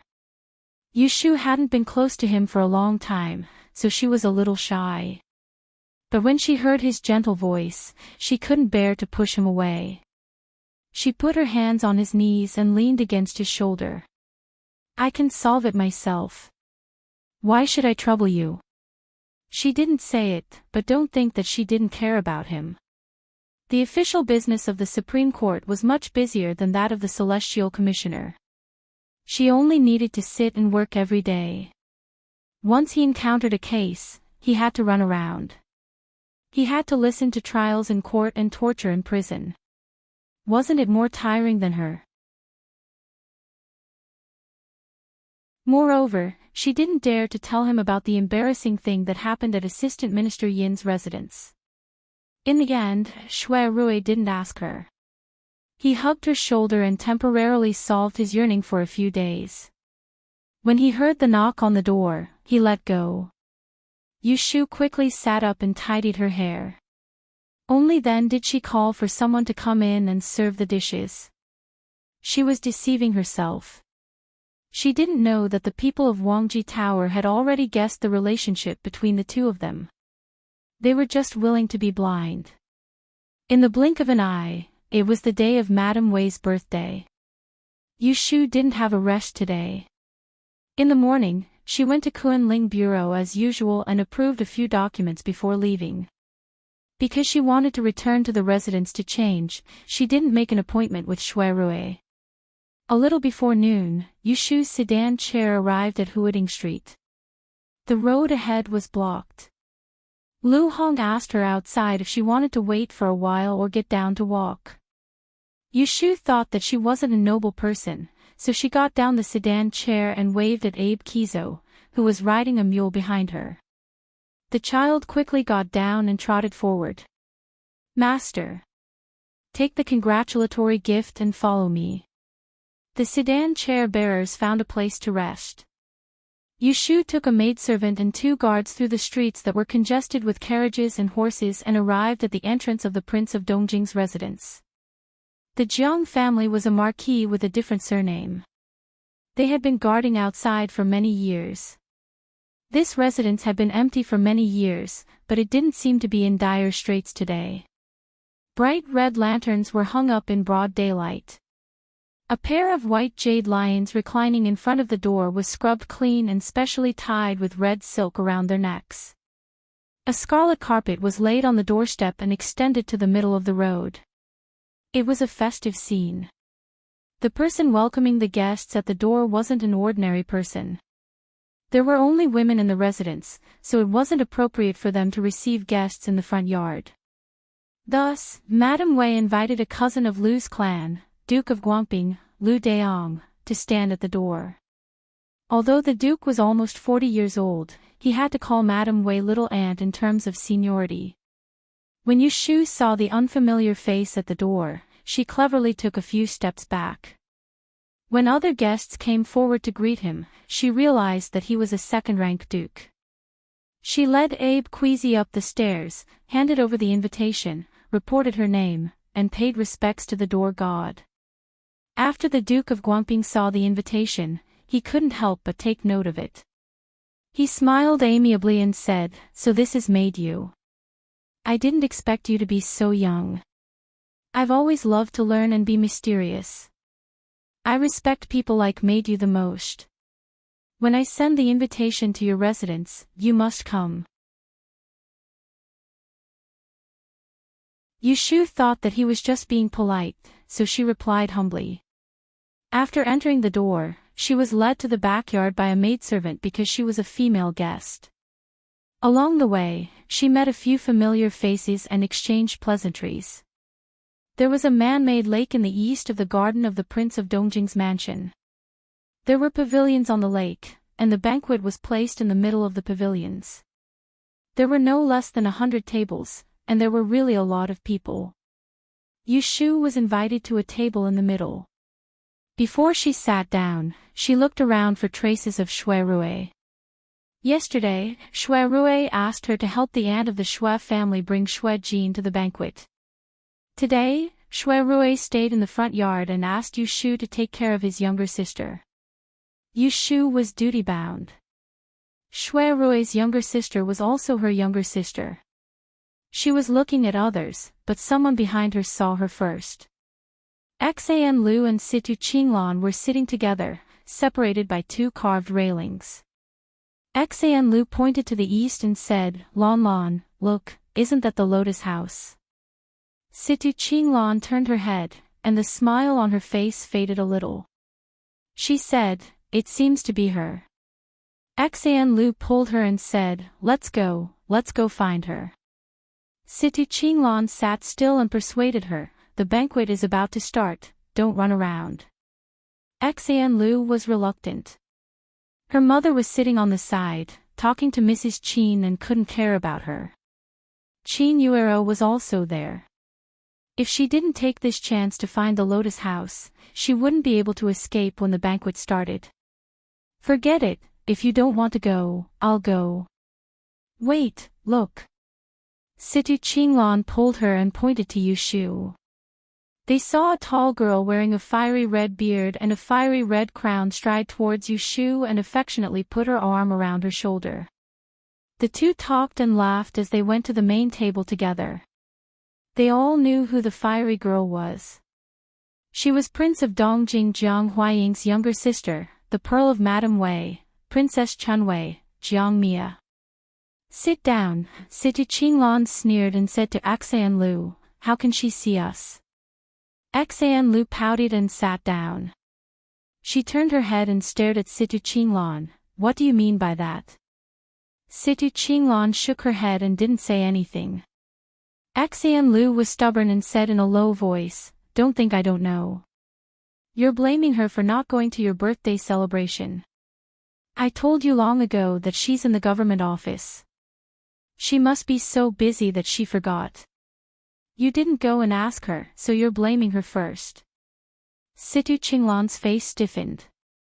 She wanted to refute but couldn't say anything. She could only smile bitterly and look up at Yu Shu's back. She couldn't tell if she was sad or envious. It was her birthday in late July. She had invited Yu Shu early, and she had promised to come. Who knew that on that day, Yushu wouldn't come even after waiting for a long time. After that, her cousins and the family laughed at her behind her back. How could she feel good? Alright, don't think too much. We'll find a chance to ask her later.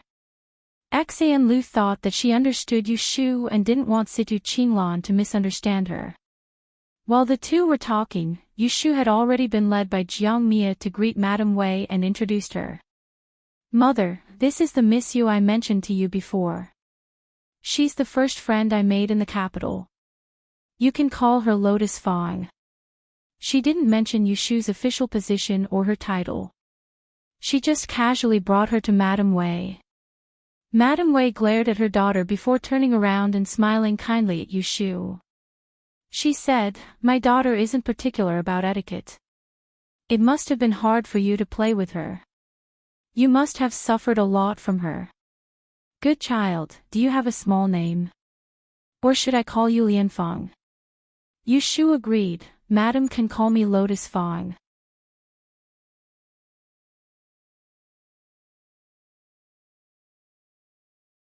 Chapter 678. The scene of Yushu being led to the main seat by Jiang Mia was noticed by many. For Country Furen's birthday banquet, all the Furen and Tai Tai who had women of suitable age in their fu had brought their daughters. Everyone knew what Country Furen was planning. Some came excitedly and some were unwilling. For some people, it was a good thing that they couldn't even dream of to be able to hug the thick thigh that was Dongjing Wang Fu. The Jiang family had controlled a large army to defend the northeast for several generations. They had wealth and power. If the family could have a Wang Fei, even if it was a different surname, it was enough for them to be proud. Princess Changshu had personally come out to take care of it. This clearly showed that the emperor placed great importance on Prince Dongjing's marriage. But these people definitely didn't include the Count's Rui family. While Country Furen was recuperating, it wasn't convenient for her to take her daughter out. Ren Rui Shi, the married daughter, had brought her younger sister Rui Zizhu to the birthday. Other families might have brought their daughters to let Country Furen look at them, but Ren Rui Shi knew very well that they were just here to go through the motions. The daughter of the Rui family couldn't marry into the Jiang family and Rui Shi couldn't marry into the Jiang family. Everyone else was kept in the dark, but Ren Rui Shi had received Empress Rui's orders. The Jiang family must not be too close. Previously, Jiang Huaying had privately stationed troops in Ningdong City and had hundreds of thousands of garrisons. Thus, Emperor Zhao Qing summoned Lady Wei and her daughter to the capital. On one hand, it was to beat down King Dongjing's rebellious heart, and on the other, it was to restrain the Jiang family's wild ambitions. Empress Rui helping Country Furen pick a daughter-in-law was just a way to appease the Jiang family. It wasn't that Emperor Zhao Qing wanted the officials in Jing to be close to the Jiang family. Quite the opposite, he didn't want to see such a situation. Therefore, the daughter that married into the Jiang family today would become an abandoned chess piece in the future. The daughters of the Count of Zhongyong Fu had always been precious, how could they be lost here? Ren Rui Shi watched coldly as Yushu was brought forward by the Jiang family's little Junju. She really can't be missing anywhere. A jumping clown dared to try and get everything, she really didn't know the immensity of heaven and earth. Did ya?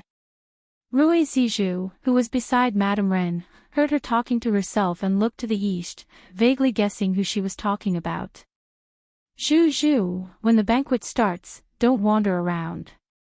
If someone asks you a question, just smile and don't speak carelessly. Do you understand? Madame Ren reminded her sister. She was afraid that Madame Wei would take a fancy to her outstanding appearance. If old Furen went to the palace to beg, even the empress would not be able to refuse. Rui Zizhu nodded obediently. She couldn't help but look at Yushu with some envy. She thought to herself, I'm the daughter of the Earl's mansion, but I don't have as much freedom as that female official. I can be friends with whoever I want, and I don't have to care about what other people think. Lady Wei and Princess Chang Shu sat on the seats of honor, and on both sides of the table were noblewomen. Jiang Mia wanted to pull Yu Shu to sit with her, but she tactfully refused. Jiang Mia couldn't force her and could only send her back to her seat before returning to Lady Wei's side. If it was someone else, they would definitely be flattered to the point of not knowing what to do. However, Yu Shu felt that Jiang Mia was a little strange today. How should she put it? She seemed to be too enthusiastic towards her.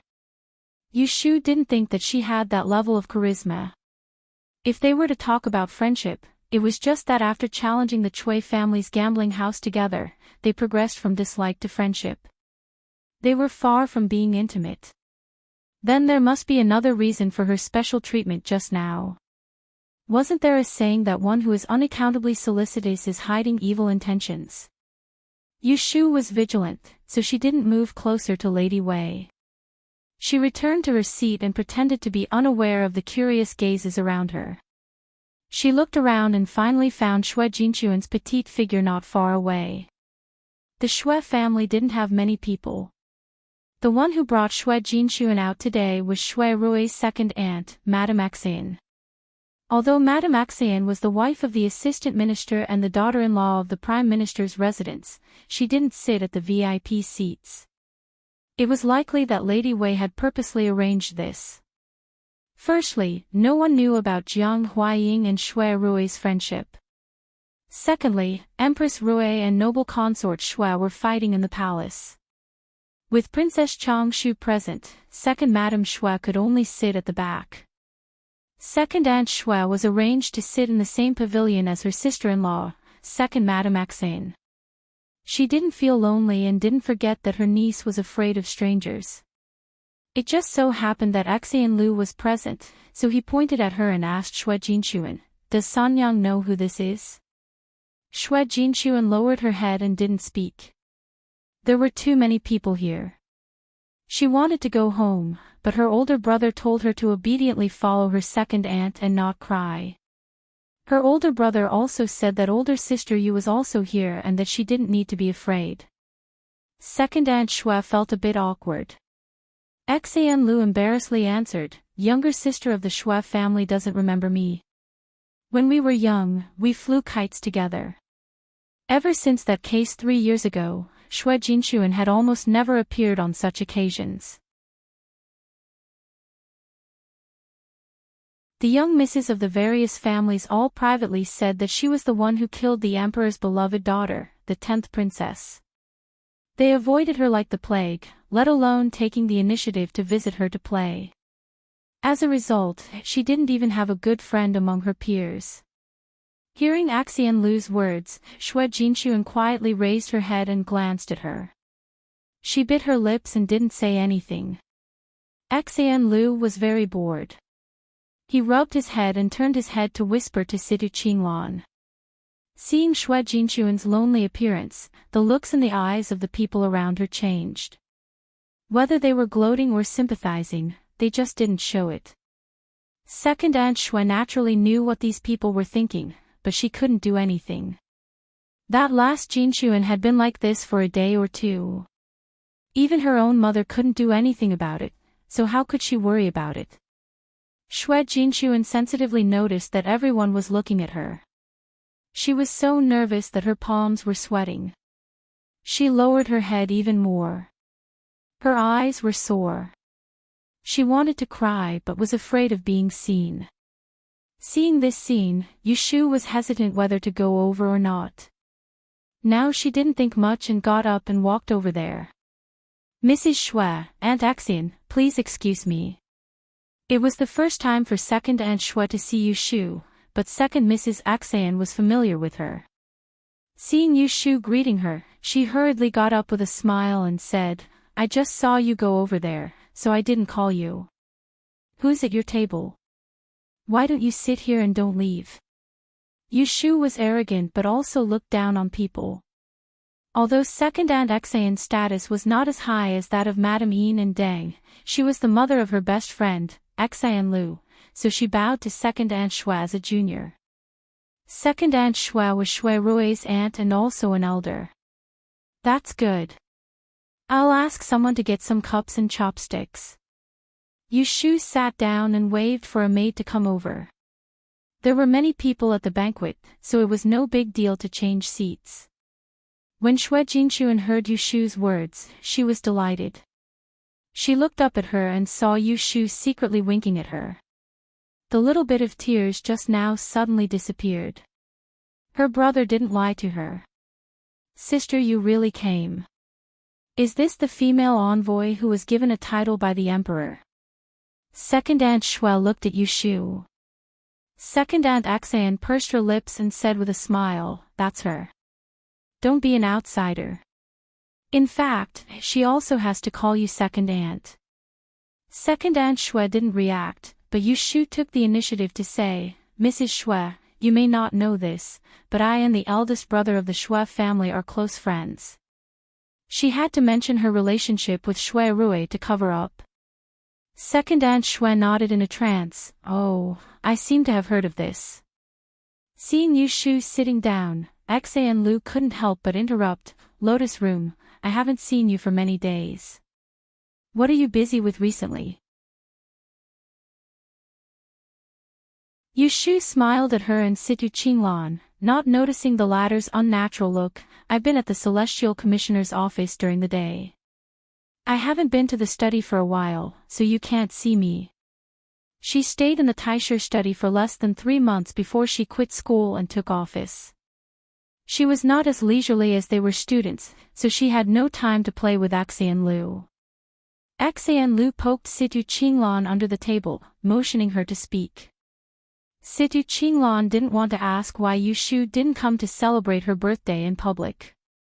At this time, the bell rang in the distance, and the banquet began. After 3 rounds of wine, according to the Jiang family's custom, the seafood delicacies were removed and replaced with fruit tea. The guests talked and smiled, and left the table to change seats.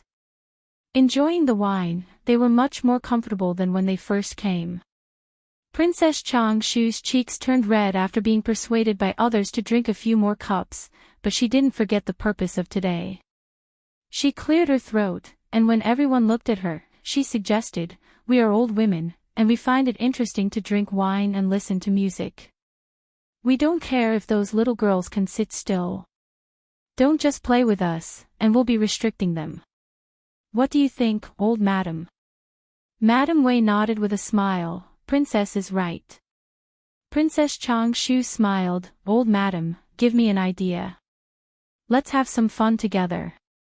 Madam Wei was already prepared. She clapped her hands, and 4 maids walked out from behind the gauze cabinet. Each of them held a brocade box in their hands, and the shape was varied between round and square. Under everyone's puzzled gaze, Madam Wei explained, I have 4 riddles, and they are all in the boxes. There are also 4 riddles that have been dictated by these maids. If any young lady at the banquet is the first to guess my riddles, the item in the box will be given to her. Let me say this first, in these 4 boxes, one of them contains my Jiang family's heirloom. Whoever is fated to get it, I won't be stingy. As soon as she finished, the crowd at the banquet became noisy, and there was a lot of discussion. Princess Changshu smiled and clapped her hands. That's great. You can't regret getting your Jiang family's heirloom. As she said this, she had people spread the riddles in all directions, so that all the guests would know. Jiang Mia's cold eyes swept over the eager faces around her, and she sneered inwardly. Do these mediocre women want to fish in troubled waters? Is it so easy to be my sister-in-law? Why don't they take a piss and look at themselves in the mirror? Which one of them is worthy of my imperial brother's finger? She stood up and walked a few steps towards the railing, feeling the breeze on the lake. She looked in Yushu's direction and thought, she's just a barely satisfactory candidate. I still need to think about how to convince her mother. Yushu did not know that she had been targeted by Jiang Mia. When she heard that Madame Wei wanted them to guess riddles, she did not think much of it. She heard Xian Luer ask her, Lotus Room, what is the Jiang family's heirloom? Do you know? She shook her head and smiled. How would I know?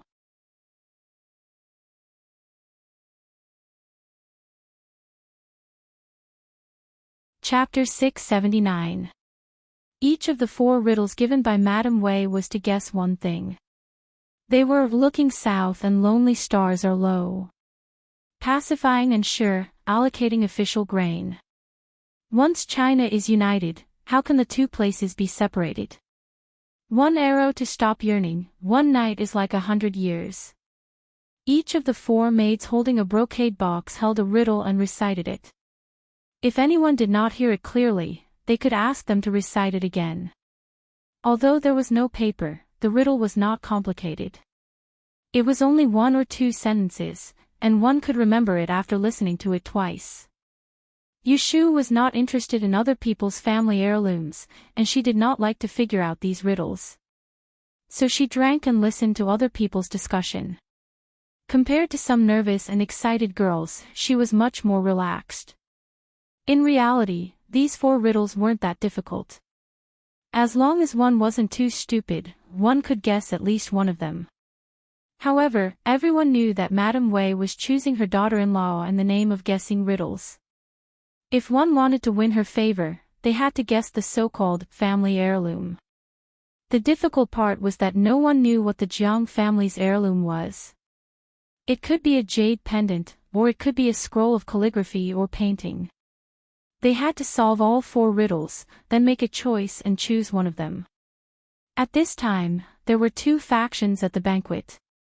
One faction wanted to curry favor with Prince Dongjing's mansion and racked their brains to guess the riddles. The other faction had no intention of marrying off their daughter and waited to see the result. There were very few people like Yushu who didn't understand the situation but was smart enough not to get involved. Xan Lu murmured to himself while holding his head. Suddenly, he exclaimed and turned to Yushu and said, I guessed one. Madame Xan froze for a moment and scolded her, sit down and don't shout. Have you forgotten what I told you before coming? Xan Lu pursed his lips and did not argue with his mother. He winked at Yushu, Lotus Room, have you guessed it? Yushu shook her head. Xan Lu asked Situ Qinglan again. The latter was using her finger to draw something on the table. She smiled and said, I also guessed one. Xan Lu asked her, which one? Is it the one in south gazing lone star? I guess it is jade. What about you? Her voice was not loud but people nearby heard it. Someone coughed as if blaming her for revealing it. Situ Qinglan nodded and glanced at Yushu, who acted as if nothing had happened. She said softly, I also guessed that. Xan Lu's eyes lit up and poked her, then say it quickly. You can even get a jade if you guess it correctly. Maybe it is the Jiang family heirloom. It was not so simple. Situ Qinglan sighed inwardly, her gaze fixed on the waterside pavilion not too far away. The graceful Madame Wei was currently speaking with Princess Changshu.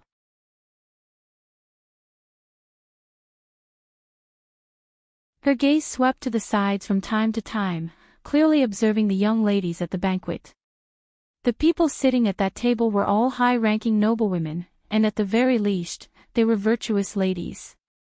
These noblewomen either came from a prestigious family or married a good husband. Only then could they sit at the VIP table in a dignified manner, looking down on everyone else. Her parents had passed away early and she had been living under someone else's roof for as long as she could remember. Her aunt and uncle were not harsh to her but in their eyes, she was always an outsider. They did not love her like their own daughter. Her grandfather was especially close to her so the whole family was on guard against her. They were afraid that a girl with a different surname would secretly learn the Fong family's secret art. 2 years ago, her aunt arranged a marriage for her and almost sent her to a faraway place. Her grandfather was especially close to her so the whole family was on guard against her. They were afraid that she, a girl with a different surname, would secretly learn the Fong family's secret art. 2 years ago, her aunt arranged a marriage for her and almost sent her to a faraway place.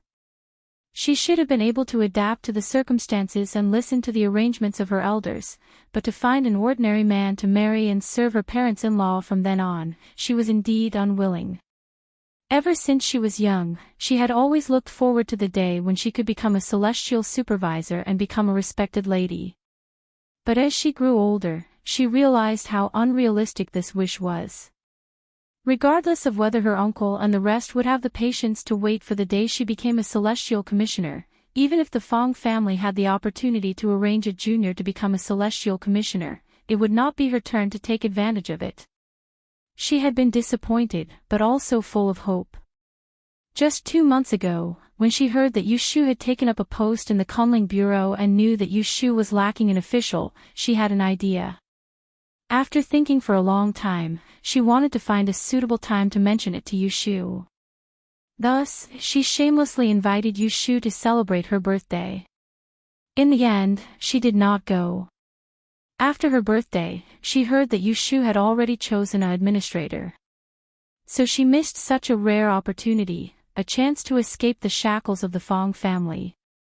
She had been depressed, vexed, and resentful, but all these emotions had turned into panic when she found out that her aunt was looking for another marriage partner for her. She was afraid that she wouldn't be able to escape this time. If she really listened to their arrangements, married a mediocre person, and lived a life that she couldn't control from then on, then her years of hard work, struggle, and hard work would all be in vain. She was unwilling. That was why she was sitting here today. She was not supposed to come. In the morning, her aunt had already taken third cousin out, but they came back halfway. Because third cousin suddenly had a stomachache, she was changed to accompany them. People who studied Zhang Song believed in destiny, but they also had to believe in themselves. Situ Qinglan lowered her head and looked at the riddles that she had blurred on the table. Her eyes slowly showed determination. People answered the riddles one after another. The 4 maids of Madame Wei wandered by the lake. If anyone had the answer, they only needed to ask one of them for confirmation. The first to be solved was the riddles that Xe and Lu had also guessed. Presumably, some people could not solve all 4 riddles and were afraid that someone else would take the lead, so they decided to show off first. Looking south, Lonely Star Low, I guess it's Jade, right? Yu Shu heard the voice and looked over. It was a little girl she had never seen before. She spoke in a clear voice and was not bad-looking. One of the maids bowed to her with a smile and pointed, "Miss, you guessed it correctly. Please follow me to see old madam." "Ah, I guessed it correctly." The little girl's surprise did not seem to be fake. Under the urging of the elders beside her, she blushed and followed the maids. Yu Shu touched her chin and thought that it was strange. It took Xe and Lu a long time to figure out such a simple puzzle, and only now did someone say anything. Shouldn't everyone be fighting to get the prize? What were they waiting for with their necks raised? Or is it that the intelligence of the little girls here today is below average? Sigh, someone got it first. Xe and Lu stared gloomily at the little girl who guessed the riddles correctly. He saw the girl take a brocade box from Madame Wei's hands and open it in front of everyone to take out a watery jade ring. Her eyes were full of hidden bitterness. The only consolation was that this jade was not the Jiang family's heirloom.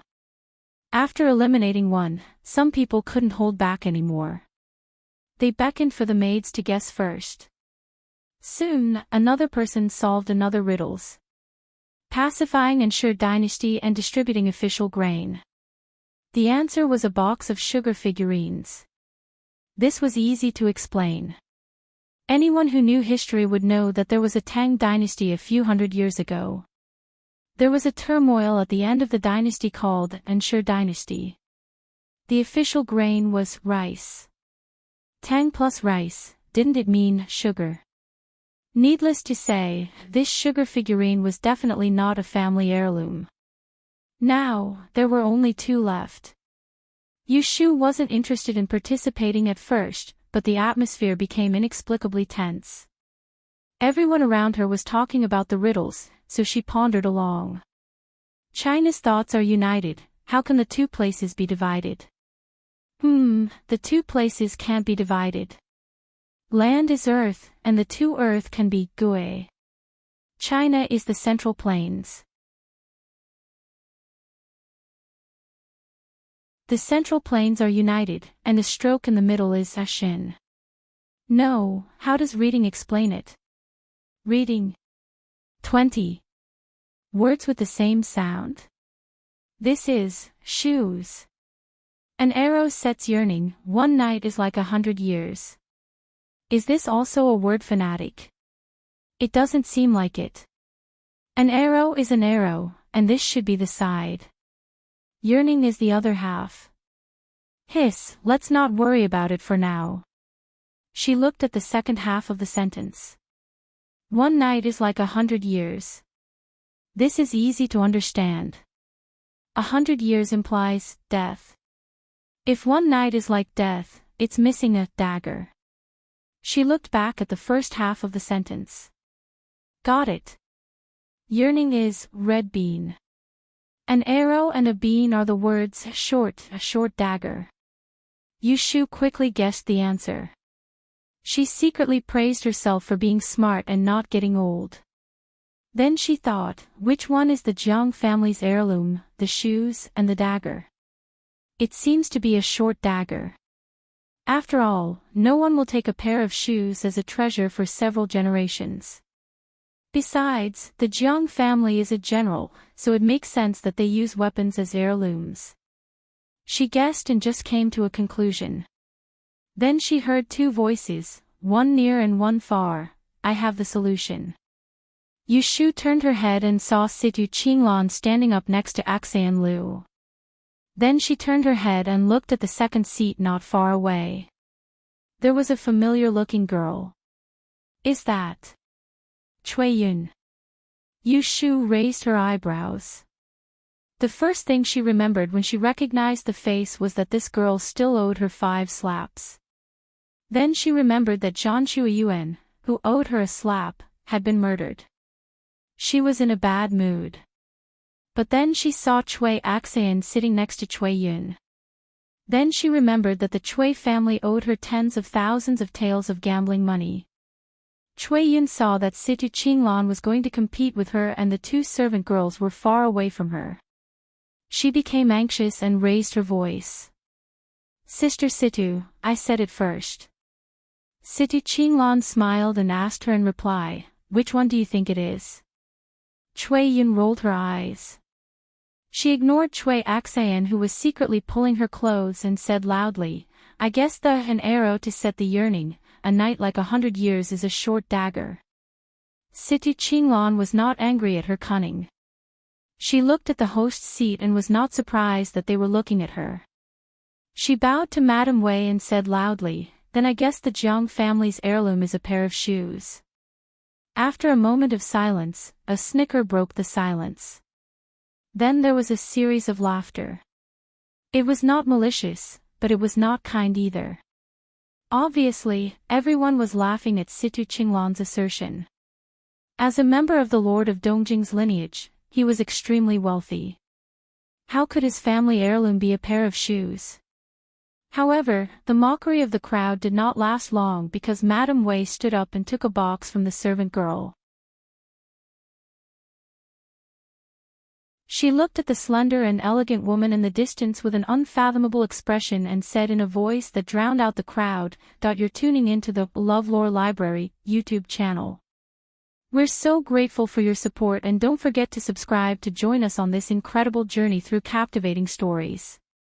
Your generosity through donations truly makes a world of difference, as it's the primary source of revenue that allows me to expand and enhance this channel for you. Thank you from the bottom of my heart for being a part of this adventure.